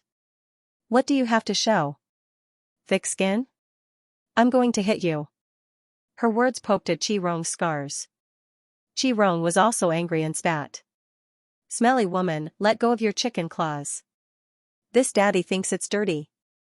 Blurg, blurg, blurg. The two of them wrestled into a ball. However, it was only Jianlan who one-sidedly beat Chi Rong. Chi Rong was trapped by Xianxia and couldn't move a single step. He held, Xiaolian. Why aren't you trying to mediate at a time like this? Where's your holy father's heart? Xiaolian was currently holding on to Fu Yao with one hand while talking to Huaqing with his head lowered. It was as if he didn't hear Chi Rong's miserable cries. As Jianlan kicked Chi Rong, her eyes turned red.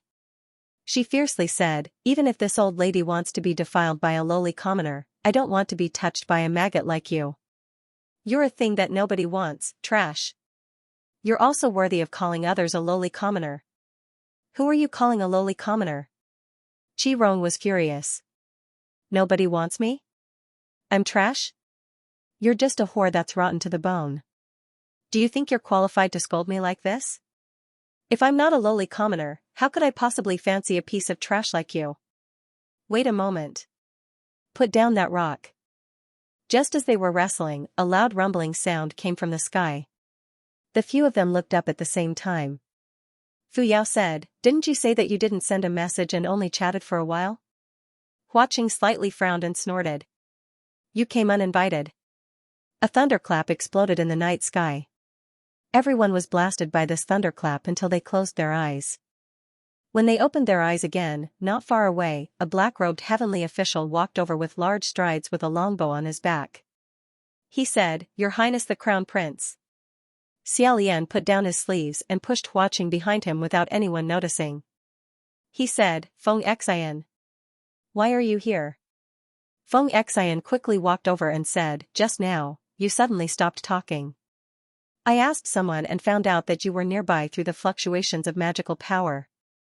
After he finished speaking, he frowned and asked, What's wrong? It's a mess. Did you encounter something? Xiaolian was about to answer when Feng Xian saw Fu Yao in his hands and Huaqing standing behind him. This scene was simply beyond his imagination. He didn't seem to know who he should be more surprised about. Feng Xian said, You.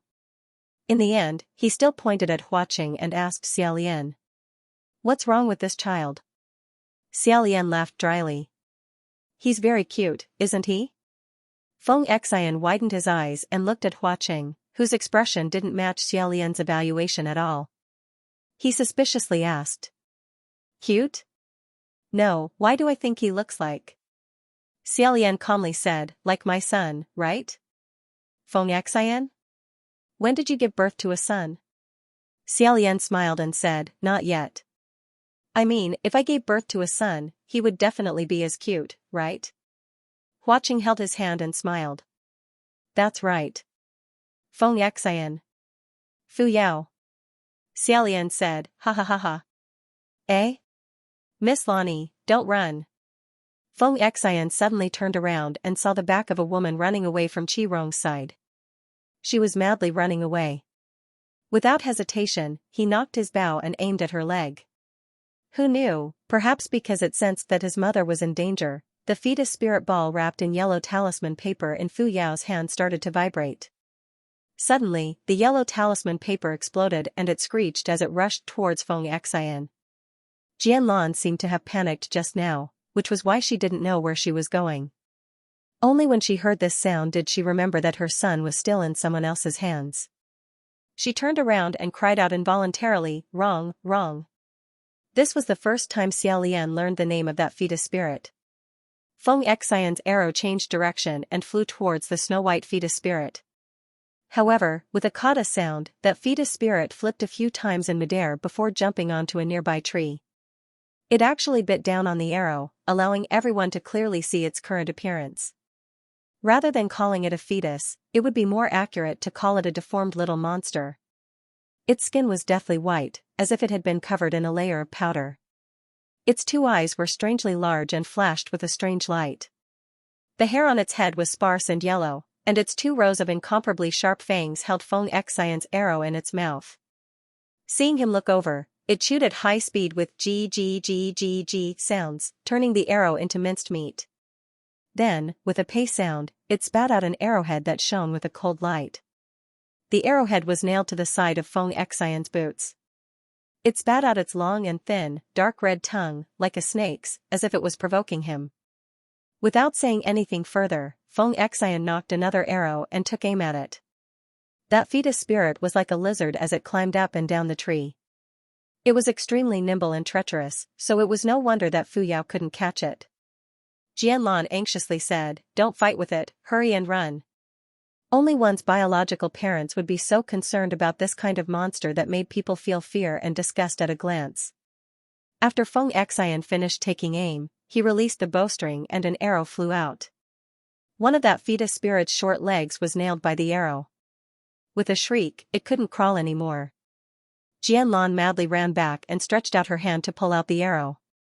However, because her level was too low, she was bounced off the moment she touched the arrow shaft, even causing a string of sparks to explode. She retreated 2 steps, then persistently went up to pull it out, causing sparks to fly everywhere. Feng Xian put away his bow and walked forward, saying, "All right, let's go back. Don't give us more work." Jianlan? When Jianlan, who had just been bounced off, heard his voice, she shivered and stopped moving. She hurriedly turned her body around. However, Feng Xian turned her back around and said, "Jianlan?" Xiaolian had a bad premonition and asked doubtfully, "What's going on?" Jianlan lowered her head and said vaguely, "You've got the wrong person." Feng Xian said, "What nonsense are you spouting? How could I have mistaken you for someone else? You're very different now, but how could I not recognize?" Speaking up to here, he was stuck. Because, previously, Jianlan was dressed like an orchid, with heavy makeup and a body covered in dust, he indeed did not recognize her. He couldn't be blamed. Feng Xian was still exactly the same as before, not the slightest bit changed, but Jianlan's change was really too great. Appearance, makeup, mannerisms, speech, temperament, even if her biological parents were standing in front of her, they might not be able to recognize that this was their precious daughter. Feng Xian said in a daze. "It's you. It's really you. That's right, it's you.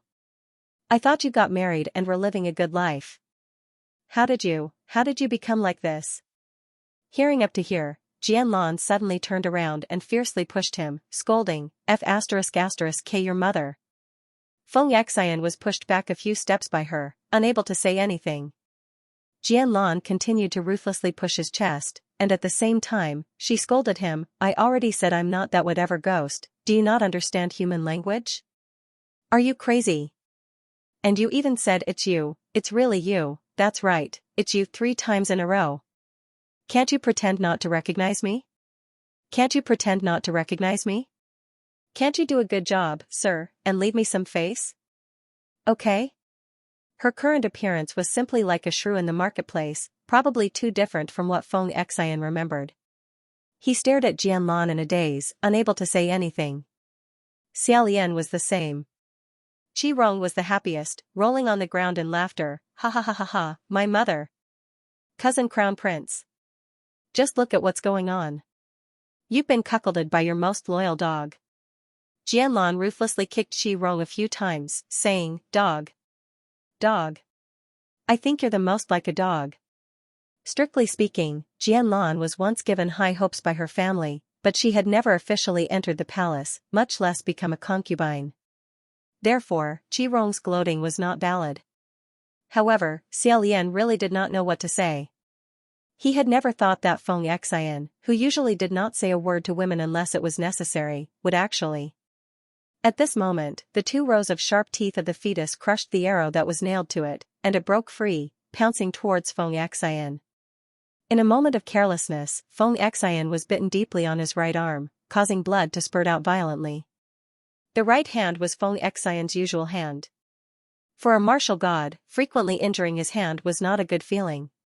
Feng Xian raised his left hand and was about to chop down, but Jianlan said, "Don't hit him." Feng Xian forcefully stopped with his palm, and immediately, a terrifying idea sprouted in his mind. Xiaolian suddenly thought of something. That day, in the Divine Martial Palace, Lani randomly pointed at a large group of people, but she just didn't point at Feng Xian, who was standing in a very conspicuous position. Lonnie immediately denied, no. Fu Yao also had a face full of disbelief. It seemed like he originally didn't know what relationship Feng Xian had with this woman, and was similarly stunned. At this time, he finally recovered with great difficulty. He didn't even ask if it was anything. How did you answer so quickly? Lonnie said, nonsense. I think I know what he wants to ask. I'll tell you, it's not. Feng Xian looked at the fetus spirit. What did you call him? Wrong? This name seemed to have some special meaning. Lonnie opened her mouth, not arguing anymore. She said angrily, you're a man, why do you have so much nonsense to say? If it's not, then it's not. Who would be in such a hurry to recognize a son like you? Feng Xian angrily said, what are you saying? If it is, then of course I. Lonnie said, of course you what? You recognize him? You raise him? Feng Xian, I. After saying I, he got stuck. He lowered his head and looked at the deformed little monster hanging in his hand. That fetus spirit seemed to hate him especially deeply, grabbing him and biting him with all its might.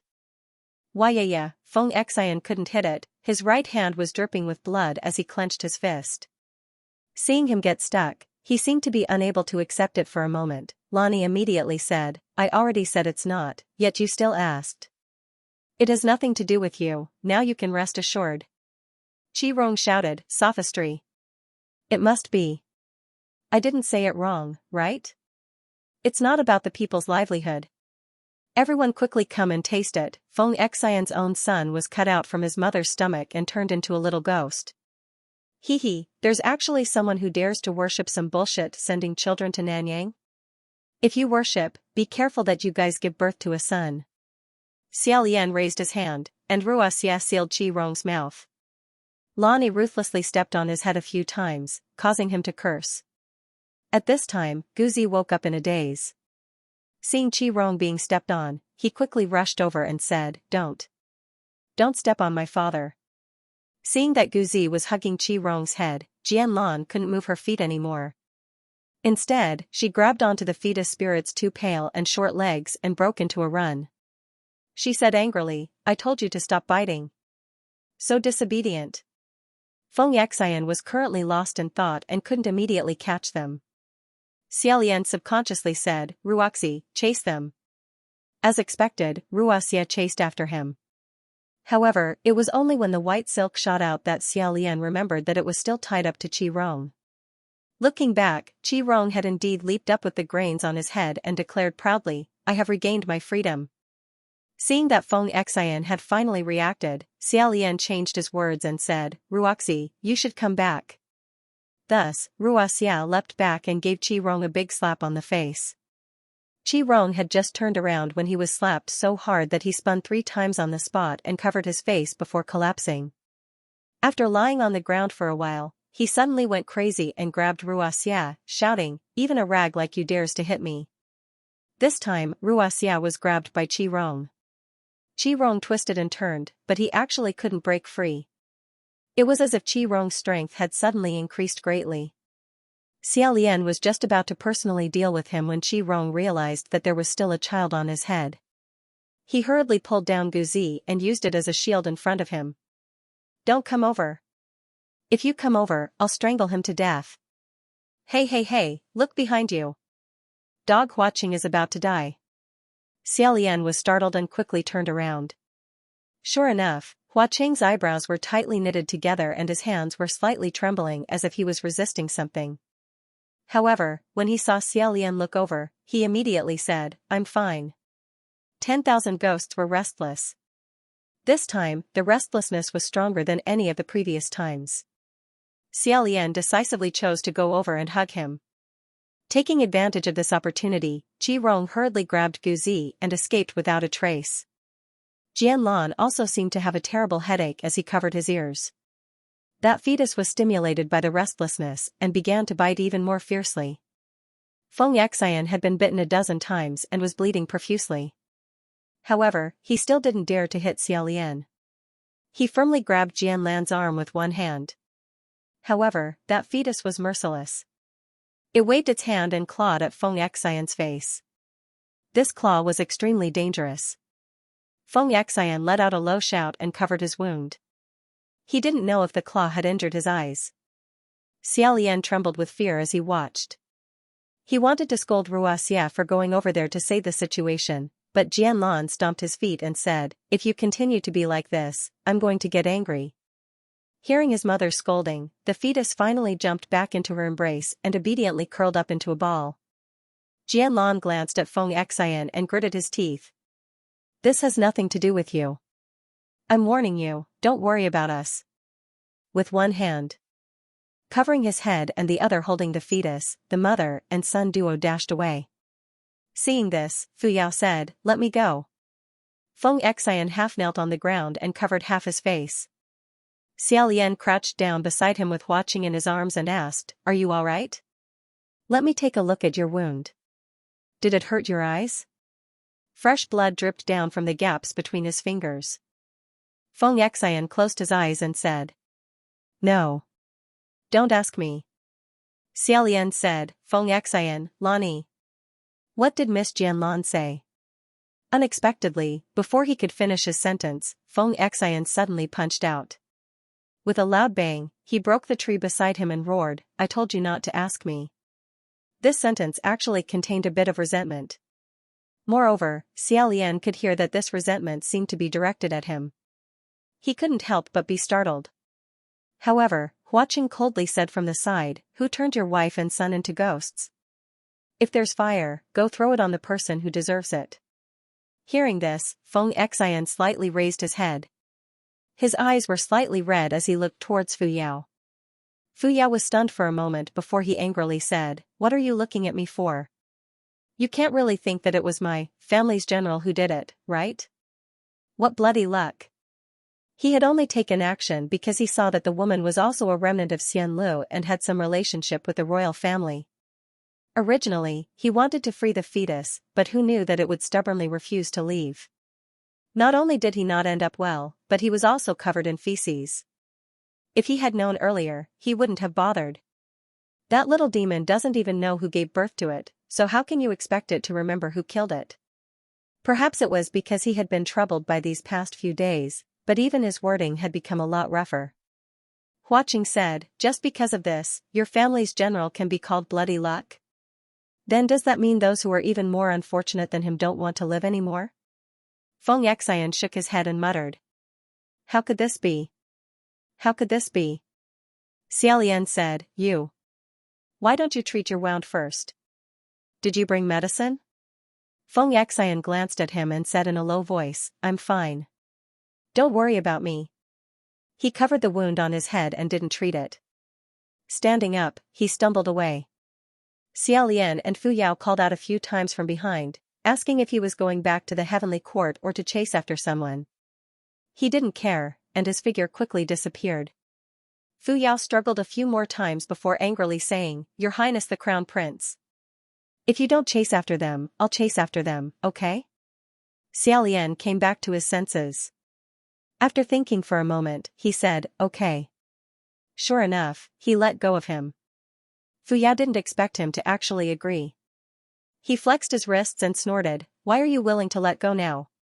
Xiaolian rubbed the space between his eyebrows and said, "I'm afraid the heavenly court is even more. Sigh, I feel that rather than calling your family's general back, it's better to let him move freely outside." He paused for a moment before continuing, "What do you plan to do now?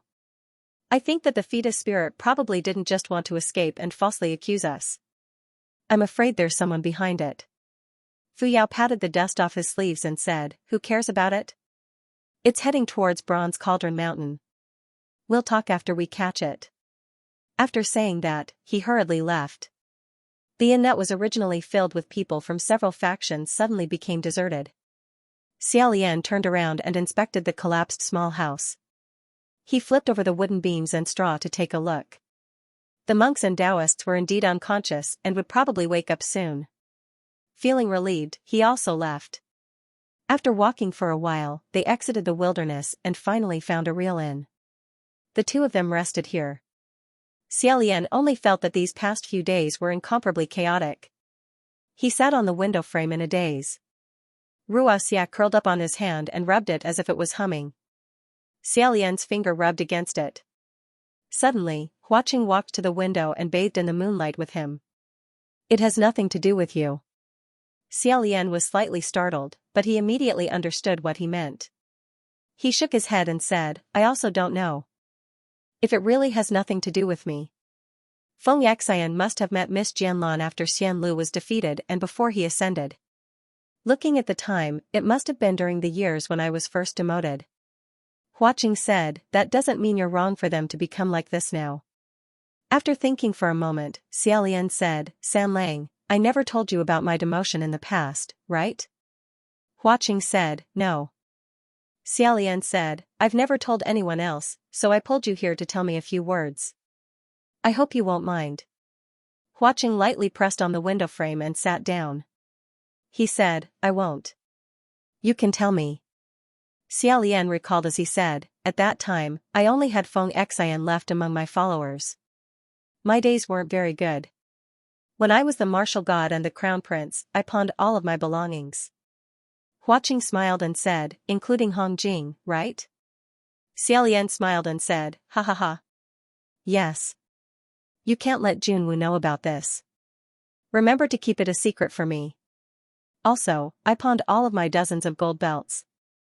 Huaqing said, so Feng Xian took your gold belt and gave it to Lani? Xiaolian shook his head and said, that shouldn't be the case.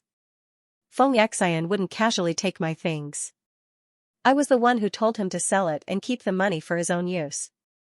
In reality, this was the money he had given Feng Xian for free. At that time, Feng Xian refused for a long time. In the end, he couldn't change his mind and said, I'll temporarily help you keep it. Xiaolian said, I'm ashamed to say it. I told him to sell it for my own use not only because I felt guilty, but also because I was afraid. Only Feng Xian still treated him as the Corolla martial god and His Royal Highness the Crown Prince. Only now did Xiaolian realize that the two of them had grown up together. Although Feng Xian was his trusted subordinate and personal bodyguard, he had never received any extraordinary rewards from him. Suddenly, he knew fear. He was afraid that even Feng Xian would feel that these days were unbearable and would no longer follow him. Therefore, the meaning of that gold belt wasn't a reward, nor was it purely a gift or a consolation. It also carried a bit of flattery or reward. In the illusion created by the fetus spirit, Xiaolian saw a protective talisman. It should have been given to Jianlan by Feng Xian. After Xianlu country was destroyed, Xiaolian's temples were all burned down. Basically, no one believed in the Xianlu crown prince anymore. His protective talisman was also treated as trash. However, Feng Xian still kept many of his protective talismans. He would often persistently distribute them and give them to Xiaolian, saying, look, you still have believers. However, Xiaolian was clear in his heart that those protective talismans were most likely lost. Xiaolian slowly said, all these years, I never knew who Feng Xian liked. I didn't ask, and I didn't pay attention. After all, he had been favored by the heavens since he was young. Feng Xian practically revolved around him. How could he have his own life and thoughts? Taking something that someone else gave and giving it to a girl might not sound good, but at that time, that gold belt was really the best gift Feng Xian could give. After all, we often didn't even have food to eat. Feng Xian also wasn't someone who liked to squander money. Therefore, you can imagine how much he liked Miss Jianlan at that time. Since he liked her so much, why did they separate? Regardless of whether that fetus spirit was Feng Xian's son or not, if it was because of that period of dejection that caused Feng Xian to lose the girl he liked, no matter what, Xiaolian wouldn't feel good. However, Huaqing said, if they liked each other but ultimately separated, it can only mean that they only liked each other. Xiaolian smiled and said, San Lang, you can't say things so absolutely. Sometimes, whether the road is easy or not is not something you can decide. Huaqing calmly said, whether the road is easy or not, perhaps I can't decide. But whether to walk or not, only I can decide. Hearing this, Xiaolian was stunned. He only felt as if something in his heart had been opened. He stared at Huaqing without saying anything. Huaqing tilted his head and said, brother, did I say something wrong? Looking at his sparkling black eyes, Xiaolian suddenly grabbed him and placed him on his lap. He said, ha ha ha, San Lang, you're right. Hua Qing seemed to be shocked by his actions and allowed him to be lifted up high. Xiaolian smiled and said, let me say something shameless, San Lang's arrogance when you said those words just now was a bit like when I was young. Hua Qing seemed to be used to being hugged like this. He raised his eyebrows and said, that really is my dream. The big and small played around in the room for a while. Then, Xiaolian threw Hua Qing onto the bed and laid down himself. He faced the sky and was about to open his mouth when he saw Hua Qing suddenly sit up. His pupils slightly contracted and his sharp gaze was directed towards the opposite side. Xiaolian immediately felt that something was wrong. He immediately turned over and sat up. When he saw who it was, he immediately broke out in a cold sweat. He didn't know when, but a figure had silently appeared in the room. The figure was sitting at the table and a pot of tea had already been brewed. The fragrance of the tea wafted through the air. However, he hadn't noticed this person at all. Xiaolian couldn't help but feel his hair stand on end. He held his sword in front of him and said, who is it? That person warmly said, don't be afraid. Do you want some tea, Xian Lu? Both the figure and the voice belonged to a young man. He was extremely familiar. Xiaolian finally let out a sigh of relief. He tucked his messy hair behind his ears. His heart was still thumping wildly as he said, Dijun. However, before he could completely relax, he suddenly flipped over the quilt and buried himself and watching inside. He said, why did you come down? His hand tightly gripped watching under the quilt, indicating that he should be at ease. Junwoo slowly poured 3 cups of tea. Then, he stood up and said, since you didn't come back, I naturally had to come down and take a look myself. As he spoke, he walked over with his hands clasped behind his back. Slowly, a small portion of him walked out of the shadows. Xiaolian followed his white robe and saw that he was actually carrying a sword. Startled, he quickly jumped off the bed and said, Dijun, I want to explain first. Xiaolian stood between the two of them. He said, I still feel that. We can sit down and have a good talk. Look at this child, doesn't he look like? Junwoo smiled and said, like your son, right? Ha, ha ha, ha ha ha ha. Xiaolian let out a hollow laugh before saying, how did you know what I was going to say? Junwoo finally retracted his gaze from watching. He lightly patted Xiaolian's shoulder. He did not speak. He turned around and sat down at the table.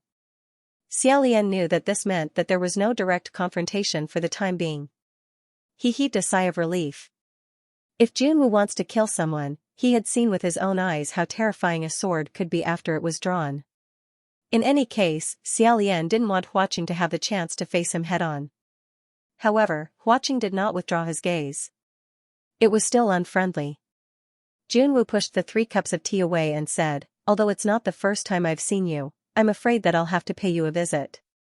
But this was the first time they were so close to each other, and the atmosphere was so peaceful. Why not use tea instead of wine? Let's end this situation. Xiaolian lightly coughed and tried his best to put on his clothes as naturally as possible. As he put on his boots, he said, Dijun. How is the heavenly court now? Junwoo put down the teacup and gazed at the bright moon outside the window. He sighed and said, don't mention it. Xiaolian. Okay. Don't mention it. It seemed that things were really bad. Junwoo, however, turned his head around and sternly said, I'm just joking. He had to mention it even if he didn't want to. Xian Lu, put down your little friend and follow me outside for a while. Thinking about it, there must be something that was inconvenient to explain in front of others. Just as Xiaolian was about to reply, he heard Hua Qing leisurely say from behind him, your heavenly court is currently in a state of turmoil and chaos. This is no longer a secret. Even the little ghosts in the streets know that this time, they won't be able to stop the gathering of 10,000 ghosts. They're so excited that they're crying. Why do we need to go out and talk about this? He also got off the bed and walked slowly to the table. He picked up the teacup and played with it for a while, but he seemed to have no interest in drinking the tea in the cup. A moment later, the 3 of them sat at the table. Although Hua Cheng's current form was not much, his expression and temperament always made people forget about this matter. Junwu said warmly, I really can't hide anything from you. Since it was Junwu who poured the tea for him, he had to give him some face. Xiaolian drank and said, isn't there still some time before Bronze Cauldron Mountain opens and closes? Have you confirmed it? Although Feng Xian had mentioned it before, Xiaolian still felt that it was probably an exaggeration.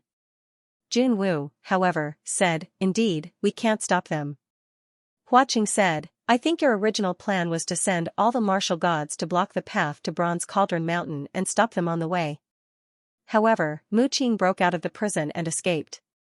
His whereabouts are unknown, and a huge gap has opened up in the south.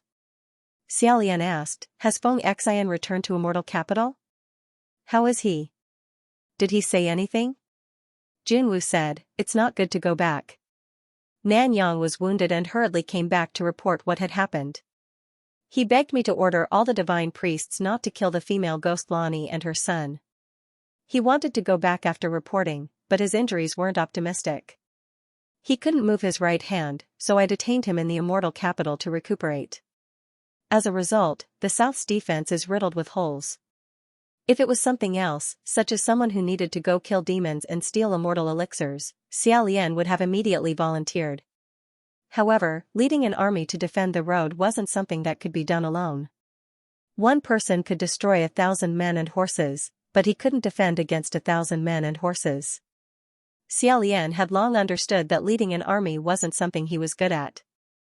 It was better to let someone who was really good at it than to brace himself and do it. Thus, he didn't recommend himself. He only asked, are there no other martial gods who can take the place? Junwu said, the other martial gods already have their own territories and missions to take care of. They can't even take care of themselves. Originally, Mingguang Palace Hall had Pei Su, so he could be borrowed. However, he has long been exiled. As for Qiying, he's the same as you. He's also a madman who likes to roam the world alone. He does things his own way. Moreover, his current whereabouts are unknown, and this child has never listened to any communication. Moreover, Lingwen Palace Hall has lost its main hall heavenly priest and temporarily changed owners. The other literature gods can play around, but they can't listen to orders and make decisions. These few days. From what he said, it seemed like the heavenly court was going to be paralyzed these few days.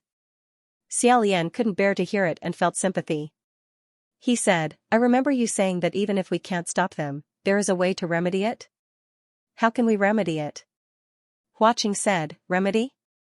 It's suicide. Junwu glanced at him and sighed. I also said that unless it's absolutely necessary, I don't want to take that step. Xiaolian's heart skipped a beat. Could it be? Junwu said slowly, that's right. Right now, the only way to remedy it is to send a martial god to infiltrate the ghosts in Bronze Cauldron Mountain. Since they couldn't stop the slaughter, then they had to ensure that they fought to the end, leaving no survivors. Xiaolian hid his hands in his sleeves and frowned. I'm not very familiar with Bronze Cauldron Mountain, so I don't really understand its rules. So what should we do? Do we have to kill all the demons and ghosts inside one by one? But that was almost impossible. One had to hide their identity and not bring too many helpers into Bronze Cauldron Mountain. Otherwise, if the ghosts found out that one or a few of them had sneaked in, they would definitely attack. Bronze Cauldron Mountain was an extremely evil place, and the power of a god official would be greatly restricted there. It would be even more restricted than in Black Water. Junwu said, no, there's no need for such a big project. Hua Qing said, I'm familiar with Bronze Cauldron Mountain. Brother, look outside. Xiaolian followed his direction and looked outside the window. Outside the window was a large plot of land with some green onions, grass, and flowers. There was also a small flower pot in the corner. Hua Qing climbed up the window and pointed at the flower pot. There's a huge bronze cauldron in the center of Bronze Cauldron Mountain. With that, the flower pot suddenly fell down and rolled to the center of the land before standing up on its own. Then, with it as the center, the flat soil around it started to move, forming small mounds of different heights. Hua Qing said, the bronze cauldron is surrounded by mountains. This entire area is the territory of Bronze Cauldron Mountain. It's at least the size of 7 cities. Xiaolian was intrigued by the sight. With a light leap, he flipped over the window. Standing among the small mounds of earth, he really felt like a giant looking down at the vast land below. Huaqing said, "The killing starts from the outermost edge of the mountains and gets closer to the bronze cauldron in the center." He waved his hand and many smaller things on the ground started to move. Xiaolian squatted down to take a closer look, only to find that there were many weeds and leaves wriggling about, as if they were little people shuttling through the mountains. In other words, the closer we get to the bronze cauldron in the center, the stronger the ghosts? Huaqing said, "Yes. Because the weak weeds are all killed at the outer perimeter." He waved his hand again, and a gust of wind swept past. The weeds were swept clean by this gust of wind, and the bare mounds of earth became lonely, looking very pitiful. The flower pot in the center suddenly emitted bursts of red light. It really did look like a small copper cauldron that had been heated red by fire. Xiaolian stared at it and found that a small red flower and a few inconspicuous weeds had jumped onto the small flower pot and circled around the edge of the flower pot, as if a few little people were dancing. That little red flower danced crazily. Huaqing squatted down beside him and said, "In the end, only a few ghosts can enter the bronze cauldron. Then, the bronze cauldron will close." Those few little people jumped and fell into the cauldron, and were quickly buried by the black soil. Huaqing continued, "In the next 49 days, there must be a ghost that can break through this bronze cauldron." That small flower pot trembled violently, and suddenly burst out with a glaring red light. With a bang, a wave of soil flew into the air. Along with this earth-shattering birth, the little red flower leaped out of the soil and raised its 2 leaves, as if it was shouting in the wind, showing off its power to the world. Seeing this, Xiaolian couldn't help but let out a laugh. However, he didn't know if it was because it was too happy, but that little red flower slipped on the edge of the flower pot. Seeing that it was about to fall, Xiaolian hurriedly stretched out his hands and gently caught it, holding it in his palms. That little red flower seemed to be a little dizzy from the fall. It shook its head and raised its face to look at the person who caught it. Xiaolian wiped off the soil that splashed on his hair and said, "This one is the new generation of Ghost King bred by Bronze Cauldron Mountain." Huaqing nodded. "That's right. The previous 10,000 ghosts killing each other was a process of continuously increasing their strength. If the ghosts that entered the bronze cauldron weren't strong enough and couldn't break through, they would be suffocated inside, burned to ashes, and become nutrients for others." He stood up and said to Junwu, who was inside the house, "Your method is nothing more than exterminating the elites and placing weeds. There are only so many that have the potential to become a ghost king. If you personally eliminate them, the remaining weak ones won't be able to break through even if they enter the bronze cauldron. If they can't pass that hurdle, they won't be recognized as a ghost king." Xiaolian nodded. "It sounds feasible, but I don't know how it would be done." "Have you tried it before?" Junwu also walked to the window and said, "I don't know. I've never tried it before. In the past, I've always stopped them before they gathered." Huaqing folded his arms and said, "I'm afraid it won't work. Fighting under these conditions is tantamount to suicide. I suggest that you, the one who thought of this brilliant method, go yourself." Junwu calmly said, "That's exactly what I was thinking." Xiaolian was startled. "Dijun? June." Wu said, "Xian Lu, this is the reason I descended to the mortal world. I'm going to Bronze Cauldron Mountain. Go back to the Heavenly Court and help me temporarily take over everything." Xiaolian put down his hand and suddenly stood up. "How can I do that? Let me temporarily take over? Don't joke around, no one will listen to me." Junwu smiled and said, "Then, this is a very good opportunity to make them submit to you." Xiaolian rubbed the space between his eyebrows. "Dijun, forgive me for not agreeing with you this time. This is too absurd. Let's use the mortal world as an example. The emperor can personally go into battle, but have you ever heard of an emperor going undercover to assassinate someone? The reason why a mortal capital can float in the sky is all because of you. All the things that other heavenly officials can't manage, are managed by you. If you're there, the sky won't collapse. If you're not there, the sky will really collapse." Junwu clasped his hands behind his back and said, "Xian Lu, actually, there's no one in this world that will collapse without them. Once you get used to it, you'll realize that you can still live without anyone. There will always be something new to replace the old. When the Ghost King appears, if another Blood Rain Tanhua or Black Water Sinks boat appears, it won't be a big deal. But if another Bai appears, the world will be in chaos. He looked straight into Xiaolian's eyes and said, "You've seen with your own eyes how difficult it is to kill an absolute like him. Other than me, there's no other way." Xiaolian also knew that Junwu wasn't being conceited. Even if he was at his weakest, he still had to accurately pick out the most powerful ones and subdue them one by one. Even he didn't dare say that he could do it. Only Junwu had the highest chance. However, once he left, it might be 10 years or so. What about the outside world? What about the heavenly court? The next day, Xiaolian and Huaqing set off on their way. Huaqing held Xiaolian's hand. "Brother, the next time you see Junwu, don't say a word to him. Just turn around and run." Xiaolian asked curiously, "Why?" Huaqing said, "I knew it. Every time he looks for you, it won't be a good job." Xiaolian smiled. "Why do you say that?"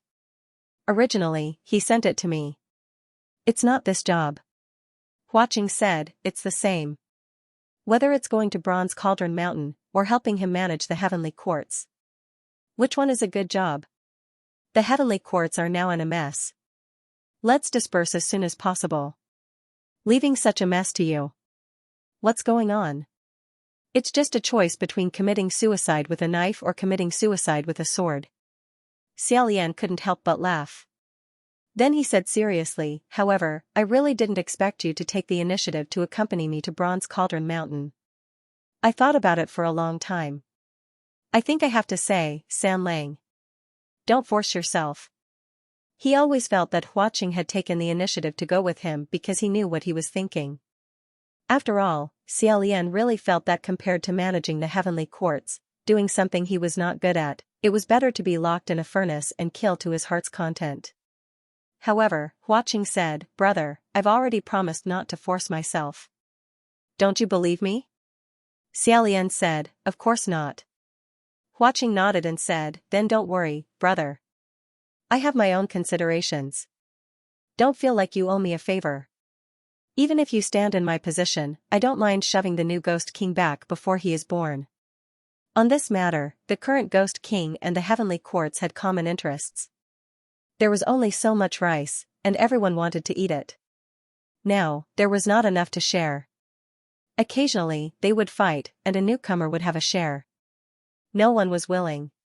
Furthermore, if this newcomer was crazy and went berserk, no one would be able to eat it. After hearing Huaqing's suggestion, Junwu seriously considered it for a long time. If Xiaolian went alone, he would not have as much of a chance as going alone. But if Xiaolian and a Ghost King who had personally trained in Bronze Cauldron Mountain, this combination would have a higher chance of success than him going alone.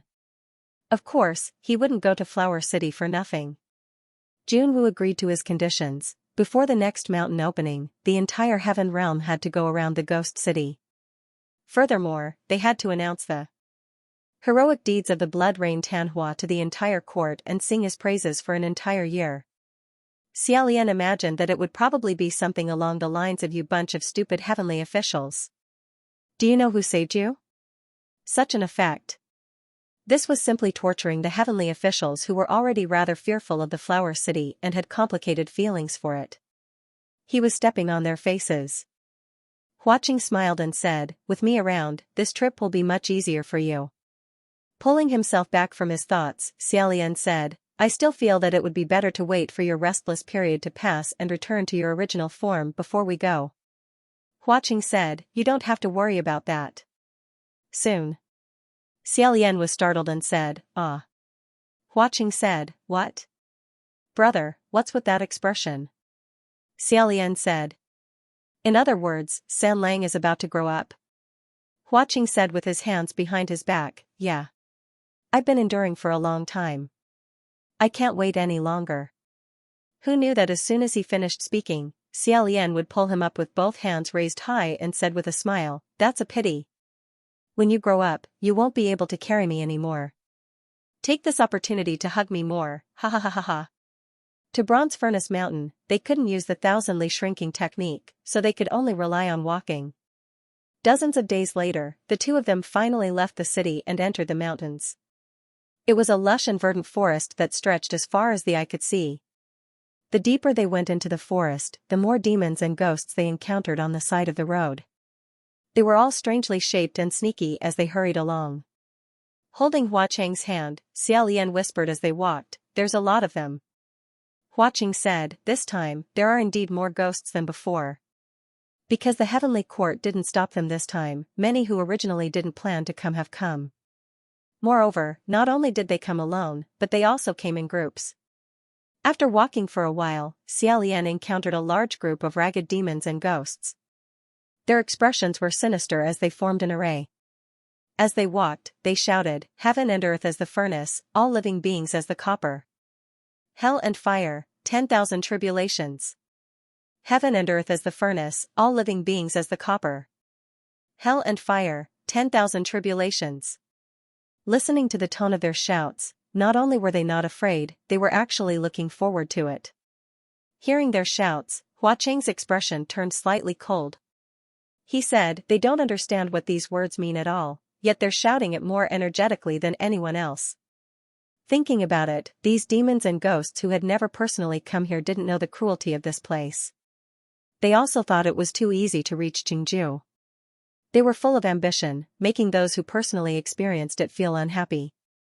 Xiaolian asked, "Is it okay to come in groups like this?"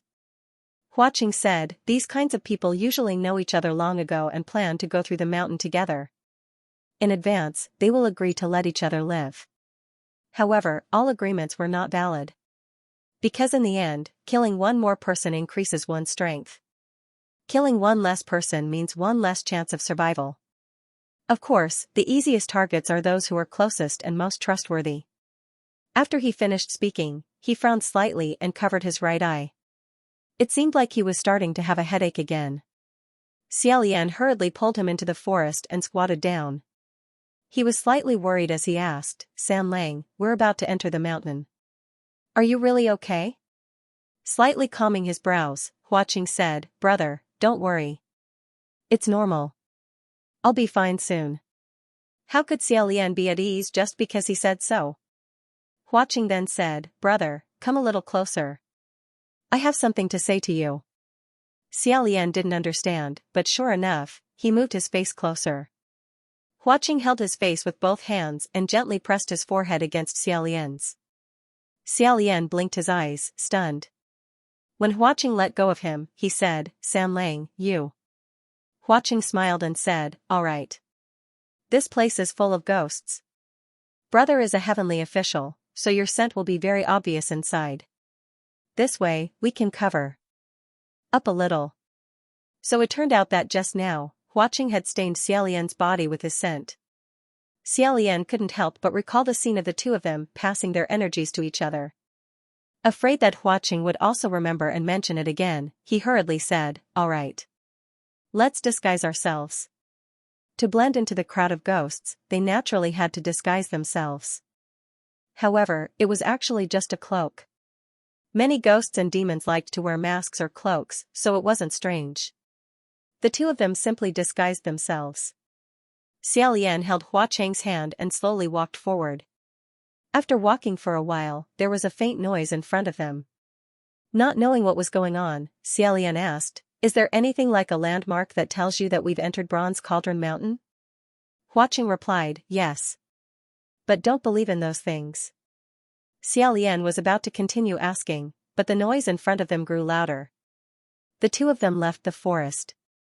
It turned out that in front of a steep mountain wall, there was a large crowd of ghosts and demons. There were at least 300 to 400 of them. However, this was only the tip of the iceberg for the gathering of thousands of ghosts. Why is the road blocked?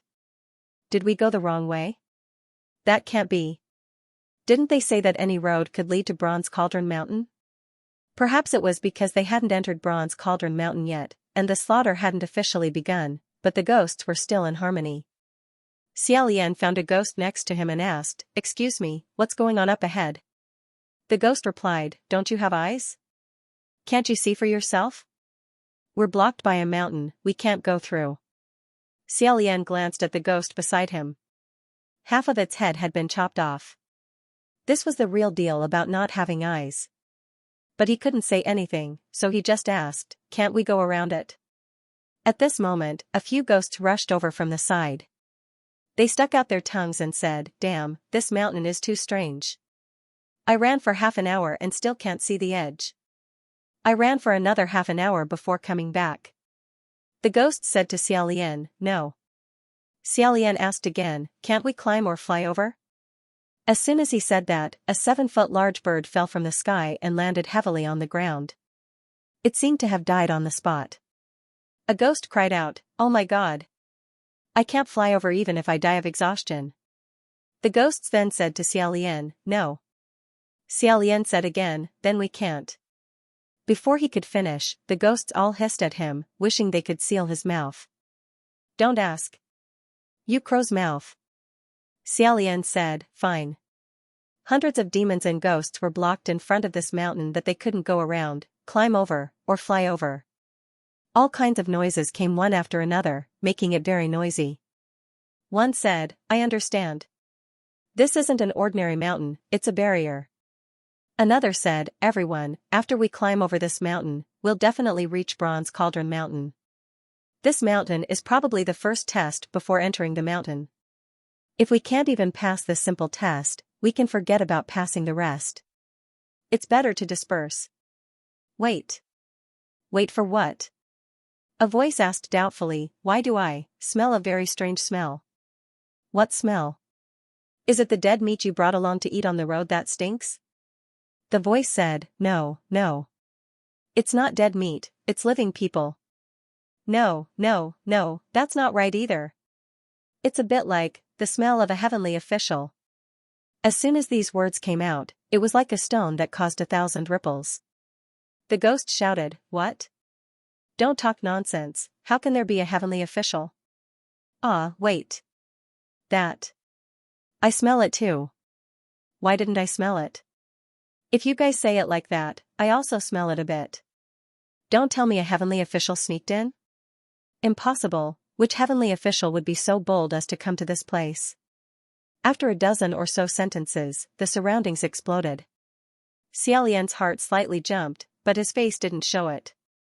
Just now, watching had clearly helped him cover up the human smell, so how could there still be a smell? It shouldn't be that someone found out he sneaked in. Watching held his hand and whispered, brother, be careful, there's something stirring up the muddy waters, taking the opportunity to create chaos. Xiaolian said, it's also possible that besides me, there really are other heavenly officials sneaking in. At this time, the ghost that first mentioned the human smell jumped onto a large rock and said, everyone. Maybe those death gods in heaven saw that they couldn't stop us on the road this time, so they sent people to Bronze Furnace Mountain to ruin our grand occasion. I suggest that everyone take off their masks, cloaks, and clothes first. This way, whoever emits a spiritual aura will immediately be discovered. Everyone, report your names one by one. Don't give them a chance to sneak in. The group of ghosts cheered. That ghost continued, I'll go first.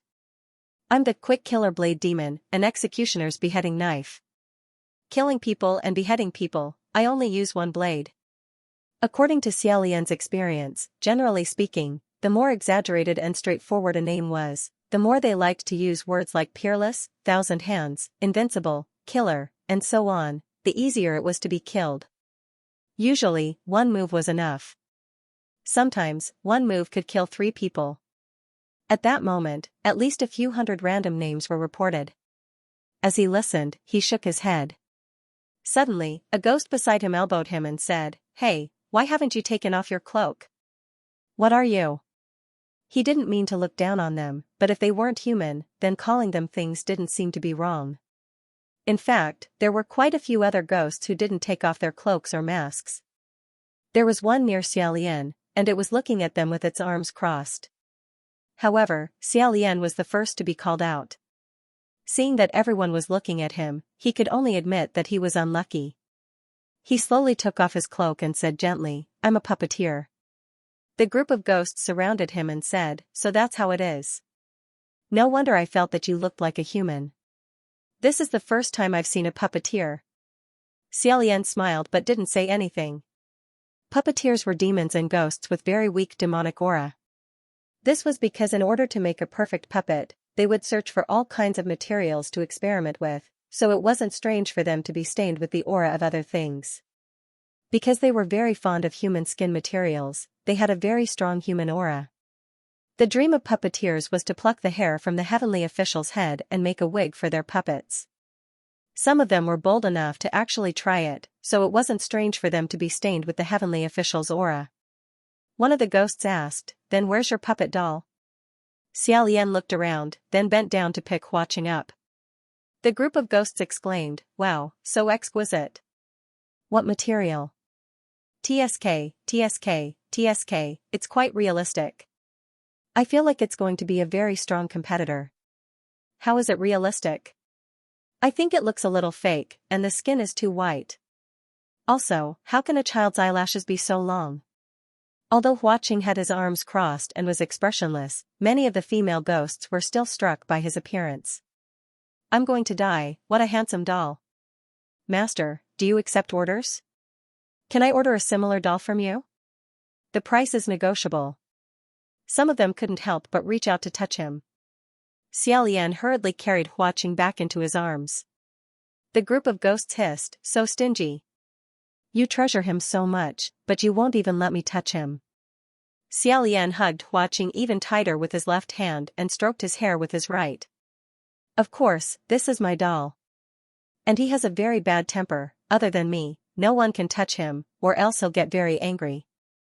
Huaqing raised his eyebrows in his arms, and the group of ghosts laughed. "Io, he can even raise his eyebrows, he's so cool." End of chapter 141. Don't forget to subscribe, like, and share the video to support the channel.